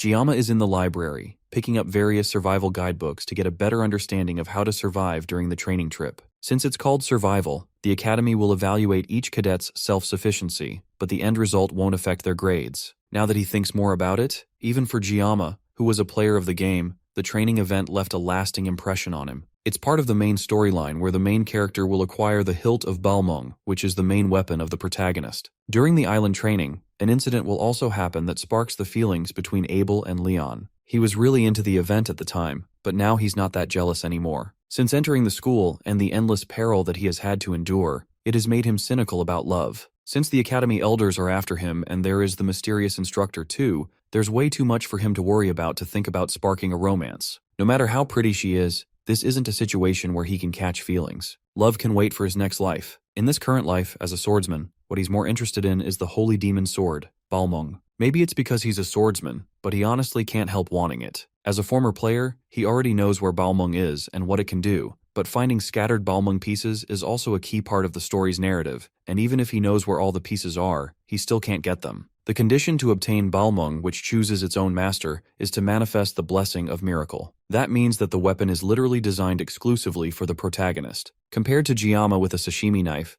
the difference in their worthiness is just way too much. Instead of longing for the impossible, it's better to focus on learning what he will actually need to know for the 3 days on the island. Because of the events that happened in Scopuli Island, the director has made a special request to the Sword Emperor to join as a guest instructor leading the Wolf class. The world's strongest hero is guiding a group of first-year students on a camping trip. The main story has definitely changed a lot, but at least he can now fulfill his goals safely thanks to that. Gama heads over to the shelf to get another book that could have something he needs to know. He didn't come to the library just for basic survival info that he could get online. He's looking for something specific on Avalon Island. He opens a book that talks about the history of the island and starts reading. Avalon Island is located in the far western sea, and it's a mystical place where the terrain constantly shifts. In the very center of the island, there's an ancient lake called the Queen's Lake, and among certain tribes, it's called the Land of Beginnings. Currently, the island is uninhabited. All these things are stuff that Gama already knows, and it looks like he will have to search the whole library to find exactly what he wants. As he's combing through the books, a voice calls out to him and a firm hand grasps his shoulder gently. It's Leon, and the blonde-haired protagonist greets Gama with a small smile. Some girls behind them squeal in joy at the mere sight of Leon, but Gama is more focused on the book that the protagonist has in his hands. It's a book on introduction to magic, and it seems like Leon is trying to learn from what happened in the midterms. But even if that's the case, the protagonist shouldn't be in the library studying magic right now. Gama finds himself being distrustful of this setup. Leon takes a seat in front of our MC and asks what kind of books Gama is reading. Gama explains that he's just trying to learn more about Avalon for their upcoming trip. Leon says that he finds Gama to be surprisingly diligent, and our MC can't exactly deny it. With exercise, dungeon exploration, and studying magical beasts, his life is super bust. Since he knows what will happen in 3 years, Gama has been doing his absolute best to prepare ahead of time for his own sake. At the end of the day, he's just trying to look out for himself. Leon thinks about that for a while, then tells Gama that the two of them are different. That reminds our MC of the incident where Leon asked him where he came from. The blonde isn't acting that different from how he hid in the game, but there's something that feels off about this person compared to the Leon that Gama knows. There's a hint of sadness on his face, and there's also something about his troubled attitude. Without giving Gama a chance to figure out what's going on, Leon gets up and wishes Gama a safe trip back home. There's definitely something up with the protagonist. Maybe it's the weight of being a hero that's carrying humanity's fate, but whatever it is, it's definitely a heavy weight on his shoulders. With Leon gone, Gama turns back to finding what he needs before the library closes. The day of the survival training comes along, and students gather in the training grounds for an orientation. Abel and Rachel meet up with Ryozo and Kloe, and Giama's 4 wives have a brief stare-down. Some small talk passes between Abel and Ryozo, before Rachel butts in to break the tension. She brings up the fact that Ryozo jumped into Giama's class and is trying to steal him from behind their backs, but Abel cuts in before she can go too far with her accusations. Rachel doesn't stop though and gets even louder, bringing up the fact that Ryozo not only went to a dungeon with Gama, but also started a club with him, and now she could potentially be spending a whole 2 nights and 3 days on a survival training island with him as well. Ryozo cuts in and tells them that Gama said that he wants to do the training alone. His excuse is that there were things that he wanted to try himself, so he's planning to take on the entire island solo. That gets Rachel excited since it means that Gama will be completely alone for the entire 3 days. Rachel comes up with a little game for the 4 of them to play while scouting through the island. Gama only said that he wanted to go alone, but there was no rule that he can't be followed. So Rachel comes up with a game called the Rachel Game that will give one lucky girl a chance for some alone time with Gama. Avalon Island has constantly changing terrain, and even if they use the spatial gate to go onto the island, they will all get dropped in random locations. It'll be hard just trying to meet up, and even harder to form teams. So the Rachel Game will have one single rule. Whoever finds Gama first wins the game, and the remaining 3 must give up. The girl that finds Gama will get the chance to completely monopolize Gama. If they meet up with each other, they can team up or separate by their own choice, but they should never get in each other's way. All the girls agree, but Abel turns beet red at the thought of monopolizing Gama. She refuses to join in on the game, but that's just better for the rest of them, because it means that there's less people to compete against. Meanwhile, Gama, the man on all the ladies' minds, is struggling with staying awake because of how long he spent in the library the previous day. He noted down everything he would need to know on his phone, and came prepared with 24 sashimi knives as well as a hidden secret weapon. Medea kept messaging him like a mum, making sure that he goes to the island prepared, and even reminding him to take underwear. It's almost like she's his grandma in the school. Before leaving though, Gama takes a moment to scan the school and the teachers present on the training grounds. The traits he's looking for are a tall female instructor with purple hair and eyes. He doesn't know what her intentions are, but if she's after him, then the deserted island survival training would be the perfect opportunity to get rid of him. The mysterious nature of the island where the terrain constantly changes also makes cleanup easier. The same thing obviously applies to Gama as well, but he isn't comfortable with using a knife on a person. That doesn't mean he can just sit back and let himself get killed either. But the major issue is finding the teacher that meets the requirements, but the people of this must have all been dipped in food coloring at birth because there are a surprising number of women with purple hair and eyes. His thoughts are interrupted by Siegfried and Abel, who are passing by on their way through the training grounds. The Sword Emperor reminds Gama that he must continue to work hard and get good results, but that he must also remember to get plenty of rest and enjoy the training. After a little bit more small talk, the two walk away, but Abel takes an especially long moment to stare at Gama before leaving with a huff. Gama doesn't think much of it, and laughs as he remembers from the game's story that she will soon get a boyfriend. As he's watching her leave, he doesn't notice Ryozo sneaking up to him with a mischievous glint in her eyes. At least that's what she thinks until Gama turns around sharply and strikes her with a strong flick to the forehead. She cries and jumps back, not expecting him to hit her out of the blue with such a strong attack. She was only game to wish him luck in the training, but now she's too pissed off to even look at him. Gama doesn't really understand Ryozo. He couldn't sleep much these days because she's always hanging around him, and if he ignores her and doesn't react, then she'll just get more restless and paces around like crazy. He has no idea what caught her attention so strongly, but Ryozo is still technically a heroine. He doesn't want to be closer to her than he has to. The spatial gate to Avalon Island opens, and the students are told to carefully pass through to the island for their test. Gama steps up to the gate, determined to make sure that this time he will find what he's looking for, and he will get through this event quietly without any trouble. The gate brings him through, and he arrives in the sacred land of Avalon. Specifically, he arrives in front of the Tree of Beginnings, Yggdrasil. This isn't time for sightseeing, though. There is a survival test to pass, and everyone is working hard, so there's no time for him to slack off. Thankfully for him, he took a photo of the island's map back at the library. Then he marked the location where he can get the blessing of regeneration, after comparing his memories of when he played the game himself. The map looks familiar enough, and Gama assumes that the blessing's location is near the lake at the island's center. This means that he needs to get as close to the World Tree's lakeside as he can.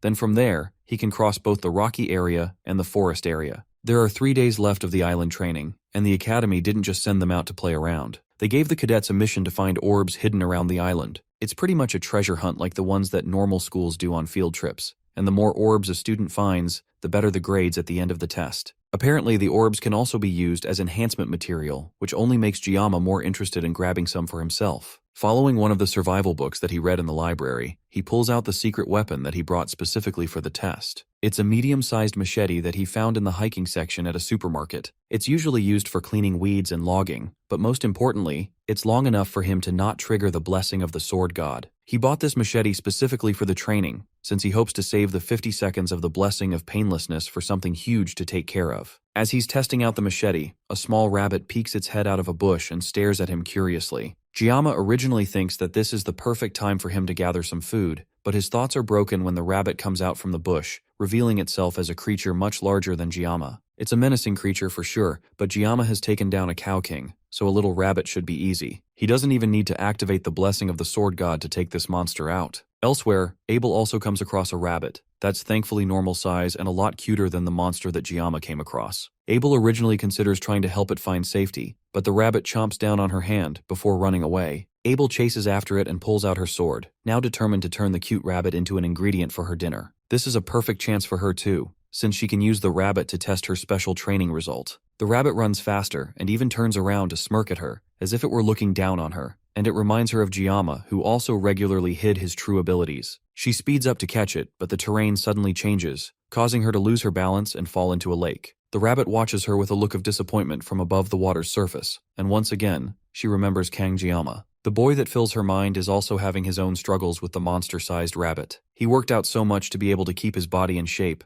but even now, without the word God's blessing, he's barely able to keep up with a simple rabbit. Gama drops to his knees and accepts defeat. It's better to starve instead of wasting more energy for no gain. He gives the rabbit the opportunity to leave, but before it goes, it gives Gama a mocking smile. That causes Gama to immediately change his mind and activate his blessing, and he takes out the rabbit immediately. Elsewhere, Rachel rushes through the forest, eager to find Gama before anyone else. She has been going around in circles, but she can't get discouraged yet. After all, she was the one that made up this game, and she was talking up a big game the whole time. She turns and runs in a different direction, hoping to waste less time by just moving without thinking. Her voice is so loud that Ryozo at some other part of the island can hear her as she runs through the forest. She's also eagerly looking for Gama, and she's determined to not be the loser if she's going to end up playing this game with everyone else. From what she landed somewhere on Avalon Island's beach, and immediately worked to adjust her goals for the special environment. The only place on the island that never changes is the World Tree, and knowing Giama's personality, and the fact that he wanted to go solo, she figures out that he is most likely heading to the center of the island. It's going to be a pain to search for him, but she doesn't want anyone else to get to him first. Kloe is also having a great time desperately searching for Gama. She's barely even paying attention to the monsters and animals trying to attack her as she dashes through the forest looking for him. She's one of the best scouts out of all the first, and on this island, she's confident that she can find him first, and he will only have eyes for her. She notices someone in the distance and runs even faster, hoping that it's her Gama. Meanwhile, Gama rests beside a campfire and roasts the rabbit that he killed earlier. He spent the entire day skinning the hide off the monster, and now he doesn't have to worry about food anymore. He hears something running through the forest and turns his attention to it immediately. It doesn't seem like a wild animal, and Gama wonders if it could be someone targeting him. Right now, he can't afford to let his guard down, especially since he knows that there are people who want him dead in the academy. Thankfully, he has saved his blessing for a moment like this, and readies himself for a fight as the person gets closer. Kloe rushes through the trees towards her target, but it turns out to be Rachel instead of Gama. The two of them immediately start arguing, angry that they seem to keep running into each other. Meanwhile, Gama has to stop himself from narrowly cutting Abel in half as she falls in front of him. The two of them freeze and stare at each other, and the silence is only broken when Abel's stomach growls. Even though she didn't want to participate in the game, somehow Abel accidentally found Gama first. She takes a long look around his makeshift campsite, and it looks like Gama is thriving. He has a fur coat that looks warm and plenty of jerky to ensure that he doesn't go hungry. Even in this survival test, Abel continues to lose to him, no matter what she does. It's embarrassing to think about,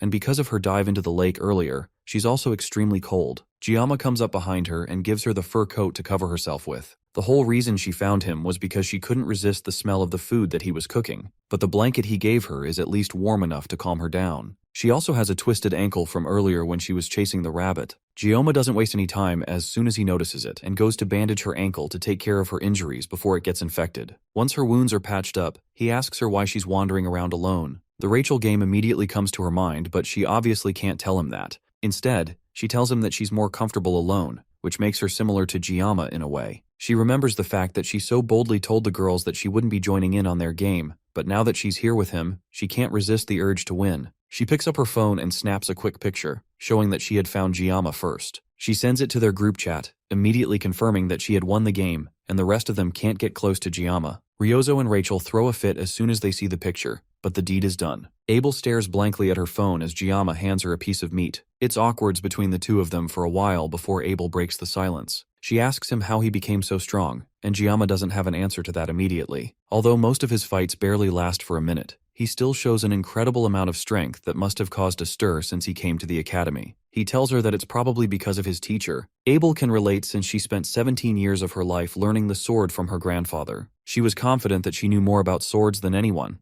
but meeting Gama makes her realize that there's still a lot she needs to know. She asks him the name of the family that he learned his swordsmanship from, but he doesn't answer her question. Instead, he tells her that he realized long ago that being strong doesn't always mean that he will win. In the end, it's always the ones that never give up until the end that win. Those who manage to endure will persevere and survive till the end, and those are the people that Gama considers to be strong. Abel stares at him for a bit, but can't hold back her laughter. To her, Giama's cliché line makes him sound like an old man, and it reminds her of her grandfather. This also reminds her of the first time that they talked on the bench. This is their first real conversation since then. He hands her another piece of meat, and Abel thanks him as she takes it. She gets so comfortable that she doesn't even realize when she sleeps off and wakes up the next morning. By then, Gama had already left, and he left all his food and supplies behind without a word. Her leg has also completely healed, all thanks to his help the previous night. Abel can't help but cry as she realizes that this is the first time she has ever felt truly cared for by someone else. No matter what happened in her life, she always had to face it alone. Even when she encountered huge obstacles, she managed to overcome them eventually, but it was always alone. That was the duty of someone who carries the family name of Nibelung.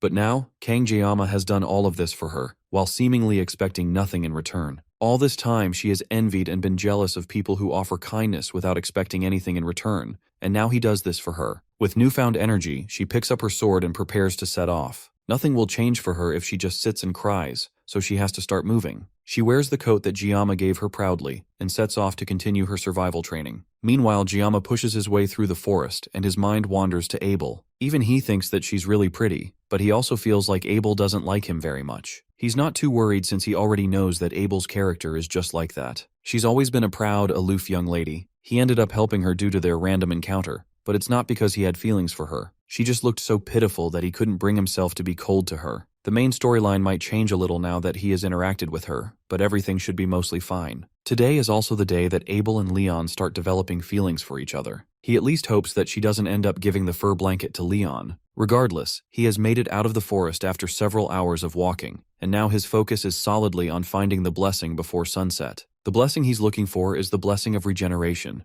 which is a guardian class blessing that is just a rank below the blessing of transference. It's designed to amplify the body's regenerative capabilities, but the catch is that it can only be used on the person that owns the blessing, which means that the blessing is essentially just magical doping. However, because he has the blessing of transference, that restriction doesn't apply to him. He should also be able to patch up his sashimi knives as well. At a glance, the blessing seems like a cheat, but the regeneration isn't to the point of regenerating lost limbs. It's just a blessing that accelerates the healing of wounds. The blessing is also treated as a hidden bonus in the game, so it doesn't particularly affect Leon's growth. Since Leon will eventually grow stronger later on and gain more buffs, he has to make sure to get this blessing no matter what. After a little bit more walking, Gama finally finds what he has been looking for, the blessing of regeneration. It is also beside a gigantic orb from the test, and with how obvious it is, it's practically a freebie. He came here for the blessing, but he gets an orb too, which is a lucky bonus for him. He goes to grab the orb and have a look, but suddenly, someone blocks him from getting to the orb. It's Leon, and he already knows that Gama isn't here for a sightseeing tour of the world tree. Leon stares Gama down,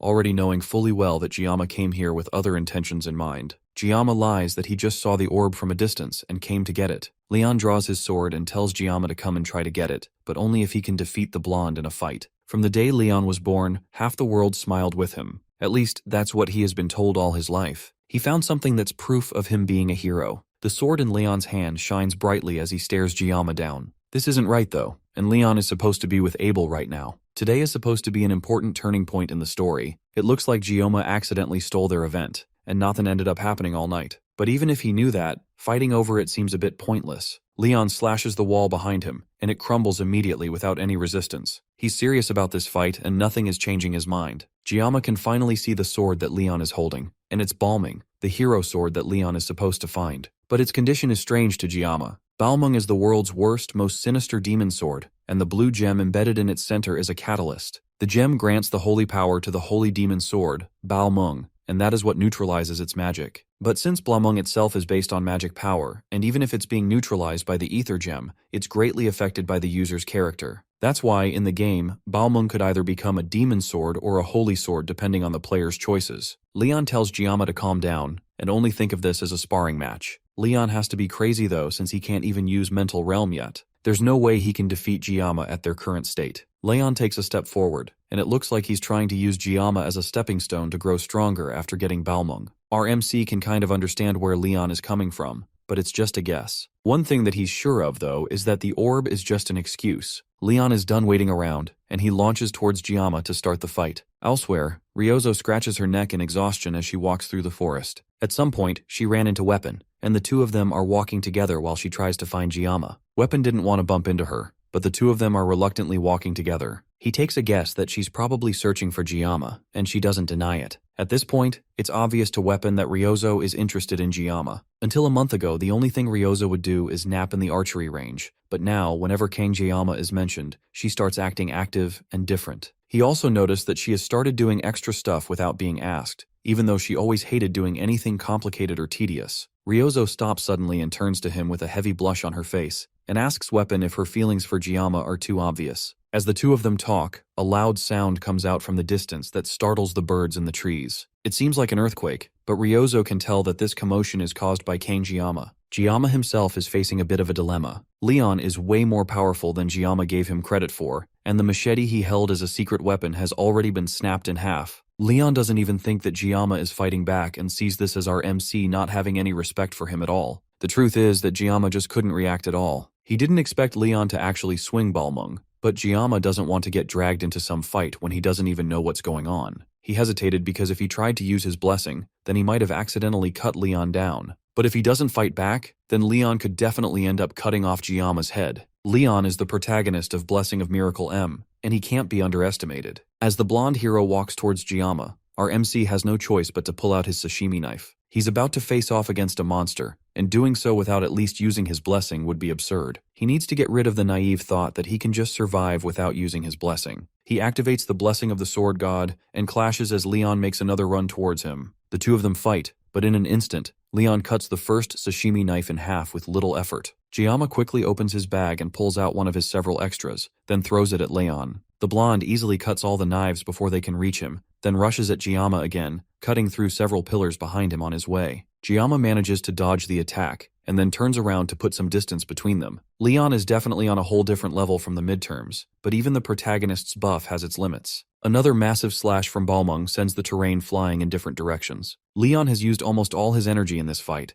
but through the destroyed landscape and dust, Gama walks towards him, completely untouched. He asks Leon why he's going this far, and Leon stops for a moment to think. The world has always told him that he will be the one to bring happiness to everyone. But now since Gama showed up, it seems like everything he has been working to build doesn't matter anymore. Now this whole fight is supposed to show Gama who is who between them. Leon activates his sword once again and charges up an even more devastating strike than before bringing it down towards Gama. Our MC rushes towards Leon as the massive strike falls towards him, and the two of them clash for a moment. As the energy clears from Balmung, a small chunk of it chips off. Leon stops moving for a moment and stares down at his damaged sword. It looks like the destiny Leon was meant to have is now too far out of reach for him. From where he's standing, Gama is the one that should have been chosen. As Gama puts away his knife, the wind rustles around them, and as the dust clears, Leon is gone. That was an unexpected duel for Gama, but it looks like he wanted to use it as a way to help him grow as a hero and strengthen himself. Gama doesn't plan on losing to anyone, no matter their motivation. Leon didn't even come at him in a way that would allow him to end the fight easily, and he lost several sashimi knives in the fight. If Gama had gone lightly and made even one wrong move, then he would have been dead. He tried his best not to target Leon, but thanks to that, he ended up dodging all over the place without putting in a real fight. Even so, Leon's growth is at a level is fitting for the protagonist.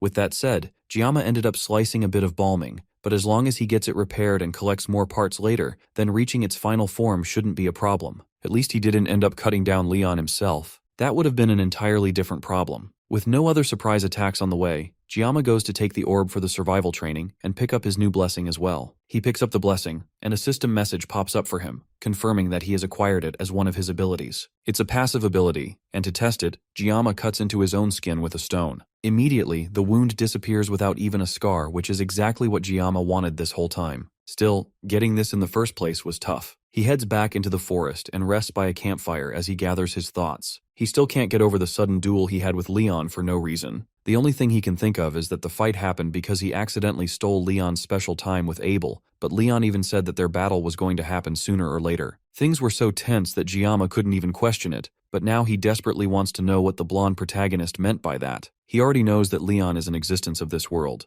but that still doesn't answer the question of what exactly he is. And even beyond that, the one that brought Gama into this world in the first place is a whole other mystery. He can't do anything to figure it out, and for now, all he can do is what he feels he needs to do. Even in his past life, he had a fiery personality. He has been holding it back a lot lately, but he could never ignore injustice. He used to get into a lot of fights with rude customers, but he never backed down no matter how tough they were. Maybe that is Giama's own weird sense of justice. At first, he tried not to interfere with the main storyline, but before he knew it, protecting himself became the top priority. Even though his actions were just to get a blessing, that shouldn't change the main plot, and yet today, he ended up fighting Leon. And now, he's also under the threat of assassination too. His life is really on the line, and if he continues down this path, he might end up cutting down a real person and not a monster. He still doesn't want to do that, and his mind starts to weigh down as he realizes that things might really come down to that. As he's thinking to himself, Ryozo appears behind him and mockingly encourages him to stop talking to himself and just act naturally instead of overthinking things. He turns towards her, but she's gone when he looks. It seems like this was just a hallucination, but he knows that if Ryozo were really with him, that's probably what she would say. He takes a moment to think about what the others are doing, and in that brief moment, he realizes that right now he's thinking about his friends. The word sounds so cheesy, but right now it gives him comfort. As the night goes on, Gama eventually falls asleep. Suddenly, the leaves in the bushes around him crunch silently as a group of dangerous-looking people make their way towards him with sharp objects in their hands. Their leader, Rei Shen, nods her head as a signal to start the attack, and two of the grunts throw their shuriken towards Gama. He instinctually wakes up and dodges the attacks, only taking minor cuts to his arms. Gama turns towards the Undertaker Syndicate and immediately recognizes their leader, Rei Shen. In the story, she eventually becomes the first half-demon that Leon ever faces. Originally, she was the daughter of a noble, but after her family betrayed her and kicked her out, she became a contract killer. Her hatred grew with time, and then she eventually became a villain that got defeated by Leon. In other words, she's a character doomed to tragedy. As sad as her tale is, Gama can't find any sympathy for a killer who gave up her humanity. The group of assassins approach him as Gama cautiously tries to keep his distance. The men can immediately tell that Gama isn't normal, and even in a situation like this where he's surrounded by strong fighters, Gama is making a face like he wants to cut them all down. Rei Shen is the first to speak to him, and she asks him which organization he's from. Gama doesn't answer, mostly because he has no idea what to say to that. Why would hitmen be asking him that kind of question? Maybe they think he isn't a cadet because he seems so skilled. From what the other men are saying, it seems like this is the first time that Rei Shen has been interested in someone they are about to kill. They know that he's the top freshman, but they didn't think that he would put up a fight at all. Gama still doesn't respond to their provocations, and instead, he simply watches them. Then he figures out that since these people have come for him, then whoever sent them must at least be an elder in the academy. That shocks all of them because they didn't expect Gama to be investigating them. He knows that the Undertaker Syndicate are just butchers who kill people for money, and the more he talks about them, the angrier they get. Gama walks right up to Rei, getting right in her face and looking down at her, as if to mock her. One of the grunts finally has enough of the disrespect and turns to attack Gama, but in a split second, our MC activates the blessing of the sword god and makes quick work of the side character. The man makes fun of Gama for just running around dodging as his head slides off from his neck, which has been cleanly cut by Gama. Just like that, he dies before he even knows that he has been attacked. With this, Gama has finally cut down a person in a place that isn't the Academy's subspace. As the group panics and tries to figure out what to do, Gama's assimilation rate starts to go up rapidly, going from 12 to 88. In another reality, Chef Kim checks his phone and sees that it's already past midnight. He decides it's time for him to find what he's looking for quickly and call it a day. He's looking for his humanity, but he can't seem to find it anywhere. As he searches through the fridge, he sees some boxes of juice that spell out the words, "Blessing of the Sword God." As he looks at the weirdly organized boxes, he changes back to Gama, but he still can't find what he's looking for. He sees some more boxes of juice, and they seem to be spelling out a message for him. The message tells him to cut it all down, no matter what it is, and as soon as he reads it, a bright red light comes flooding from the fridge, engulfing him and bringing him back to reality. His left eye starts to darken as a manic glare comes over his face, and it's clear that Gama is ready to take out anything and everyone in his way. The other goons don't get the hint that they are already dead, and they try to rush towards him so they can bring him down, but Gama doesn't waste a second as he meets them halfway and cuts 3 of them down with one clean strike. Another pair of assassins come at him with their swords drawn, and our MC easily jumps over their attacks, twisting in midair before slicing them in the back, killing them easily. The men try to encourage each other to not get taken down by one brat and rush to attack him all at once, while Ray Shen, their leader, watches from behind as blood, guts, and body parts go flying in all directions. As she watches her men get mercilessly cut down, she starts to question if the person they are going up against is really a cadet. He's clearly in an entirely different league than all of them combined, and at this rate, they are all going to be wiped out. The goon closest to her yells out in fear, calling for his captain to tell him what to do, but before Ray can even process what he's saying, Gama swiftly appears beside him and ends his life in one swift motion. The kid was supposed to be an easy target for them, just a quick kill that they would forget about by the end of the week. But now, all her men are dead, and she's most likely going to be next. Now she understands why the old man was promising such an absurd amount of money for someone that was supposed to be a quick and easy kill. That crazy old man set them up against someone who is clearly no longer human. He has to be a half-human, half-demon that's disguised as a cadet. Giama's attention turns to her, and before Ray Shen can back away, her back is already in the glue as Giama sits on top of her, keeping her completely pinned while a knife presses against her throat. Giama managed to finish this whole thing quickly with a whole 9 seconds left on his blessing of painlessness. All the time for the day was used up because of Leon and this Undertaker group. It was for self-defense, but Giama still wishes that he won't need to use it again. Fighting humans is a completely different feeling compared to fighting demonoids. Even though he's not a fan of what he just did, his opponents were human butchers that were coming for his life. There was no reason to show mercy, and he doesn't have any regrets. Now the only person left to take care of is Ray Shen, and she has clearly lost all will to fight. He ties her hands to a tree, keeping her immobilized. Then he starts his interrogation by asking her who sent her. However, even in this situation, Ray is a professional, and she's not about to let Giama's intimidation work on her. But Giama isn't going to give up so easily either. This is finally his chance to figure out who has been after his life. All he has to do is figure out how he's going to get the information out of her. Giama bends down to her and asks her if she's stupid. After all her subordinates have been turned to fertilizer for the forest, and there's a good chance that she will be next if she decides to continue crossing Giama. Ray can't take it anymore and grits her teeth in anger, convinced that Giama is a demon. But now even she can see why the elder put a hit on him. She tried to look into Giama before the mission, but all of his personal records were erased, including even his relatives and his parents. That causes Giama to pause in confusion, and the rest of Ray's ranting falls on deaf ears. He has no idea what she means by his family records being erased. He tries to remember his relatives and his parents, but suddenly realizes that he can't even remember what his family looks like. He desperately asks her to explain herself, while pulling out his sashimi knife from its cover. He was originally planning to find out the name of the person that hired the mercenary group, then he would have let her go peacefully. But now that she has revealed something so distressing,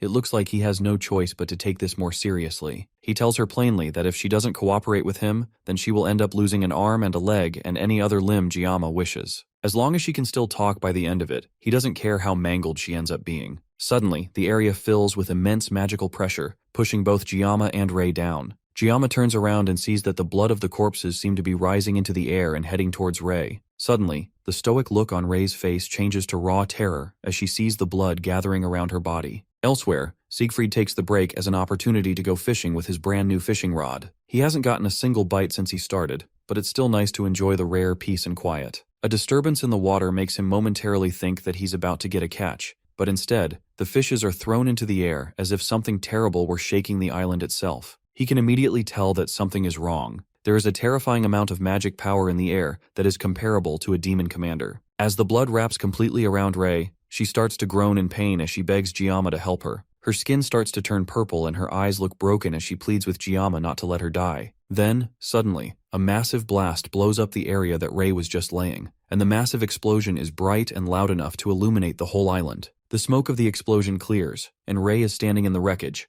except this is clearly not Ray. Whoever this new person is, her skin is burning in different parts, all the way up her body, and the first thing she does is stretch and comment that she hasn't been in the human world for 700 years. This level of magic power makes the mermaid that almost killed Giama look like a small fish. That, as well as the impure flame that covers her body, makes Giama certain of who he's looking at. This person is the Demon King's Army 5th Legion commander, the succubus demon, the bewitching flame Agor. It looks like just after slowly turning into a demon, Giama is about to face off against a demon commander. The dream demon laughs in glee as even the birds in the sky fall to the ground from the immense heat that her appearance caused. She asks Gama if this is not how humans greet each other. After all, it's been 700 years since she last stepped out of the demon realm, so she's not used to human customs anymore. Regardless of whether she's right or wrong in how she introduced herself, she does it again, even saying that it's nice to meet him before asking for his name.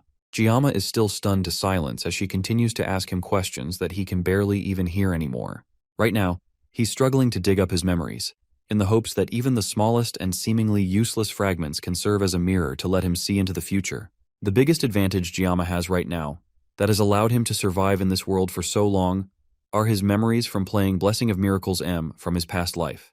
From what he remembers, the succubus Agor is a fire-type demon and one of the Legion commanders. Although her physical strength is pretty average among the other commanders, she excels in mental magic. That's the basic details he can remember reading about Agor on the game's wiki, back when he quit the game, but he has no idea why Agor would come down to the human world after 700 years. Even more, she used possession to descend through Lei Shen as a host. He doesn't have any more time to think about it as Agor speaks to him again.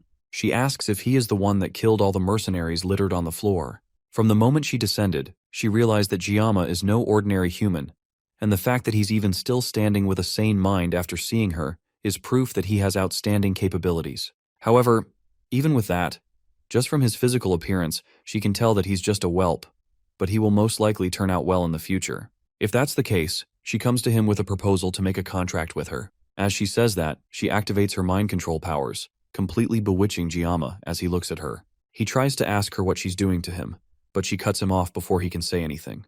Gama should be honored after all that a Legion commander would give him the special chance to become her slave. In the end, she knows that even though humans may act noble, they only end up judging each other and creating their own pecking orders. They chase after their own interests and kill others to cause pain. Instead of allowing him to live in a world like that, Agor is giving Gama a chance to dream a dream of glory with her. The mind control starts to take effect as her words sink into his mind. The more he thinks about it, the more he can't help but agree with her. After all, humans only judge others and stand in their own way. If he wants to survive, then accepting Agor's offer would be the right thing to do. On top of that, his ultimate goal of survival will be much easier if he sides with the Demon King's army. But his opponent is a demon, and not just any demon, but the succubus queen, Agor. That's why he has to fight her influence and make his decisions on his own. As his mind just barely manages to cut through her powers, Agor notices that he has undone her high-level magic. She starts to wonder if he broke free because she is currently inhabiting a pathetic vessel. She only made that contract with Lei Shen because of all her whining, but now she's starting to regret her decision. As she continues to complain about her host, Gama starts to laugh. He finds her nonsensical barking funny and couldn't hold back his amusement. There's a brief silence as Agor struggles to comprehend what Gama just said, and then he pulls out his sashimi knife to answer her question about becoming a slave. With one swift swipe of his blade in empty air, he tells her to buzz off. Agor smirks at his lack of manners as flames start to gather around them. Gama cuts through the flames that she effortlessly sends his way, and she even yawns while he works to dodge her attacks. But our MC isn't even moving at his full potential yet. He manages to move fast enough to cut her down, causing her to dodge and jump away while laughing maniacally. The more they fight, the more she starts to want him, even though her offer of making him her slave was only said half-jokingly. She decides to see how far his abilities can really go, and unleashes even more of her power at once, sending multiple fireballs at him. Gama cuts through all of them easily, pushing through the wall of flames, directly at Agor. His increasingly dazzling skills only make her more and more impressed by him. As he approaches her, she's forced to turn and run while he gives an endless chase. Gama has clearly gone past human limits, while she on the other hand is adapting much too slowly despite the fact that it has been several minutes since she descended. Our MC manages to catch up to her and turns to bury his knife in her back. This time Agor is genuinely concerned by just how fast Gama is to be able to catch up to her so quickly. The two of them collide, releasing a massive explosion that destroys the earth around them. As the smoke clears, Agor stands above Gama, easily holding back his knife that was about to stab into her just a moment ago. She comments on him having an impatient personality and asks him if he's in a hurry. He doesn't have to go anywhere since Agor has all the time in the world for him. Gama is in a hurry though, and he knows that there is no time to waste. With all his strength, he cuts through her grip, freeing his hand and pushing in for another attack. His body starts to glow with his aura as he pushes himself even harder to settle this fight. There's no time to waste, and the clock is slowly ticking down until his blessing of painlessness ends, leaving him completely vulnerable. Agor notices that he's somehow getting even faster, despite already overcoming what is humanly possible. The two of them continue to clash, sending sparks of flames shining all over the place as the seconds tick away. Their battle gets brighter and brighter until finally, his blessing of painlessness wears off, leaving Gama completely exhausted as he pants heavily, barely being able to stand as she towers over him. Agor, meanwhile, has nothing to show for the brutal fight besides a severely cut-up hand covered in flames. If it weren't for the clause that the humans and demons signed 700 years ago, this battle would have gone a lot differently. As she stares at her hand, she just can't get used to seeing her own red blood pour out of her multiple wounds. It almost feels like she has become human herself. And just like that, she uses her flames to completely heal up her arm, leaving her good as new. She approaches Gama, who can barely even stand upright anymore, and tells him that it would be a waste to leave him as just a human. He has a burning determination that consumes his body, and it captivates her. He may be lacking in manners, but Agor likes his fiery passion, and at his age, he might even have more potential than the other kid that was prophesied to be the vessel of the past hero. Agor laughs as Gama continues to glare at her defiantly. Now that she has almost adjusted to her new body, she starts to see Gama differently and wonders if he will be the one to fulfill the wishes of the demons. To find that out, Agor decides to give him one last test to see if he really is what she's searching for. She charges up even more flames around him as she rises up into the air and tells our MC that if he can survive her next attack, then he passes. The flames rise and form a ball in the Legion commander's hand, looking brighter and hotter than anything she has used so far. Giama's eyes start to glaze over as she charges up the attack. It's clear that he has no energy in him anymore. Agor tells him that he has to endure at least this much as she tosses the mini-sun over towards him. At the same time, someone else rushes in from the side, leaping up towards them and stepping in front of the blast to block it from hitting Gama. It's Siegfried, and he arrived just in time to save his young student from certain death. As he uses all his strength to block the burst of fire heading towards Gama, he tells our MC to pull himself together and snap out of his daze. Agor is mildly annoyed by the old man's sudden interference in their battle, and she tells Siegfried not to butt in between them. However, the old man absolutely cannot let Gama fall in battle, especially with all the potential he has shown. Since the Swordmaster has chosen to put his life on the line for Gama, Agor is more than willing to put him through the challenge to see if he can actually protect the younger boy. Meanwhile, Giama's consciousness floats in an empty space as he struggles to regain himself. His first thought is asking if he's dead, as he hears coughing coming from somewhere in front of him. He's just barely able to come to his senses and sees someone standing in front of him. The first thing he sees is a flaming knob where an arm is supposed to be, and as his vision clears, he sees the Sword Emperor standing in front of him with a missing arm. Despite his missing limb, the Sword Emperor is still determined to make sure that a peerless talent like Kang Gama isn't lost in vain to a pointless battle like this. With all his strength, he used his sword and his bare hand to completely block an attack from a Legion commander, and even as he lost his entire arm, he still stands in front of a student like a protective shield. All of this is because he knows that the boy he's giving his life to protect will surely become the link to humans and demons, and he will grow to become the hope that breaks the chain. He notices that our MC seems to have come to his senses and tells him to rest for a while till his body recovers. From what Siegfried can see, the situation is dire, and he needs to hold down the fort while his student rests. Gama points out that Siegfried has lost an arm, but the old man tells him now to bother about it. There's no need to use both hands to grip a sword anyways. For now, Gama has to focus on getting himself together. Agor is done letting them have their idle chit-chat, and she calls out to Siegfried. She doesn't understand how someone past their prime is taking her magic head-on. After all, he's just a mere human, and he should barely be able to think while around her, much less hold his ground like this. Siegfried doesn't answer, and instead tries to get a grasp of the situation he dove into. Right now, he's facing off against Agor, one of the Legion commanders, and for someone with such a high rank to show up, they need to use flesh as an offering to loosen the barrier between the demon realm and the human world. From there, they can possess a human body which acts as the catalyst. Because of the backlash from the whole process, demons can't bring out their full strength while possessing someone, but that doesn't change the fact that they are unstoppable disasters whenever they appear. Fortunately for them, it seems that Agor and her current host body aren't a good match. For her to be struggling against Gama is understandable considering just how overpowered he is, but she's even getting pushed back by a dying old man. She doesn't know what trick Siegfried pulled to be able to hold out against her for so long, but she'll make sure that her next attack won't end with him just losing her arm. With that, she makes another charge towards him, and Siegfried responds in kind, rushing towards her with his sword held in his one good arm. The two pass each other, and our grandpa manages to chop off her arm as payback. Agor screams out in pain and anger as her flaming arm falls limply to the ground.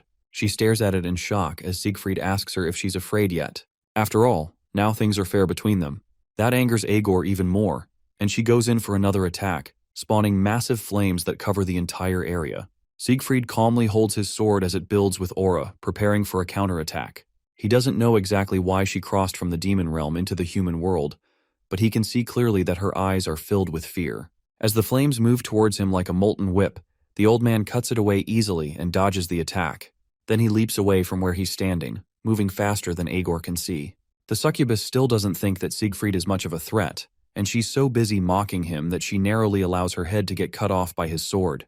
In an instant, Siegfried appears beside her, swiping his sword at her neck, which she very narrowly manages to dodge. Siegfried has such a dense aura around him that she can't even sense his movements around her. That's when she takes a moment to seriously look at his face and realize that Siegfried is a descendant of Aaron, one of the heroes of old. That may be the case, but Agor tries to calm herself before panic washes over her. After all, Siegfried is still just a human with a body far past its prime. There's no need for her to get so worked up over someone like this. She flies up into the sky to put some distance between them, then summons a barrage of flaming spears above her head. Descendant of Aaron or not, there's no way a body as frail as Siegfried's will be able to dodge this next attack. The spears fill the sky and the heat is so overwhelming that even the clouds start to give way. She laughs like a maniac as both Gama and Siegfried realize that this next one is going to be tough to dodge. Without giving them more than a second to think, she unleashes the flaming rain down to the ground. Siegfried may be old, but he still has some spring in his step, moving fast enough to dodge the rain of fire. Gama can do nothing but watch and call out for his teacher.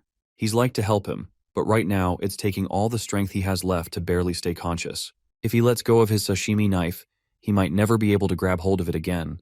Giving up his blessing in this situation would basically be suicide. Siegfried continues to jump and avoid the molten spears as they rip apart the ground around him. With his one good arm, he slashes his sword at any attacks that come to close, perfectly cutting the fire spears in half. Even Agor commends him on his impressive display with such an old body. She upgrades him from a meddling bug to a scurrying rat in her eyes, but the attacks are still falling and they don't seem to have an end. Siegfried hasn't just been blindly dodging them this entire time, though. He's been getting closer to her with each step, and now he's within jumping distance. As he closes the gap, he agrees with her that demons are absurdly stronger than humans. In fact, in his youth, he resented the world after coming to terms with that fact and understanding that his effort alone wouldn't be enough to overcome it. But he has realized something now that he has reached old age. Agor mocks him as he speaks, but even though her words are dismissive, she can't ignore the raw skill that shows off just how experienced the old man is with the sword. Siegfried is almost within striking distance, and she still hasn't found a weakness to exploit. Then she notices it right as he gets closer. His left side where his arm is missing is wide open and a sitting duck for an attack. She smirks as an idea comes to her head and tells Siegfried to keep babbling. The old man leaps into the air, getting closer to her, and with his sword primed for the final slash, he screams out to Agor. He tells her that humans can develop and evolve even in hopeless situations, and that's what demons fear the most. That's why they are constantly trying to invade the human world.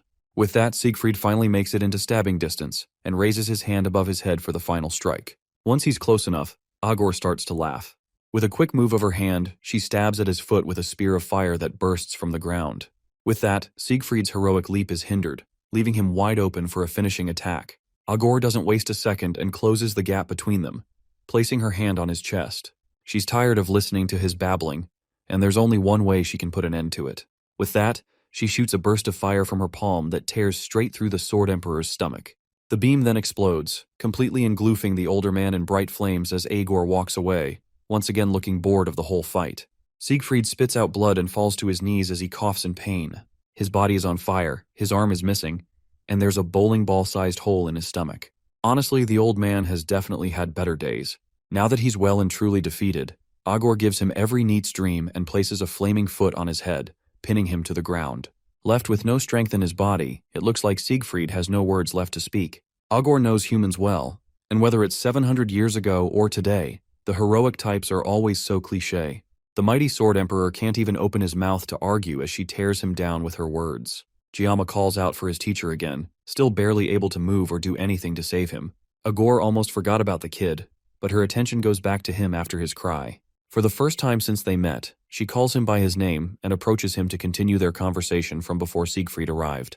Now that the intruding matter has been taken care of, it's time for her to give him the results of the test she gave him earlier. The Sword Emperor tries in vain to yell for his student to run, but it's already too late. Gama passed her test, and as a reward, he gets another taste of mind control.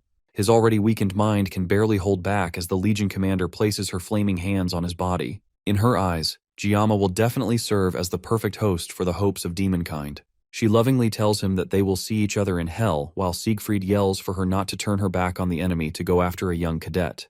Agor laughs at his attempts to save our MC as she prepares a seal on her tongue. She doesn't feel like hanging out with an old man like Siegfried, and her attention is fully on Gama. She leans in and places her tongue on his forehead, giving him a devil mark as a seal of approval for passing her test.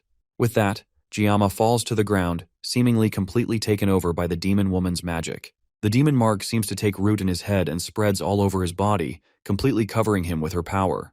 The system immediately detects the unauthorized external intrusion and starts to freak out. It activates its self-defense program automatically. But just like with the Sword God's blessing, the program cannot execute because the user's level and the word line are too low. So instead, the system uses Yggdrasil as a catalyst to temporarily increase Gama's level. Then it uses its restraint to readjust and synchronize the word line. If you have no idea what this means, dear user, it means that our OPMC is about to get absolutely busted, and Agor is cooked. Gama's synchronization level increases from 12.7 all the way to 99%, and then finally 100. With that, the condition for his mysterious locked power has been met, and Gama is about to wake up. Meanwhile, Siegfried still tries to fight against the overconfident demon, but in his weakened and bruised state, he's barely a threat. He's a lot slower, but even Agor can't help but commend the fact that he's still moving despite his injuries. It's not too much for her to understand though, since bugs are known to keep moving even after their heads are cut off.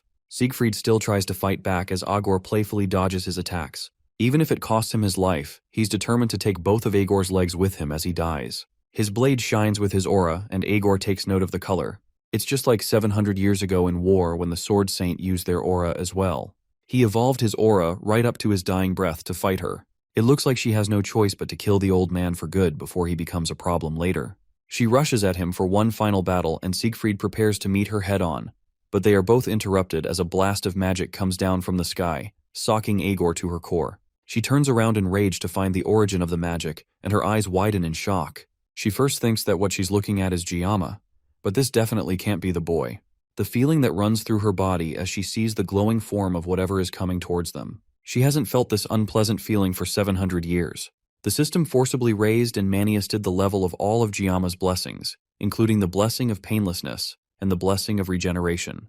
Then it used the blessing of transference to halt the world line's pain and damage with the other two blessings. Agor grits her teeth in anger as she stares at the person that dares to interfere with her plans. Then she calls the person in the air above them, Joaquin. Gama descends from the sky towards them, and the blessing of the Sword God has been temporarily disabled in this new form. Instead, it announces that the gods should bear witness as he wields the blessing of pseudo-invocation. Elsewhere on the island, Abel rests her sword against her back as she walks through the dense forest. Today is the last day of the training exercise, but something is clearly wrong. It's almost 7 o'clock in the morning as Ryoho checks her phone to make sure that she's not going insane. Weapon wakes up behind her and asks her what she's doing walking around when it's not even dawn yet. But she tells him that dawn is already over. Sunrise was a long time ago, and yet the sky is pitch black, as if it were still the middle of the night. Regardless of what's going on though, it's about time for the cadets to head back to the academy, and they will all eventually meet up there. Even Kloe and Rachel, who are fast asleep while dreaming of Kang Gama. The other cadets are also waking up and realizing that it's time for them to reunite at the return point, and Ryoho is sure that many others have already gathered there since yesterday. No matter what is going on, Ryoho is sure that this isn't a good sign for them. Back at the battlefront, the smoke doesn't show any signs of clearing as Gama calmly floats down to the demon and human who were just about to kill each other not too long ago. Agor still can't believe that Joaquin of all people would suddenly appear out of nowhere. And for the first time in the entire battle, the fear that Siegfried has been seeing in her eyes is now written clearly on her face. But as our MC's feet touch the ground while crackling with electricity, Agor gets her first good look at the person that has appeared in front of them. It's not the Joaquin that she's been scared of for 700 years, but instead Gama, who she was just playing with like 5 minutes ago. Now that she has a clear look at him, she realizes that it was careless to think that this would be Joaquin. No matter how strong he was 700 years ago, he's still human, so there's no way that he would still be alive. But that doesn't change the immense feeling of dread that's washing over her as Gama approaches her, and at this point, even her judgment is starting to slip as a result. And where is Siegfried during all of this chaos? He's basking in the light of a new god. As soon as Gama gets close enough to him, his knees buckle, and he gets down in respect. Gama stares at him for a moment before raising his hands, and Siegfried's wounds immediately start to heal and seal up. Once Siegfried has been taken care of, Gama closes his eyes to concentrate. Then he opens them, unleashing a burst of power as the electricity that was coursing through him earlier starts to engulf the entire area. In a flash, he disappears, and before Agor can even blink, he reappears behind her and starts walking towards her. Meanwhile, the Legion commander is petrified with fear as her brain struggles to figure out just what the heck is going on here. She can't get a clear grasp of his form at all, and it's almost as if his new powers are beyond her comprehension. She starts to wonder if it's because of the Lucy body that she's inhibiting, but it's definitely more than that. This entire situation is just beyond understanding. One thing that she's definitely sure of, though, is that this guy is surely not human. If that's the case, then she has to take back what she said a while ago. She apologizes to Gama for taking back her words as she reaches under her, drawing magma from the earth for one massive attack. It's a shame that she has to give all her strength to take him out now. His body would have made a fine vessel for someone else. But if she doesn't take him down here, then he will definitely become someone that blocks the path of the rest of demon folk. Gama stares calmly at her as she charges up a powerful attack in her hands, and the magma from below the earth breaks through the ground and takes shape in front of her.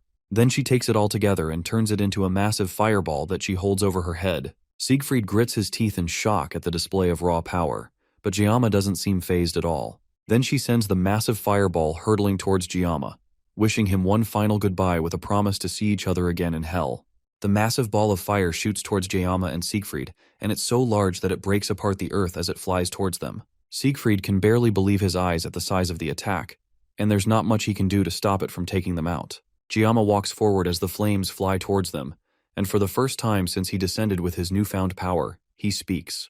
Inside him, the system runs through multiple calculations to keep his new form active and maintain all his blessings at once. Considering the world line values that were tampered with, the manifestation time is limited to 60 seconds, meaning that Gama doesn't have a lot of time to finish this. But considering this new form, it's not like he needs a lot of time anyways. The world itself seems to freeze in place as Gama walks towards the fireball with only one intention: to cut it as perfectly as possible. Several potential cutting lines appear on the massive blazing ball, but only one looks usable. He focuses on it and activates one of his new powers called Thousand Sword, which slices the fireball and goes beyond it to even cut down Agor, who still has her hand outstretched. The ball of fire explodes in a burst of energy, filling the area with a blinding light that overwhelms everything. Once the light dies down, Agor's body falls to the ground, split perfectly in half from Giama's power. She falls to the ground, with no energy left to spare. Then her eyes look to the sky as it starts to brighten. Around the island, the other students also point and look at the sky in shock, and they can barely believe what they are seeing. The sky, which was dark not too long ago, has opened up with a perfect cut going straight through it. The other students don't know what's actually going up, and they all just think that the sunrise on this island just happens to be really weird. Back with Agor, she struggles to even breathe properly as her blood pools around her in what looks like molten magma. She can't regenerate her body, and it feels like even the very source of her mana has been cut. At this rate, she's going to die soon, and there's no way to save herself. Beside her, Giama's transformation falls, and he's barely able to keep his balance before falling to the ground. It looks like the transformation took all the power from his body, leaving him unconscious right in front of Agor. The Legion commander sees her chance and starts to crawl towards the unconscious boy. She can't accept the fact that she's going to die so pathetically, but more importantly, from what she's seeing, King Gama will turn into a calamity for the demon folk. She uses the last of her energy to activate one last powerful spell called Flamma and aims it at Gama. Even if she's going to die, this is her only chance to save her race before it's taken out. But her spell casting is cut short as a sword goes straight through the back of her head, all the way out of her mouth. She's just barely able to turn around to see Siegfried burning the sword into her neck. He warned her not to turn her back to the enemy after all, and her carelessness is just like the 6th Legion commander Basman. Still, to him, she's tougher than Basman, but this is where her story ends. She has one last chance to curse at him before he fuels his sword with his aura, driving his energy into her and killing her from the inside out. Her screams eventually die down until they are nothing more than pained, muffled yells. Then her body slowly decays and fades away as she disappears into nothing. As she dies, Siegfried finally announces that his name is not Aaron's descendant. It's Siegfried von Nibelung. Then the Sword Emperor turns his attention to the unconscious Gama still laying defenseless on the ground. He goes to turn the boy up and check his body to see if he's okay. His breathing is steady, and although there are some blocked blood vessels, He has no fatal wounds and only seems to be asleep. Thankfully, his life is not in immediate danger. Now that he has confirmed that, Siegfried wonders just what the hell Kangeyama is. Earlier, after Jayama manifested his new form, Siegfried compulsively got to his knee as a show of courtesy. That act wasn't on purpose, and it was just an unconscious response as a swordsman. Long ago, since ancient times, humans have believed that an incomprehensible will resides within all creations. Storms and floods, lightning out of a clear sky, comets falling from the night sky, and even supernatural or superhuman forces have always been objects of fear for humanity. But ironically, people worshipped these transcendental powers in hopes of receiving blessings and protection. Over the years, people began to call such things calamities or gods. As the students gather towards the exit gate, those closest to our MC break their way to the front of the crowd. Ryojo comes just in time to see the peak of the chaos as Jayama gets carried out of the area in a stretcher. To her left, she sees Kloe trying desperately to claw her way to Jayama's side while Rachel holds her back, and to her right, Abel falls to her knees as she notices her grandfather missing an arm. Something had happened, and it was deadly serious. By the next day, the news and the internet fills with speculation about what exactly happened in Avalon that left a student near death, and the Sword Emperor without an arm. With the significant loss of power due to his injury, the entire world can do nothing but speculate if someone else would rise among the 7-star heroes. As Ryojo scrolls through the news sites, she predictably can't find any news about Jayama. Even the other students whisper among themselves as they wonder about the special student not being around and what happened to him in Avalon. Their gossip gets a bit too grim for Ryoho's taste, so she calmly tells them to shut up and go talk in another corner. Although they were talking about how Jayama might die from his injuries, Ryoho knows that a guy like him wouldn't be taken out so easily. Kloe, on the other hand, hasn't stopped crying since the last day they saw Jayama. At this point, it's been over a week since any of them had seen him, so it made sense to start getting worried. When they tried going to see him in the medical bay, they were denied, even though they were cadets just like him. It was some kind of direct order from the director, which meant that it must have been related to the Sword Emperor. After they finished their special exam, Avalon Island turned into a boiling sea of lava, and there was a blanket of eerie mana over the whole place. Add that to the fact that humanity's strongest lost his left arm, and the only real conclusion was that a demon or demonoid had invaded the island. Ryojo came to that conclusion rather quickly, and immediately went investigating for information on it, but there was nothing on it. On top of that, Director Medea cut off all outside contact, claiming that she would take care of everything herself, meaning that not even the media could get any new information. That means there is nothing she can do to help Jayama, and that fact is just frustrating. On top of that, the last time she met him, he flicked her forehead. Now she is worried about her and wants to get revenge. In another class, Rachel and Abel have their own conversations about the situation. Abel specifically is lost in thought thinking about what happened to the Sword Emperor. Thankfully, he is alright and is even set to make a full recovery, except his arm of course, but that isn't what's on her mind. When she went to meet him in the infirmary, she found out that he was the one personally taking care of Jayama for reasons that he wouldn't tell her. Every time she hears about Jayama, there's always something mysterious about him, and now it seemed like he was hurt while helping her grandfather. Elsewhere, Clady von Beimhark downs an entire bottle of whiskey in frustration. Things were only getting more and more troublesome for him, and none of his plans were working out. Now even the undertakers that he hired never returned. Medea, on the other hand, is equally as frustrated, but not for nearly the same reason. In her office, she sits and chats with the Sword Emperor about Jayama's condition. Not too long ago, Jayama was heavily injured, but now he is suddenly healthier than he was before the incident. It's only natural that he would heal so quickly considering that Medea dispatched top medical officials to take care of him. But Siegfried was a different question. He had lost his arm after all, but somehow he was completely fine. Even the doctor that looked after him couldn't explain how Siegfried had recovered from everything, even the illnesses he had before he went to Avalon. All these things going on are nothing but a headache to Medea, who couldn't for the life of her figure it out. Siegfried has also been acting weird and never left Jayama's side during his recovery. Now that Jayama is awake, she was hoping that Siegfried would finally tell her what actually happened. Siegfried had been trying to gather his thoughts as well because a lot really did happen on Avalon Island. Now that things were back to somewhat normal, he could finally tell her what happened. He tells her about Agor appearing on the island, and just as quickly, he tells her about the fact that she was eliminated. That makes no sense to Medea since there's no way that Siegfried would be able to take down Agor alone, which only left one conclusion. The one who defeated Agor was Jayama. Siegfried promised to tell her everything once they were all together, but for now, they had the right to rest for a bit. Outside, in the school courtyard, Speedweapon tries to cheer up his club friends by designing new posters to recruit members. They always relied on Jayama to run the club, but without him around, it's time for them to do things for themselves. The poster is absolutely hideous though, and Kloe wastes no time ripping it in half. As Kloe and Speedweapon argue between themselves, Ryoho touches the empty spot beside her, longing for Jayama. Even the sweets she used to enjoy weren't as sweet as she remembered. As she sulked, the sounds around her suddenly changed with Kloe and Speedweapon excitedly running towards someone who just arrived. She turns her head and sees Gama standing with them, and immediately gets up and rushes towards him, flicking him in the forehead as soon as she gets close enough. Then with a smile, she welcomes Gama back. In a different time, Gama stands in front of the school looking over the entire courtyard. The floor around him rumbles and heavy winds threaten to push him back. Not long after, several knives similar to his own fly out from within the school, launching straight at him. Gama is quick to react, parrying and blocking all the knives that come his way, and by the time he's done fighting off the barrage, space itself has torn apart. Above him,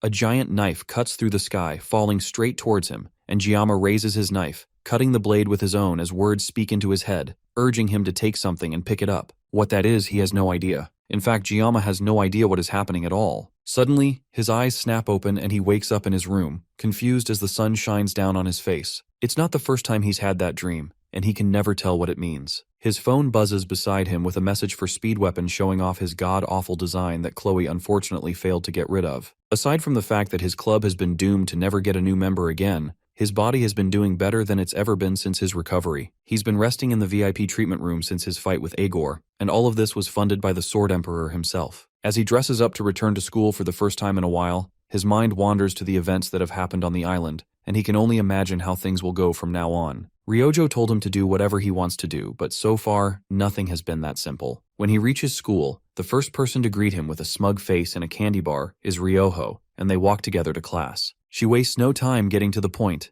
asking him to tell her just what in the world happened in Avalon and why he was hospitalized for so long. It's not an easy topic, and no matter how much she bugs him, it's not something he can just reveal. Gama ignores her rather annoying pestering and distracts her by sending the picture of the posters Speedweapon had put up earlier. That diverts her attention, and he sends her off to deal with it. Elsewhere, Medea and Siegfried meet in her office once again. This time, Gama politely enters to join their meeting just in time to start their discussions. Medea looks at him with worried eyes and gets straight to the point, discussing how he took down the 5th General Agor. Although it undeniably happened, Gama sees the whole thing like it was some kind of weird dream. Medea notices his tension and tries to change the topic, but Siegfried brings it back, confirming once again that Gama really was the one who took down the demon general. After all, he was there to witness it, and the world's strongest has no reason to lie. Beyond that, the demons must have sensed the disturbance by now, since before this point, no human could stand against a demon at the level of a general. How Agor made it to the human realm in the first place is a mystery, but their motives are pretty clear. She must have come down to try and prevent something,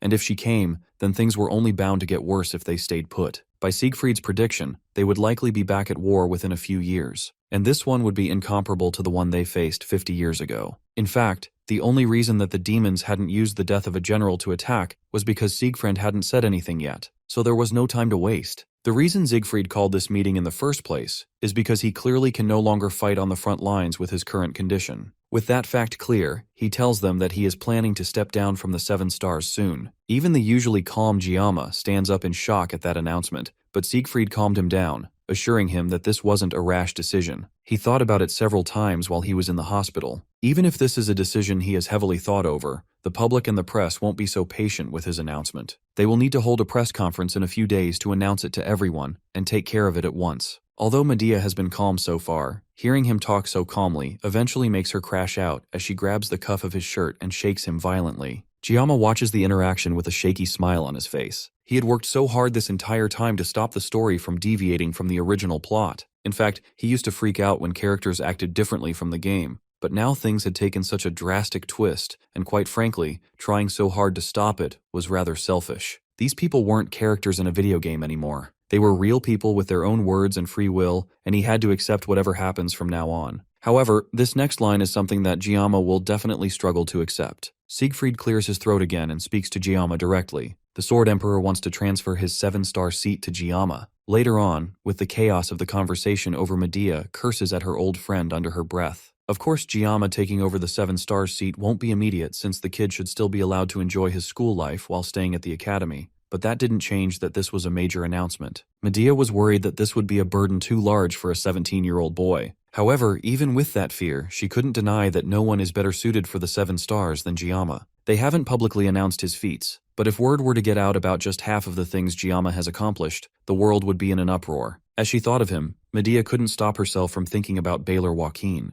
She caught her tongue before she could fully utter the name, but the thought remained. It's not like she didn't understand his decision. After all, the absence of a 7-star hero could cause a commotion in both the human and demon realms. That didn't change the fact that they still needed the agreement of the association and the other 7-star heroes. This whole thing was just going to be one big hassle. Meanwhile, out in the hall, Gama and Siegfried made their way out of the administration quarters. There was no better moment for Gama to ask about the decision to make him a 7-star hero seat than now, and the Sword Emperor knew that. The older man apologized for how sudden everything seemed to be, and prefaced the topic by asking if Gama knows why there were only 4 seats in the 7-star heroes. The obvious answer would be out of respect for the allies who had passed away, but that wasn't the entire truth. The real reason the seats were empty was because there had never been anyone worthy of taking up a seat. The demons are much stronger than humans. Even in the original Blessing of Miracle game, demons had crazy stats that made fighting them a very difficult task. So it made sense for the heroes to only take in people that were of sufficient strength. If a 7-star hero were to fall to a demon, then humanity would be doomed. However, these days, the meaning of the heroes has lost their power. Now, greedy people use the name of the 7 stars as a form of political power. One of the names that immediately comes to mind for Gama is the Prime Minister of Japan, the absolute Bo Saki Kojima. In the game, he never made a personal appearance apart from being mentioned, and Ryoho has never talked about her family directly apart from once saying that she hates the 7-star heroes. Everything Siegfried said made sense, but none of it answered why he chose Gama as the one to take up the next seat. The reason is because Gama is much stronger than Siegfried by a high margin. On that note, Siegfried has some questions of his own that need to be answered immediately. One of them was asking Gama if his power had some kind of time limit. That statement caused our MC to freeze as he wondered just how the Sword Emperor could have possibly figured out his secret. Siegfried rushed to calm the student down, assuring him that it was only a guess. He figured it out after seeing during the test and at Avalon Island that Gama would collapse after a minute. Since the older man had figured out the gist of it, Gama decides to reveal the rest voluntarily. He tells Siegfried about the immense pain that he feels when he uses his sword god blessing and how he nullifies it with his painless blessing. Of course, for his own safety, he didn't go into much detail. He trusts the Sword Emperor, but there was no reason to recklessly go revealing his weaknesses. This was just a hopeful method of getting insight from an elder. Thankfully for him, though, Siegfried promised not to tell anyone about his interesting idea of using 2 blessings to complement each other. Gama's talent was undeniable, but it wouldn't do him well to fight on a timer forever. It's important to use his power as needed, and to master that, he will need an experienced master. And it just so happened that Siegfried is seeking a talented disciple. This is yet another decision made by Siegfried that Gama will be his disciple after he retires. Before he leaves finally, he hands Gama a tie that Abel asked to give him. Then with that, heads off, wishing Gama a peaceful academic life. Our MC, on the other hand, is beyond confused at all the sudden lore dumps and decides that he will find a way to talk Siegfried out of all of this later. He heads back to his dorm for the night, and as he goes to sleep, he's struck with another dream. Just like every other time, he's fighting off barrages of knives while the world collapses around him. And just like last time, the dream comes to a climax as a giant knife appears in the sky. This time though, instead of rejecting it by cutting the knife, he takes Siegfried's advice of making the power his own and drops his own knife, deciding to accept the power falling towards him. The knife strikes him straight in the chest and he doubles over in pain as strange power fills his body. The power flows around his body for a moment and then leaves him, forming into a body directly behind him. Then a voice greets him, and Gama turns around to see a strange entity made of energy. At first he thinks that this might be the GM.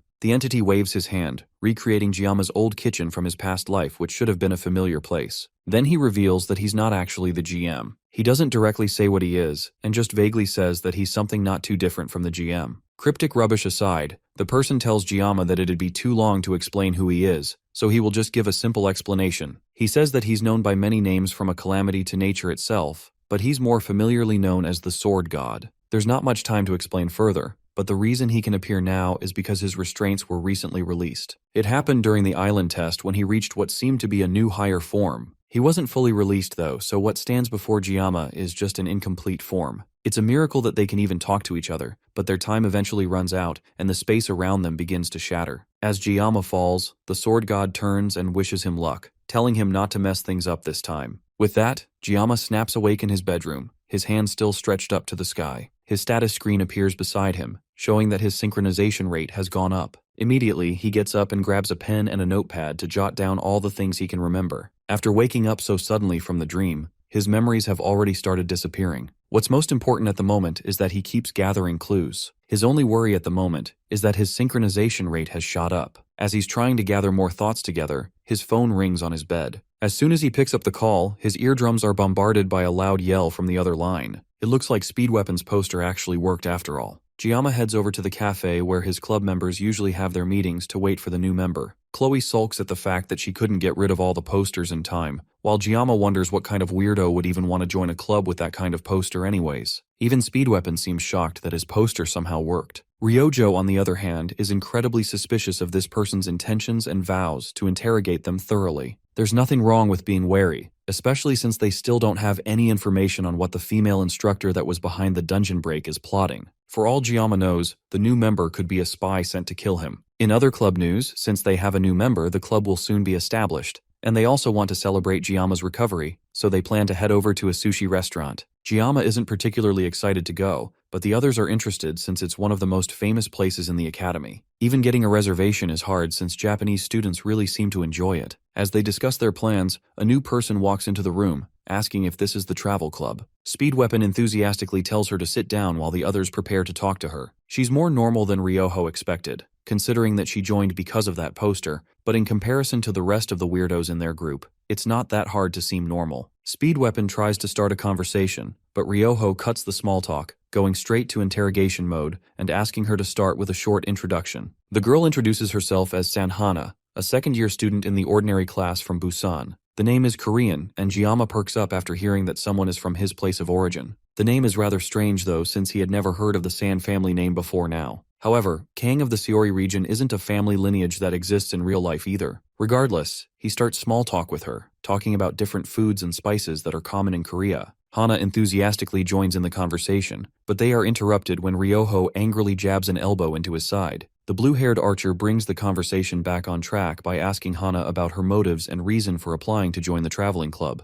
The reason is rather simple. She saw the poster that said that the primary activity of the club seemed to be traveling and clearing dungeons. Her marks have been underperforming for the year, so she wants to clear a few dungeons to boost her scores. Ryojo corrects her by saying that the primary focus of the club is actually traveling, and clearing dungeons is just an additional feature. On top of that, there are plenty of clubs that have a larger focus on clearing dungeons. That may be true, but for a second-year student in ordinary class, it's hard to find a club that would let her join in the first place. Ryojo, as well as the rest of the group, is caught off guard by her surprisingly honest answer, and she changes the topic, asking what weapon Hana prefers to use. She doesn't really have a specialized weapon, and instead prefers to use her fists. Once again, Saki is caught off guard by her answer, and it's rare to see her lose in a match of words so frequently. The two girls have a staring contest for a moment before Saki finally relents. Gama also studies her as the conversation continues. After dealing with so many customers in his old job, he has developed a skill for sorting people into different groups based on their small habits. Based on his intuition and also small signals he gets from Ryoho, he welcomes Hana into the travel club. Since she's officially part of the group,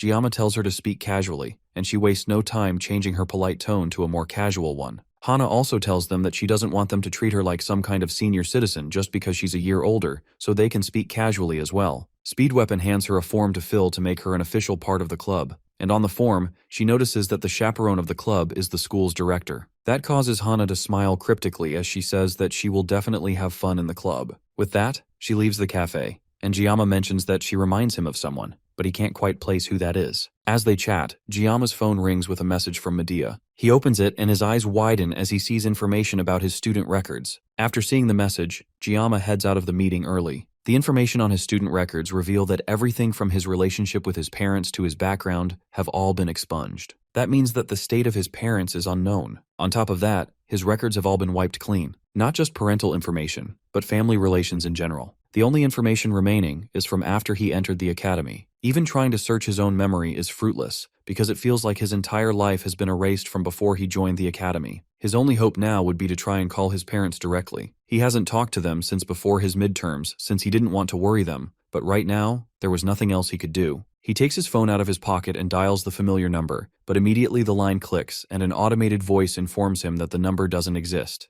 Gama's fears have been answered. He heads to a nearby bench even as rain begins to pour around him and takes a look at the photos of his family. Even that has started to slowly fade away, leaving him with absolutely no evidence of his life before he joined the academy. The two of them were merely existences to facilitate his adaptation into the new world. Someone set up this chessboard for him to play on. Maybe the GM or the sword god, or maybe both of them. Someday, he would find out the truth of all of this. That he was sure. Elsewhere, as the sky darkened around the school, Rachel walks through the school halls with her usual army of men trailing behind her. Before entering her classroom, she turns and calmly rejects all of them before making her way into the classroom. As the guys argue with themselves outside the class, Rachel sighs in annoyance as she sits beside Abel. The blue-haired girl immediately notices that her seatmate seems off today, but Rachel breaks the silence first and asks Abel for some advice. Despite her confidence in her looks and her strength, she's been feeling her self-confidence tanking recently. All of this is because of Kangjiyama. Abel shivers at the mention of our MC's name, and Rachel is quick to notice. It doesn't take a genius to figure out that something might have happened between them at Avalon Island.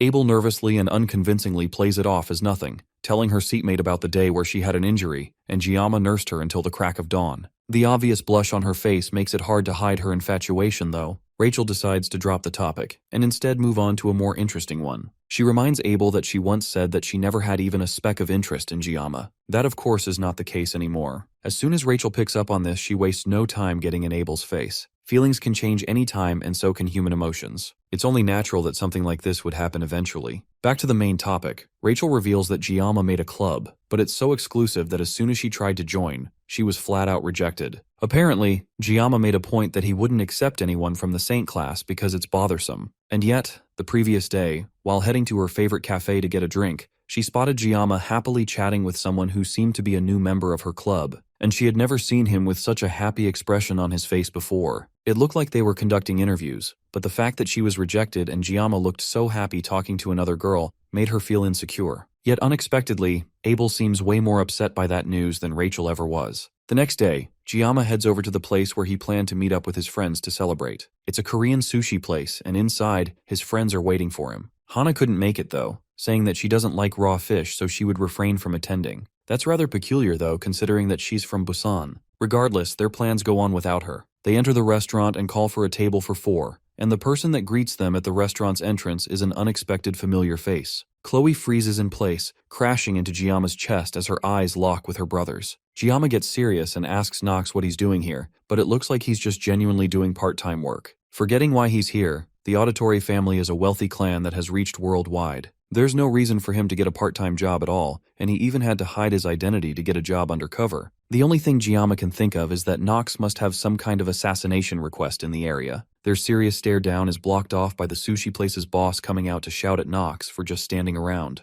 The other 4 also decide to head off and not disturb the redhead while he works. They sit down and take a glance at the menu as they decide what to order. Meanwhile, Kloe is still uncomfortable with the appearance of her brother. The relationship with them is still really stiff, and it's especially sad because Kloe had been looking forward to this gathering the most. Ryojo interrupts their sulking by bumping shoulders with Giyama to draw his attention. She asks him what he wants to order, and while she talks, Giyama can't help but notice the class difference between them. Their order arrives, and although everyone else is impressed and immediately dig in, Giyama hesitates as he scrutinizes the food heavily. As he talks about the shabby knife skills of the chef, a gruff voice calls out to him in broken Korean, demanding to know what Giyama just said. Giyama, who is no stranger to sudden confrontations, calmly repeats what he says about the chef's skills, which only pisses the man off more. He demands for Giyama to come up to the kitchen area and show him what real knife skills look like personally. Giyama remains calm as he wonders how the man has such keen ears. Whatever the case, he's not one to turn down a challenge when it comes to food. He stands and prepares to go and take on the challenge. The chef laughs at Giyama's courage, and even sweetens the offer by saying that if he can make a better meal, then he will get his food for free. The blonde chef is confident that Giyama is in over his head,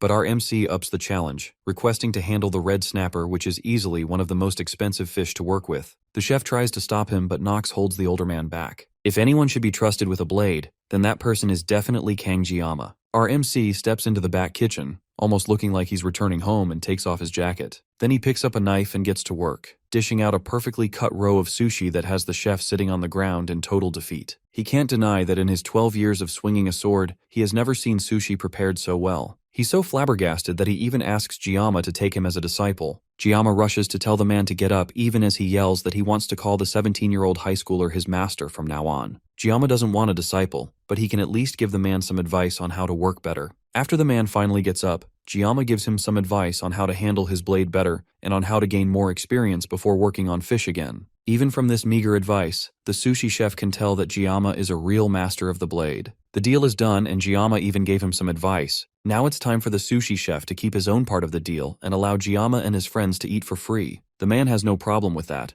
and even goes as far as allowing all the customers in the restaurant to eat for free. Gama works tirelessly in the kitchen, expertly cutting fish with a smile on his face. His friends watch him from their table, wondering if they have ever seen Gama make that type of expression before. Since he's working so hard, Speed Weapon suggests that they go and help him out. Ryojo also joins him, calling for Kloe to follow. Before the redhead can get up and join their group, her brother appears beside her and offers to teach her how to work in the kitchen. By the end of the day, Gama stands outside as the party winds down. It was supposed to be a club celebration, but he ended up getting carried away and couldn't resist showing off a bit. Regardless, 50 seconds was just enough time to prepare 3 fish, and after spending so much time cutting down demonic beasts, cutting fish like he used to feels refreshing. Nox comes out from the restaurant, claiming that Kloe said that he should go talk to our MC. It turns out that Nox is working a part-time job because the last time they met, Gama told him that he will need to get a real job to learn more about life. It looks like he's taking that lesson way more seriously than Gama thought he would. Although he refuses to accept that he was simply taking Giama's advice,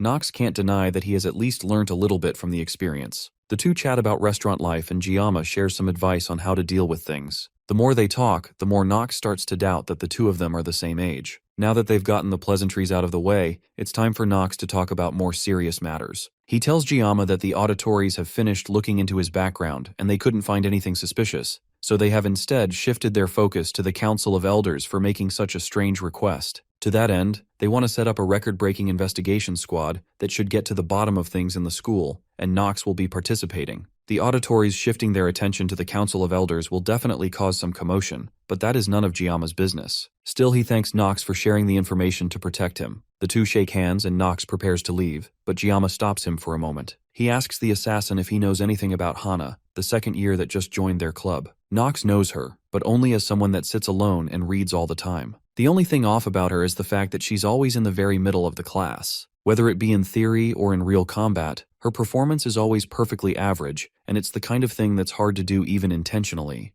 Gama ponders the information for a bit, but their conversation is broken as the sushi chef comes barging out of the restaurant looking for Nox. His tone immediately softens as he sees Nox with Gama, and the chef rushes out to give Gama a gift. It's his sushi knife that he has used for a long time. Gama initially doesn't want to accept it, but the sushi chef claims that because he was in the presence of a real master, there's no need for him to care so much about his tools when he hasn't even mastered his skills yet. Gama reluctantly takes the knife and takes a look at it. It looks crazy expensive at a glance and looks to be crafted more like a weapon than a simple cooking knife. He takes a while to stare at it, wondering what he should name the blade. Then a memory pops into his head of his family and his past life, and he decides to name the blade Everfrost in respect to his past. Elsewhere on the school grounds, a gathering of suspicious-looking people move together towards a dark alleyway where a man in a mask is waiting for them. The man greets them all and thanks them for taking the time to come out. Then he reveals himself as the professor. One of the people doesn't look or sound impressed by the professor's ominous entrance. He impatiently asks the masked man to tell them what he wants from them quickly since they are so busy. The prof responds by simply laughing, which causes the man to get angrier and demand to know what he thinks is so funny. To the prof, this guy is just someone drunk on newfound power, and the mention of that makes the man snap and charge up his ability, transforming into a massive beast and rush towards the masked man, prepared to kill him and anyone else who shows up. However, he severely underestimates the power of this mysterious newcomer. With a simple wave of his hand, the prof reduces this mad beast to nothing but a few floating limbs in less than a second. Everyone that witnesses the power is shocked by the prof as he tells them this is just an introduction. With that out of the way, he offers to move on to more pressing matters. Instructor Kim, who is part of the crowd, knows this man as the second General Kwarn, and as soon as she thinks about him, the masked man calls her out to come and explain the details of what's going on. Instructor Kim, a student of Agor, reveals that her master was not killed by Swordmaster, but instead, she died at the hands of a single student named Leon van Reinhardt, the next hero. The next morning, Gama ponders over the information he has gathered. Now that the Council of Elders had made their dire mistake of trying to use the auditories as hunting dogs, Gama has gained the Assassin clan as allies. That was also a part of the game where parties that sought to weaken Leon disappeared in the game later on. That means that our MC is now in a similar situation, gaining powerful allies that should be willing to fight for him going forward. Thanks to the auditories, he should soon be able to find out the truth about everything that's going on. The only thing he hasn't fully tracked down is the mysterious female instructor. He learned a bit more about her from Agor. Apparently she's someone two-faced who got her contract after some constant whining. Villains can easily change their appearance, so taking her words literally might be a problem. But a villain can't change their eye color and their gender. Still, purple hair and eyes aren't uncommon at all in this world, and there are limits to how much he can sense with the sword god blessing's sensing abilities. More importantly, our MC also lacks knowledge about magic, which makes it even more difficult for him to know where and how to understand certain things. Now's not the time to do things in the shadows. He needs to be direct and brave, and to do that, he needs to start by learning new things. Maybe it's time to visit Professor Damien. As he continues pondering his options, his other club members come barging into the cafe, with Ryoho and Speedweapon arguing about something. The source of their argument this time is because the anniversary of the day Baylor Joaquin sealed lichen is coming up. This day is special because several important people are scheduled to be at the school for the event. One of the strongest assassins known as the Old Man of the Mountain, as well as the next master of the Iron King family, Mao Lan,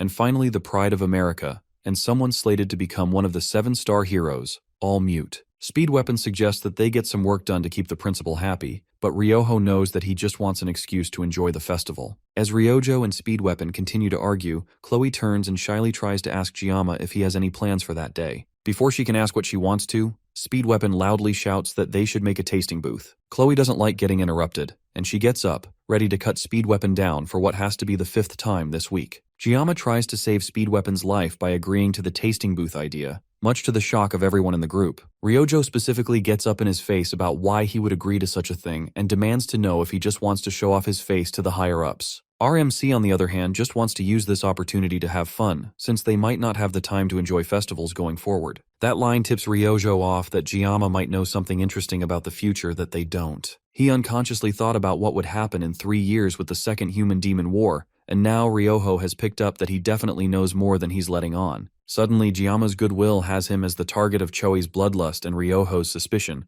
and he turns to Weapon for help. The orange-haired boy comes to the rescue by suggesting that he'll make the poster, getting the 2 girls' attention back on him. The archer gets up, finally frustrated with Speedweapon's impulsiveness, and demands that it's time for them to decide who's really running the club after Gama. So she demands that they have a duel to set the hierarchy of the club straight, so that he stops saying stupid things. Weapon agrees, and the 2 head back to Ryoho's dojo to have a battle. The 2 stare each other down, and Speedweapon tries to think up his advantages in this situation. Ryojo's main weapon is a longbow, and since they aren't in a subspace, she can't shoot, so all he has to do is keep his distance and stack debuffs on her till she's weak enough for him to attack. Hana acts as the referee, signaling for them to fight, and Ryoho immediately starts by drawing her bow. Speedweapon is thrown off by this, but his plan doesn't change. All he has to do is make sure that he stacks debuffs on her properly, and things should go well. Except, in an instant, Ryoho is right on top of him before he can react, and as he tries to talk to her, she slams her bow into his back, sending him flying out of the walls of her dojo. The rest of them stand shocked, and Ryoho cutely asks what Gama thought of the fight. Meanwhile, Speedweapon hurriedly applies healing buffs on himself as he lays outside in pain. The next day, with 4 days left till the festival, everyone's packed with work as they try to set up their booth. Kloe is the kitchen assistant, and her job is to help Gama as he prepares the food. Hana will be in charge of buying ingredients and general management, while Speedweapon will be in charge of general operations and ordering the items that they will use for setting things up. Finally, Ryoho will take care of the PR, as well as administration duties and designing things that will advertise the place. In such a short amount of time, they had set up a small group to handle the stall, and things were progressing smoothly. In his past life, Gama never had the time to truly enjoy a festival. He had been working since he was 17, and that left him no time at all for leisure. Maybe that's why he was so drawn to the Blessing of Miracle game, because he had secretly hoped to have a normal, boring life. Obviously, those plans in this world were killed the moment Leon was noticed by the demons in their 2nd year. That also means that this will be the last festival he will ever attend at the academy. His sad thoughts were a bit too obvious on his face because Hana comes to his side not long after and asks why he looks so sad. He wonders if she's reading his mind or something, but decides not to mention it. Instead, she tells Ryoho that he will be stepping out for a bit to take care of some things. He heads over to Professor Damien's office and finds the man brewing some black tea from Russia.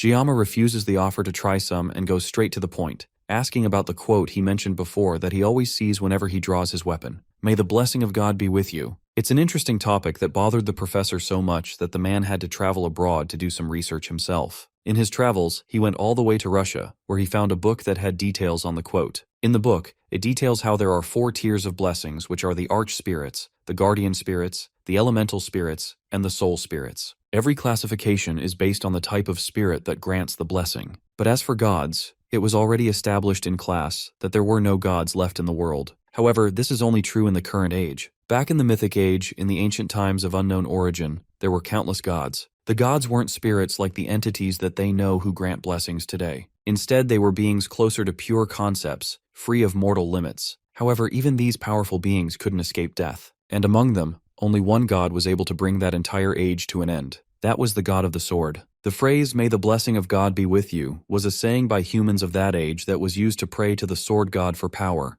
Gama leaves Professor Damien's office with just as many questions as he has answers. Still, he's thankful that the man took so much effort to give him the answers that he was looking for. One thing he notices, though, is that he's been feeling suffocated since earlier, and the reason is because he didn't bring his sashimi knife, which was the ultimate high-tech sensor for him. He's grown so attached to the blade that he has started feeling closed off without it. The days towards the festival pass, and the group continues to work on their preparations for the kimchi stall. They spend their days practicing cooking, setting up the booth, and getting different outfits to wear for the festival. With all their preparations, the place is comfortably ready to open up shop by the time the festival arrives. In the rough 20 years that Gama had lived with a knife in his hand, he had revived countless restaurants. Every single time, he would do it without accepting any payment, and simply sought out shops that were on the verge of collapse. All of that was simply for his own satisfaction. In a way, this is his own type of romance. And maybe his sudden desire to be part of a festival is just his edgy middle school syndrome arriving rather late in life. Still, as the clock ticks down with only 10 minutes left until they open the shop for the first time, his club members arrive to start their shift for the day. Since this might be their last festival together, Gama makes the resolve to enjoy it as much as he can. Elsewhere, Rachel and Abel walk through the festival taking pictures while wearing disguises. The atmosphere of the place is surprisingly festive, and it's most likely because of all the important people showing up. Abel's grandfather should have been one of them, but he's retired and doesn't like these kinds of events anyways, so he's not planning to show up. As they walk through the fair, Rachel notices a flyer on the ground for a kimchi hot pot. Meanwhile, the heroes appear on stage one by one, much to the excitement of the people and students in the audience. Eventually, All Mute makes her way through the crowd and everyone goes wild just glancing at her. And of course, one of these people is Speed Weapon, who screams in excitement as soon as he sees his hero taking the stage. Of course, while doing this, he squeezes up the flyers that Ryoho told him to go and hang up, and she's quick to find him and tell him off as soon as she notices it. She starts to pull him back to their booth by the tip of his ear, but eventually he trips on someone's boot. They both look up to see Abel and Rachel staring back at them. Meanwhile, at the travel club's booth, customers are slowly trickling in, but business is a bit slow. In the kitchen, Kloe expertly handles cutting vegetables while Gama focuses on cooking. He only showed her a little bit of his technique, but she's already great with a knife. As the work starts to pile up,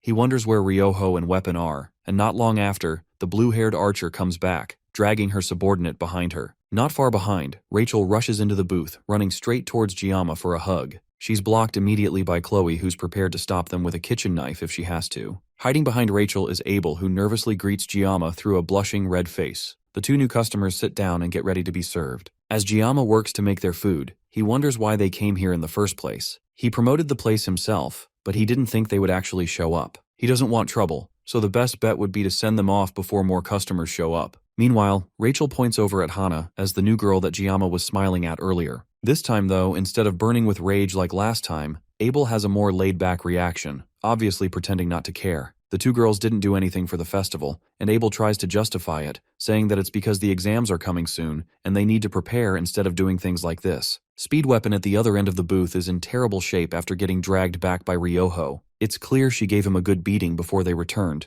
and the bruise is obvious on his face. Even with that, he's not shy of defending his fangirling of All Mute and why he went to see her. Gama points him to an ice cooler and tells him to use the ice to treat his wounds. As he heads off, his mind wanders to All Mute. Her real name is Con Elizabeth, and she's an American hero that's been mentioned as the next 7-star candidate. In this world, the US stands as a top-ranked superpower alongside Korea. With that influence, they have built an independent system in the hero world, where heroes are pretty much called celebrities, and they treat the hero system as a business. The real heroes leave their names through death while the celebrity heroes live off their names, which leaves a strange middle ground where heroes have become nothing more than cheap publicity drones. For Gama, neither the real heroes nor the celebrity heroes are close to his ideals. He's just glad that he didn't reincarnate as an American because he'd probably have a stupid name like Sashimi Man and dress in spandex with tights. Meanwhile, he and Khan have never officially crossed paths since the Sword Emperor named him as the successor. He plans to refuse the offer, but in the meantime, he would be better off avoiding All Mute entirely. The best way to do that is to peacefully stay in his booth making kimchi stew for the next 3 days. Someone of her level of attention wouldn't come to his booth to eat stew anyways. Meanwhile, Ryoho confronts Abel for her comments about working in the booth during the festival. She doesn't like how loose and biased Abel is with her words. However, Abel defends herself saying that it's not about the activity, but instead she's embarrassed because of the maid outfits. As the argument escalates, an unexpected visitor comes walking into the booth. Everyone's heads turn to the purple-haired woman as she makes her way straight to the kitchen area, not even bothering to go and sit elsewhere. She walks straight up to Gama and takes in his appearance, noting him as the one who messed up her brothers. Our MC recognizes her as the sister of the notorious Mao twins that he fought during his admission exam. She's known as the iron-legged Mao Rang. With a snap of her fingers, she calls for one of the followers to bring a chair and footstool for her to rest on. On her feet, Gama notices the S-rank weapon Storm Kick. The fact that she came to see him wearing battle gear shows that she's there for revenge. Kloe comes over to defend Gama, but our MC puts his hand up, stopping her, then sends a signal to Ryoho and Hana, telling them not to get involved. Surprisingly, Mao Rang isn't here to dig up memories from the past. She instead came to see just what kind of person Gama really is. After all, her brothers may have trash personalities, but they are still rather skilled. However, now they have seizures every time Gama's name is even mentioned. She's not here to get revenge since as far as she's concerned, Gama did her a favor. The two brothers were rash and reckless, and that meant that they were dragging the Mao reputation into the mud. But since Gama took care of them, they'd stopped cousin trouble, which in turn cleared the remaining obstacles from her future. She's clearly aiming for the 7-star position, and her influence and popularity rival even Con Elizabeth's. However, because she lacks all mute skill and has to carry the stigma of being the sister of the twins, it makes it less likely that she'll get the position. If this was all she had to say, then there was no reason for Gama to entertain her further. He turns to continue working, but before Mao Rang leaves, she makes a quick jab at Gama's cooking, clearly trying to agitate him. Gama follows after her, no longer caring about leaving a low profile. He'd planned to let her comments slide, but insulting his cooking is something he can't let go. Word quickly spreads around the festival that Mao Rang has been challenged to a subspace spar by some unknown cadet. As Leon walks through the festival grounds, he overhears people talking about the person, and quickly figures out that the unknown cadet is just Gama. His hands shiver as he remembers the name, but he doesn't head over to watch the match and continues on his way. In the stadium, the seats completely fill up with familiar faces like Abel and Rachel, as well as the renowned All-Mute herself. Meanwhile, Mao Rang still looks confident in her victory as she checks in on Gama. After all, fighting someone as well-known and powerful as her could leave him in the same state as her brothers. He ignores her taunting and cuts straight to the chase. She provoked him with this whole thing in the hopes of fighting him and gaining justification for her brother's defeat. Mao Rang doesn't deny it, and as the subspace deploys, Gama tells her that she will not become a 7-star hero. The two clash in an explosion of smoke, and after everything clears, Mao Rang's body is left searching the smoke for Gama, while her head goes flying in the air before she even notices. Meanwhile, back at the booth, Hana seems to be the only person actually worried about Gama, but Speed Weapon is more worried about the guests piling in. Hana smiles at their obvious confidence, but doesn't say anything more. Meanwhile, back at the stadium, the audience noticed that Mao Rang staggered, but neither of the two had moved an inch. Meanwhile, those in the audience who could sense power beyond what was normal immediately knew what happened. Gama had used the realm of the mind against his opponent. That is a skill that only 7-star level fighters can freely control, and yet this kid seems to have the talent for it. Mao Rang is immediately reminded of her old friend All-Mute and the insurmountable wall of talent that she saw before her during their academy days. Gama must have used the realm to show her what would happen if they crossed swords. By showing the difference in their talent without physically fighting her, it spares her dignity while also avoiding international issues. Gama is no ordinary academy student. There were occasional rumors from the higher-ups, but this confirmed it that our MC really is the successor chosen by the Sword Emperor. Familiar emotions of envy, jealousy, fear, and awe fill her mind as she remembers things from her school days, but that doesn't mean that she plans to accept defeat so easily. She rushes at him immediately after coming to her senses,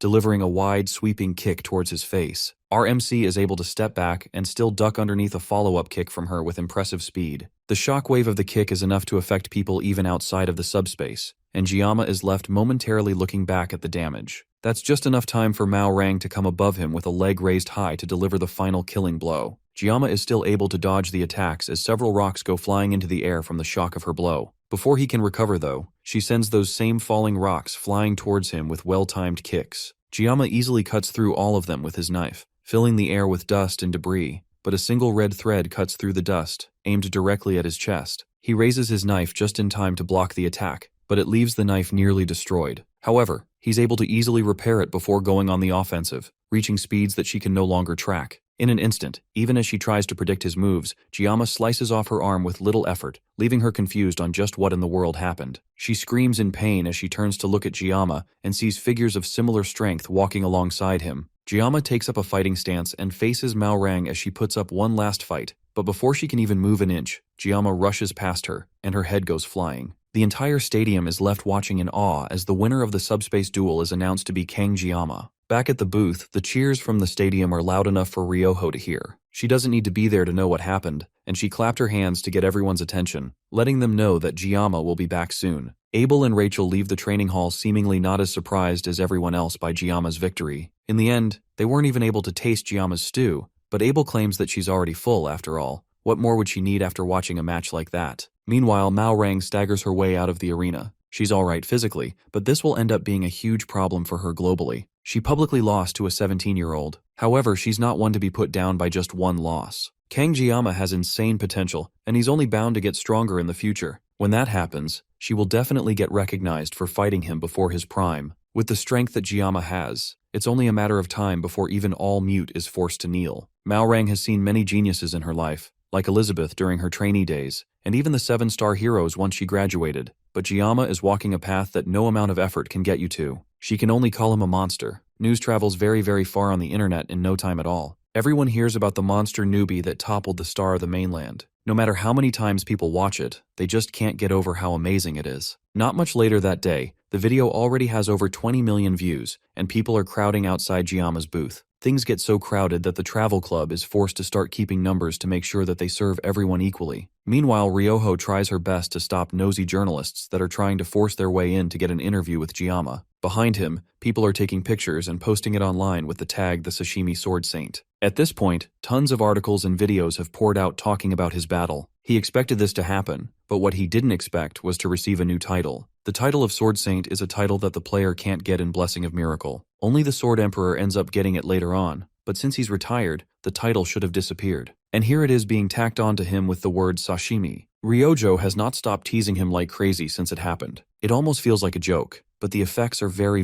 real. Over 1,000 people were already waiting outside his food stall, and it was getting way too much for them to handle. On top of that, Kloe was on the verge of hurting herself because of how much work they had to do. Things were getting so bad that Gama was considering using a sword. Suddenly, the sushi chef that he met earlier appeared in their shop along with Nox. Gama starts to explain that they can't really chat right now, but the sushi chef isn't here as a customer. Instead, they came to help after seeing all the attention they'd been getting on the news. With the help of the new hands, things go a lot smoother than earlier, and the workload begins to reduce. By evening, the crowd had dispersed and things had completely calmed down. Gama heads to a quiet area to take a break and enjoy a snack. It's not something he'd ever want to do again, but the whole thing was definitely fun. Nox walks up to him not long after he starts to relax, and Gama thanks him for coming to help out. With the quiet air around them, Nox takes the opportunity to ask Gama if he will be free the next day. Apparently, the Auditory family master wishes to meet with him. The head of the assassin family, also known as the greatest assassin of all time, is a man who maintains order in the shadows. His name is Altair Auditory, the old man of the mountain. For him to want to meet with our MC, he can only think that the old man wants to talk about the elders that wanted to assassinate him. There's no way Altair didn't watch his battle against Mao Rang, so he must have also seen Gama use the realm of the mind.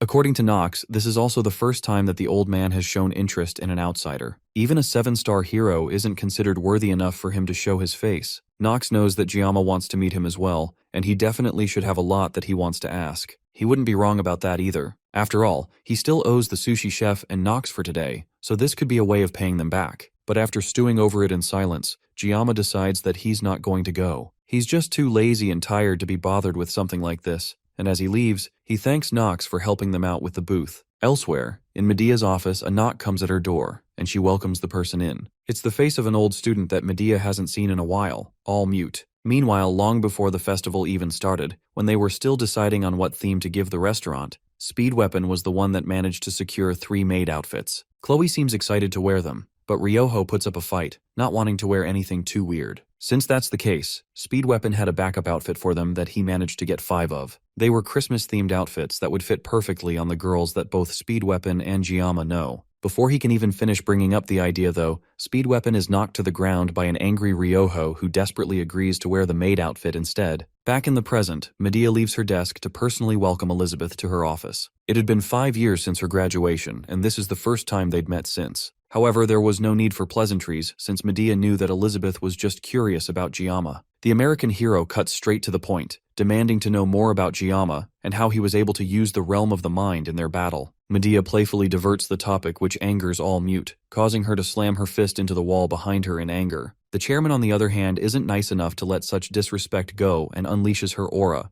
immediately putting all mute in her place thanks to the overwhelming pressure. All mute freezes for a second as she takes in the power of the headmistress that even the elders can't oppose. She's heard the rumors in the hero world of a title she held before being labeled as a grand sage. She used to be called the Tyrant Medea. With all mute put in her place, Medea tells her to sit down so they can have a proper conversation. The headmistress doesn't know what rumors have been floating around about Gama that made her curious, but as a headmistress who cares about her students, she must make sure to treat everyone equally. On top of that, Medea has told Elizabeth several times that if she's curious about anything, then she should go and find out for herself. With the conversation more or less over as soon as it had started, Elizabeth stands up to leave and Medea asks her how long she will be staying at the academy. She was originally planning to leave the next day at noon, but Medea tries to convince her not to rush and stay back to enjoy the festival. Before all mute leaves, she asks the headmistress if her words of treating everyone equally also applies to Gama as well. Before Medea can give the obvious answer to that question, Elizabeth leaves and slams the door behind her, all the while wondering just who in the world Kang Gama really is. By the last day of the festival, things had wound down to a more manageable point. Gama suggested that they only work in the morning and take the rest of the afternoon free. Since things had gotten freer, Kloe takes the opportunity to try and ask Gama for some time together again. She handled most of the kitchen work during the festival, and it was pretty clear that she worked the hardest out of all of them. It's pretty clear that she wants a reward for all the effort that she put in. Since there was nothing stopping them, he decides to ask Kloe if she'd want to spend some time together after they close up the booth for the day. As Kloe excitedly agrees, he turns behind him to see Ryoho glaring at him. Gama wonders what could be up with her, but thinks it might be because of weapon. Regardless, the day ends without anything noticeable happening, and everyone scatters excitedly to relax for the rest of the evening. The only person that looked upset was Ryoho, but he could tell why. Gama heads to the school courtyard to wait for Kloe and enjoy the quiet air. But as usual, even as he tries to rest, it doesn't really work. The tapping of a cane beside him pulls him out of his thoughts as an old man asks to sit beside him. As soon as the man gets comfortable, Gama asks him directly to state his business, immediately realizing that this old man is the head of the Auditory House, Lord Altair. The man smiles and compliments Gama on his sharp instincts. In reality though, Gama simply recognized the cane as the S-rank cane sword syndicate from the game, which was an item that was popularized as a fitting weapon for the assassin family's head. Since the disguise has been lifted, Lord Altair gets straight to the point, assuming that Gama already knows what he wanted to meet. Our MC assumes it's because of the assassination request made against him by the elders, but Lord Altair has no interest in digging up old family drama. He came to find out about something more important than that. Before Gama can start to figure out what could possibly be more important than that, the old man taps his staff on the ground, activating a domain around them. Our MC manages to react immediately, preparing to pull out Murasami from his pocket, but suddenly, the domain stops, and the old man asks what kind of relationship Gama has with Kloe. The sudden drop in tension is a shock to Gama, but regardless, he answers the question, stating that they are just friends and nothing more. In the game, the man remained as nothing more than a mysterious entity, so it's a bit disappointing to know that the head of an assassin family is just a perverted old man. Regardless of that though, he's definitely no ordinary person. With his questions answered, the old man gets up to leave, but not before warning Gama to take care of Kloe as a friend. Before he leaves, Gama asks the man if Kloe really needs to become an assassin. Despite how cute she may be in most situations, Chloe's real nature is feral like a beast. It's hard to let someone like that walk around freely. Gama always thought that side of her was due to the Auditory family's style of training, but in truth, Kloe has always been like that, and the family even tried to hide her true nature. The girl is inherently feral, and when her true self surfaces, she can hurt anyone. Those claims are something Gama can't agree with, and he tells the old man to stop with the act. Then he takes out Murasami from his pocket, causing all the people who were peacefully standing around before to reveal themselves as assassins aiming straight for him. Despite the overwhelming number of them, Gama doesn't back down and prepares to take them all on, until Lord Altair orders for everyone to stand down. Gama has proven to be beyond the old man's expectations. However, Lord Altair was below Giama's expectations. The old man takes his leave and Gama wonders why he would act in such a disgusting way towards the end of their conversation. His thoughts are interrupted as Kloe comes running up to him to meet for their date. He smiles at her and decides then and there that no matter what anyone says, he will never lose faith in Kloe. Meanwhile, Lord Altair cackles as he makes his way across the academy grounds. His mind swarms with thoughts of Giama's skill and potential. The kid is beyond just interest, he's downright intimidating, even for the seasoned assassin. He arrived in an alleyway to meet up with Nox. There he revealed that meeting with Gama was worth coming all this way, and he was satisfied by their interaction. This was also the first time that he has felt true fear towards someone. Nox is shaken by the revelation that someone like him can actually feel fear. Regardless though, he'd like to see Gama again sometime. Meanwhile, our MC continues on his date with Kloe. He tries his best not to mention the meeting with the Auditory Patriarch, so they can focus on just spending time together. According to the schedule of the festival's events, there is a parade that will be happening in the evening. Then afterwards, there will be fireworks after sunset. So before that time comes, they can take a walk and look around. The two of them spend the day admiring the sights of the academy. By the time evening rolls around, Gama had tired out, and Kloe noticed. She asks him if he's tired out because of her. She has been self-conscious because she thought she didn't help out enough during the whole thing. But the truth is that without Kloe, the cooking booth probably wouldn't have run at all. He pats her on the head affectionately, assuring her that she really did her best and helped him a lot during the whole thing. As the two of them sit and enjoy each other's company, Kloe works up the courage to ask Gama something, but they are interrupted by Speed Weapon calling out to them. Gama is confused to see them since they were supposed to spend time separately, but he shows them his phone with a text from Gama saying that they should meet up by 5. He definitely didn't send that text, and the only person who could possibly do such a thing sent him a mocking smile not long after he looked at her. By evening, the festival parade started and Kloe led Gama over to see it. All of them excitedly try to pull Gama towards the crowd, but he resists and sends them off without him. With all of them finally gone, Gama takes a seat on a nearby bench. Crowds have never been his thing, so he just planned to get through the festivals quietly. He glances over at his friends with Kloe at the center. Even though they are a bit apart, she at least looks happy. But he can't help remembering that it seemed like she wanted to say something earlier. He looks in front of him and notices several couples having fun and playing around with each other in front of him. It looks like he picked the wrong spot, unfortunately. After spending so much time battling demons and fighting for his life, it was hard to remember that the original game always had a focus on romance. In his previous life, he never had any time to even think about romance. He just liked the characters in the game, and although he was nervous around them at first, he's not really sure what to feel at the moment. It's been 3 months since he entered the academy, and he's been in way too many life or death situations. There's been no time at all for him to take a look at his own feelings. These past few days especially, he feels like he's been constantly on edge, and there's been no time where he feels he can truly relax. His thoughts are broken by a familiar voice approaching him. Ryojo walks up to him and casually flops down on the bench beside him. Gama takes a moment to look at her as she rests beside him. She is one of the main heroines in the original game, and he used her himself, but he's never been able to read her. Despite that though, he trusts Ryoho's skills and her brain. Ryojo blushes as he continues to stare at her, and calls him clueless for not noticing her advances. Gama takes that a bit too seriously and grabs her shoulders, thinking that she must be talking about something dangerous about to happen. However, him being so close to her makes her flustered, and she pushes him away, claiming that he's hurting her. The two of them fall into silence, and Ryoho asks him if he's mad at her for pushing him away. He isn't mad, and instead has his own questions for her. She blushes hard as her mind starts to wonder what exactly he wants to know. As she stutters to try and figure out what he's going to say, he asks her if she has someone that she likes. Saki blushes deeply at the question, and he follows it up by asking if she likes Leon, which immediately drains the blush from her face. She crosses her arms, mumbling about how she should have known not to expect anything. Gama is confused though, since in the game, he clearly remembered Ryoho being interested in Leon by the time the final exams rolled around. He tried his luck again asking if it was weapon she liked, and that got him a slap to the face. He left her alone to go and nurse his wound, wondering why an archer can hit so hard. In the meantime, he takes the opportunity to look through his blessing window. His armament grade had increased to 6,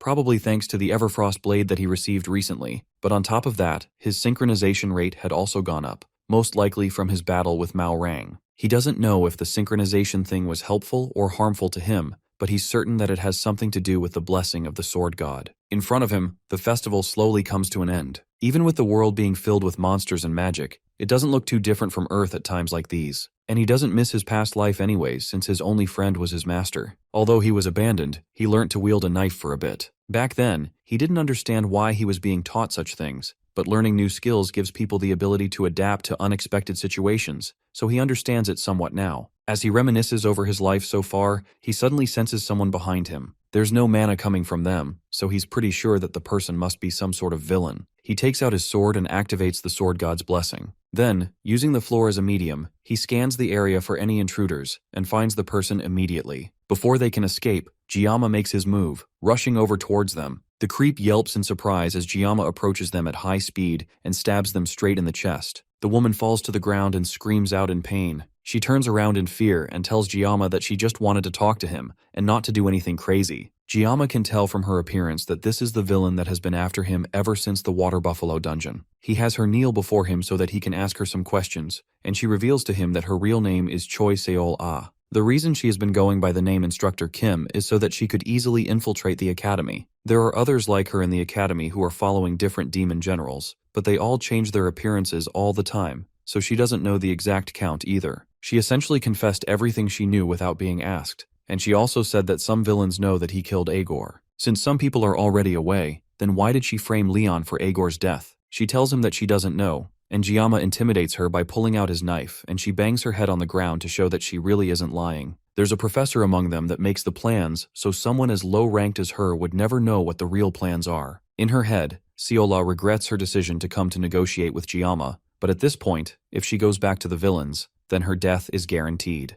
Gama can tell that she's not lying, but that doesn't mean he's going to let her off easily. He asks her if she wants to live, and of course she pleads for her life. To ensure that she won't be cut down, he tells her that she must do two things. First, he wants her to tell him everything she knows about this professor. She reveals that he's General Korn's subordinate, but that's all she knows. That's not a name he expected to hear, but it makes sense that while Lycan is sealed, then Korn would be in charge. That also means that this professor is most likely somewhere in the academy. However, the other villains don't know about the professor, which is why his image is the worst among them, because he pretends to be a simple professor in the academy. The instructor seems to be useful to him, but it looks like she lost her place after Agor's death. He can feel that she only has a tiny bit of mana left, which means that she's not a threat to him at all. She really did just come to negotiate with him. The second thing he needs from her are the gems that allowed her to receive mana from Agor while she was alive. Before the instructor can even lie about it, Gama cuts it out of her himself. The pair of stones that he got from here are what are used to form a contract with a demon general. The general has the one that's meant to give mana, while the villain receives the one that's meant for receiving mana. The seal also contains the life force of the villain, which means that possessing it essentially acts as a leash for her. Now that he's gotten what he needs, he leaves her alone, deciding that he will work her like a dog later. As he walks back into the academy grounds, Ryoho texts him asking where he is. They text back and forth, but Ryoho hesitates on the last text. Before she can send it, the sky is illuminated by a bright, massive firework that covers the whole area in light. She deletes her text, and instead asks him if he saw the firework that just exploded,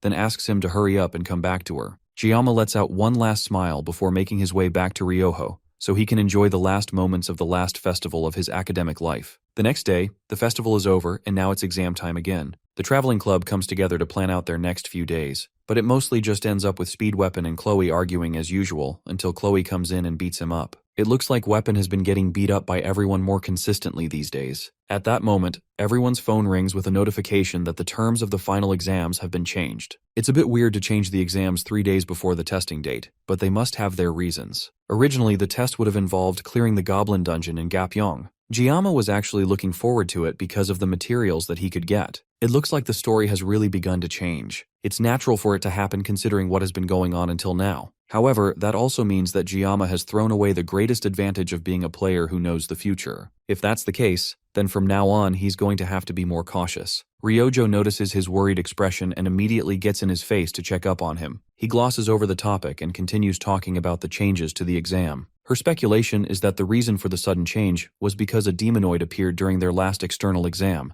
which led to the Sword Emperor being injured in Avalon. So many things have happened that the students have gone out to take a test, so it'd be much safer to do the exam within the academy. Hearing that explanation makes Gama calm down a bit and his mind cleared up a little bit. With that taken care of, he asks Ryoho for a favor regarding the faculty list that she hacked recently. She deleted the data to prevent it from getting tracked, but she already has a printed copy. Gama asks her to hack the academy network again. Then he tells them about the information he received on the villains infiltrating the academy. The reason he wants Ryoho to hack the academy again is because villains disguise themselves all the time. So if they have a new list, they can compare it side by side with the old one. That way they can find out any potential threats, which will inevitably come in handy for them. Thankfully, his club members agree with him without a second thought, so he doesn't have to worry about giving them an explanation for now. The faculty data gets auto-updated each month, and somehow they remove a large amount of data every month. As a resident of the Blessing of Miracle world, she wouldn't understand, but the reason that happens is because the actual game performs optimization updates to decrease the storage size of the game.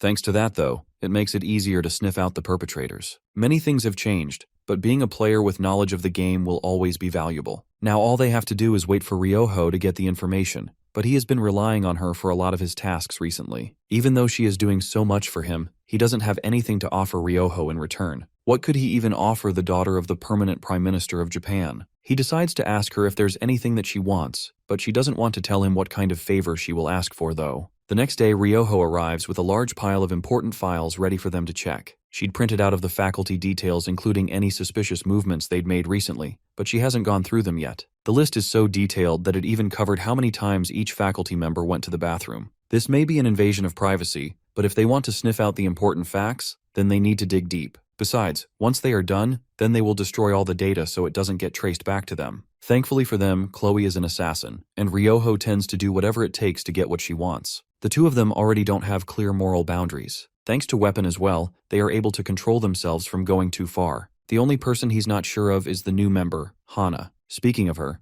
after the group gives each other their pep talk, she raises her hand to ask where exactly Gama got all this information from. He'd been trying to ignore this question for a while since he can't reveal that he knows Choi Seola, or that the villains are after Leon. Revealing all that would do nothing but cause more confusion, and it'd take way too long to explain. On top of that, Kloe will most certainly kill the instructor as soon as they next cross paths. He tells them that he can't say anything right now, but they should at least trust that his information is trustworthy. When it comes time to do it, he'll let them know everything that they need to know. Despite his flimsy answer, Hana takes a moment to smile at him before they continue work. Once again, she reminds him of someone, but he can't exactly put his finger on it. After a while of digging, Gama takes a moment to rest as Kloe brings him water. He tells her not to worry too much about how things are going since she is already doing a lot and helps them in ways that the others can't. It's clear that she was starting to get a bit self-conscious, so his words help to pull her out of her slump. Not too long later, Gama receives a notification informing him that he will be in a group with Hana, while Rachel acts as the leader. Our MC lets out a long, drawn-out sigh of exhaustion as he thinks about how tiring this will be for him,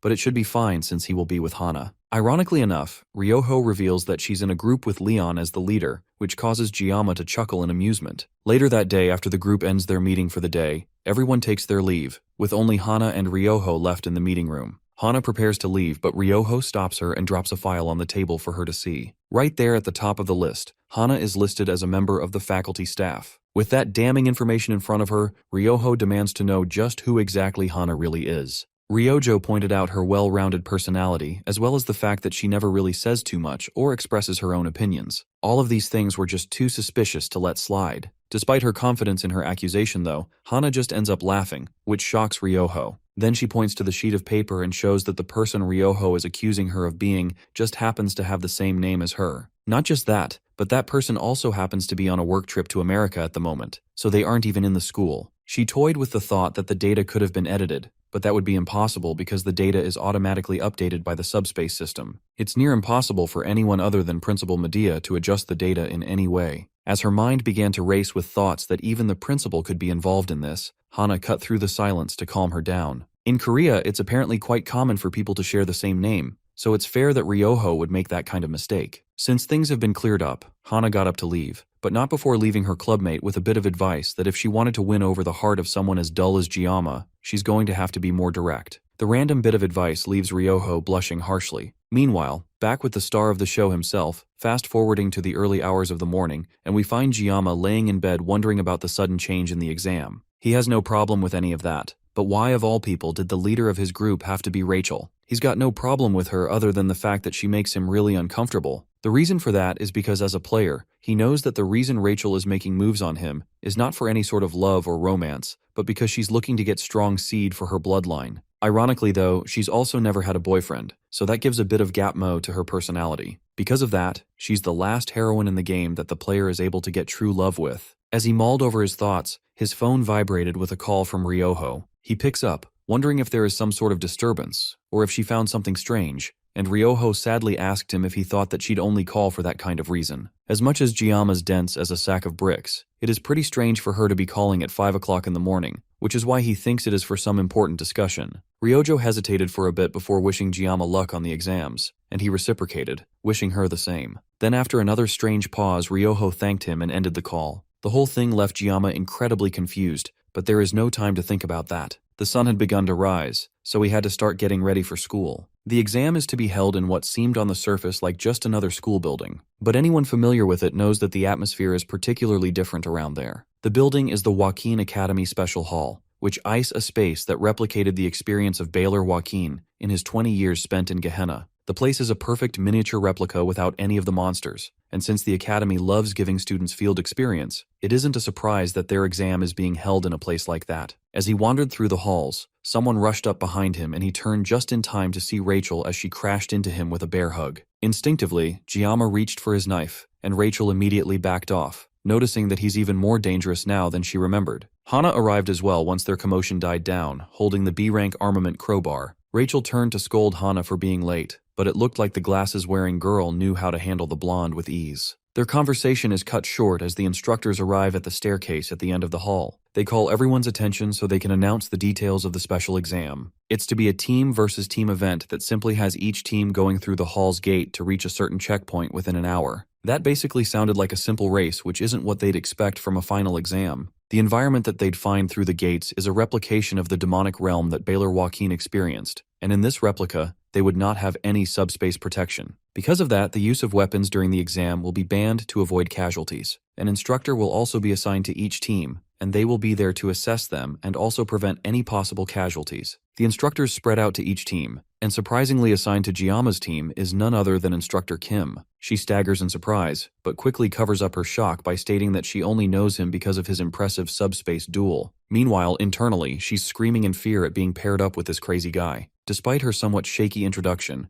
Rachel takes an immediate dislike to her, and the two of them start arguing right up until it's time to enter through the gate. At the other side of the gate, Rachel staggers along shakily as the environment affects her directly. Instructor Kim doesn't even try to hide how satisfied she is by Rachel's discomfort. Even Giama can't help feeling a slight tingle from being in that place. Rachel, on the other hand, would definitely be exhausted due to her sensitivity to mana. At the rate they are going, they wouldn't be strong enough to take on the next trial. On the other hand, Choi Seola has high mana affinity, which means that she's quite comfortable where they are. He had doubts that she could be plotting something, but there's not much that she can do as long as he has her seal of subordination. Behind him, Hana also trudges along weakly, probably since she also doesn't have good mana affinity. It's only been 25 minutes since they entered the area, and they had another 35 to go. At the rate they were struggling, it's likely that they would fail. If he had his knife, he would at least be able to sense mana around him, but he had to find another way to do that now. That's when his focus shifted to Choi Seola, who would be the perfect mana-sniffing dog. After sending her on the scent, she immediately goes about sniffing for mana like an actual dog.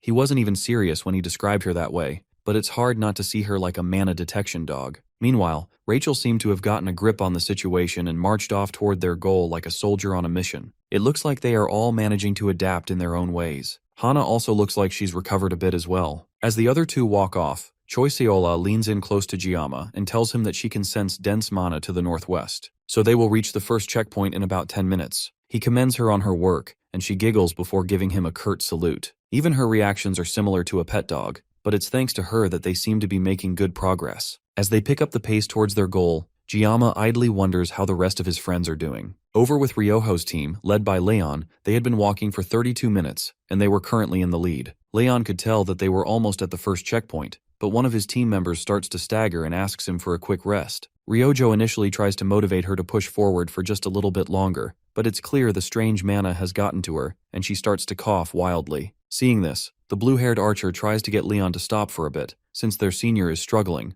but Leon has no intention of stopping. As the leader of the group, he has a goal to complete and responsibilities to carry. Ryojo continues to argue with him, calling him selfish as he decides to press on despite their senior suffering. But Leon halts and turns to address her directly. He has no intention of dragging along teammates that won't trust or follow him, and he tells her directly that she shouldn't expect him to act like Giama. That ticks Ryojo off even more, and she demands to know why he's even bringing Giama's name up, but her senior steps up and promises that she will try harder. Their instructor also chimes in, encouraging her and everyone else to just hang on a little more. Ryojo has no choice but to follow along, but not before thinking about Gama for a little more. Speaking of Gama, his team had been trekking for almost an hour, and yet they hadn't seen any other cadets. The reason is because this is the same scenario as the uninhabited island survival training. Each team spawned in at a different point after following the subspace warp, but they were all heading to the same checkpoint. That meant that most of them were coming in from different directions. However, the fact that they hadn't seen even one other person also meant that most of them might have just given up halfway. Gama doesn't blame them. After all, if not for Choi Seola, they would have probably had to drop out too. He calls out to her and asks how they are supposed to return if they give up. The instructor pulls out a strange device with a button from her jacket. It's called a mana collar, and if they press the button, then the holder's location appears on the administration screen. It's apparently an educational device made by the Hero Association's lab, and it was made from a degraded artifact. Artifacts are relics of the mythical age which contain power that holds value beyond money. There are fewer than 10 that exist in the world, so the Hero Association manages them to keep balance between nations. However, now they are just distributing degraded versions to organizations. That doesn't sound like a good thing at all. Their conversation is cut short as Rachel exclaims that she has found the checkpoint. Choi Seola turns and sends a smug smile towards Gama before heading over to congratulate Rachel. Now that they had found the checkpoint, they had officially passed the first stage, and were to move on to the second stage by opening an ominous door. Even Choi Seola has no idea what's beyond the door, but from the looks of it, it's something extraordinary. From what she can see, the mana emitting from it is so strong that it's warping space. As ominous as it is, though, the next stage would not begin until they passed through the door. With that information, Rachel excitedly burst through the door, ready to continue their journey, but instead of a room, she found herself stepping into a massive drop over a cliff. Hana narrowly manages to pull her back by her collar, saving her from the deadly drop, and Rachel immediately turns around to argue with their instructor for not giving them a warning. Meanwhile, already inside the second stage, Leon's group continued their quest through the murky artificial Gehenna filled with dirty water. His team members wonder if his fearlessness comes from maybe having faced something similar before. However, the instructor can tell that Leon has the ability to sense mana. Meanwhile, back in the first stage, two students are on the verge of passing out as they reach the checkpoint to the second stage. They hastily apologize to their leader Abel as she glances at the door in front of her, thinking up her next move. She clenches her fist as she realizes it would be foolish to push them any further, then asks the instructor to document their forfeit. Outside, back in the hall, Speedweapon leans against a wall as he tries to keep himself from falling over. The exam was hell, and he ended up throwing up the pizza he had for breakfast. Kloe rushes up to him, also having lost the exam. Apparently her team just ran out of time, unlike Speedweapon's team that wandered in circles till they got eliminated. Gama and Ryoho were still inside the exam, and although there was no real need to worry about Gama, the one they were truly worried about was Ryoho. Speedweapon in particular was worried about how she'd interact with Leon. He changed the topic quickly by inviting Kloe to go villain hunting. It may be a shame that they were eliminated so early, but at least they can still be of some use to Gama. Meanwhile, back in the second stage of the exam, Gama carefully led his team through the steep and rocky terrain. Rachel took the opportunity to land less than graciously on Giama's back, but immediately backed off once she noticed his hostility again. It seemed like she had fully adapted now, and across from them, over a large ravine, they could see what was obviously the checkpoint. Such an obvious marker should make things easy, but they still couldn't act recklessly by charging ahead, since they had no subspace to protect them. Giama's attention once again turned to his mana-sniffing dog. He'd already used her once, so what was the harm in using her again? Our protagonist walked up to her and ordered her to go across the bridge first for them. This was technically cheating, but they weren't being monitored, so it didn't matter anyways. She tried to plead with them, saying that she couldn't interfere since this was an exam, but the others agreed with Giama's decision to have her cross first. Choi Seola continued to argue, and Gama took a step forward towards her as she laid on the ground. Then with his firmest voice, he ordered her to cross the bridge first, then promised that if she did, he would grant her one wish, except for her seal of subordination. That seemed to be enough to embolden her, and she stepped up to cross the bridge first. After making it a good distance towards the end, Choi Seola collapsed in fear, crying that she couldn't go any further. In times like these, she looked less like an instructor and more like a kid. However, thanks to her, they made it across safely.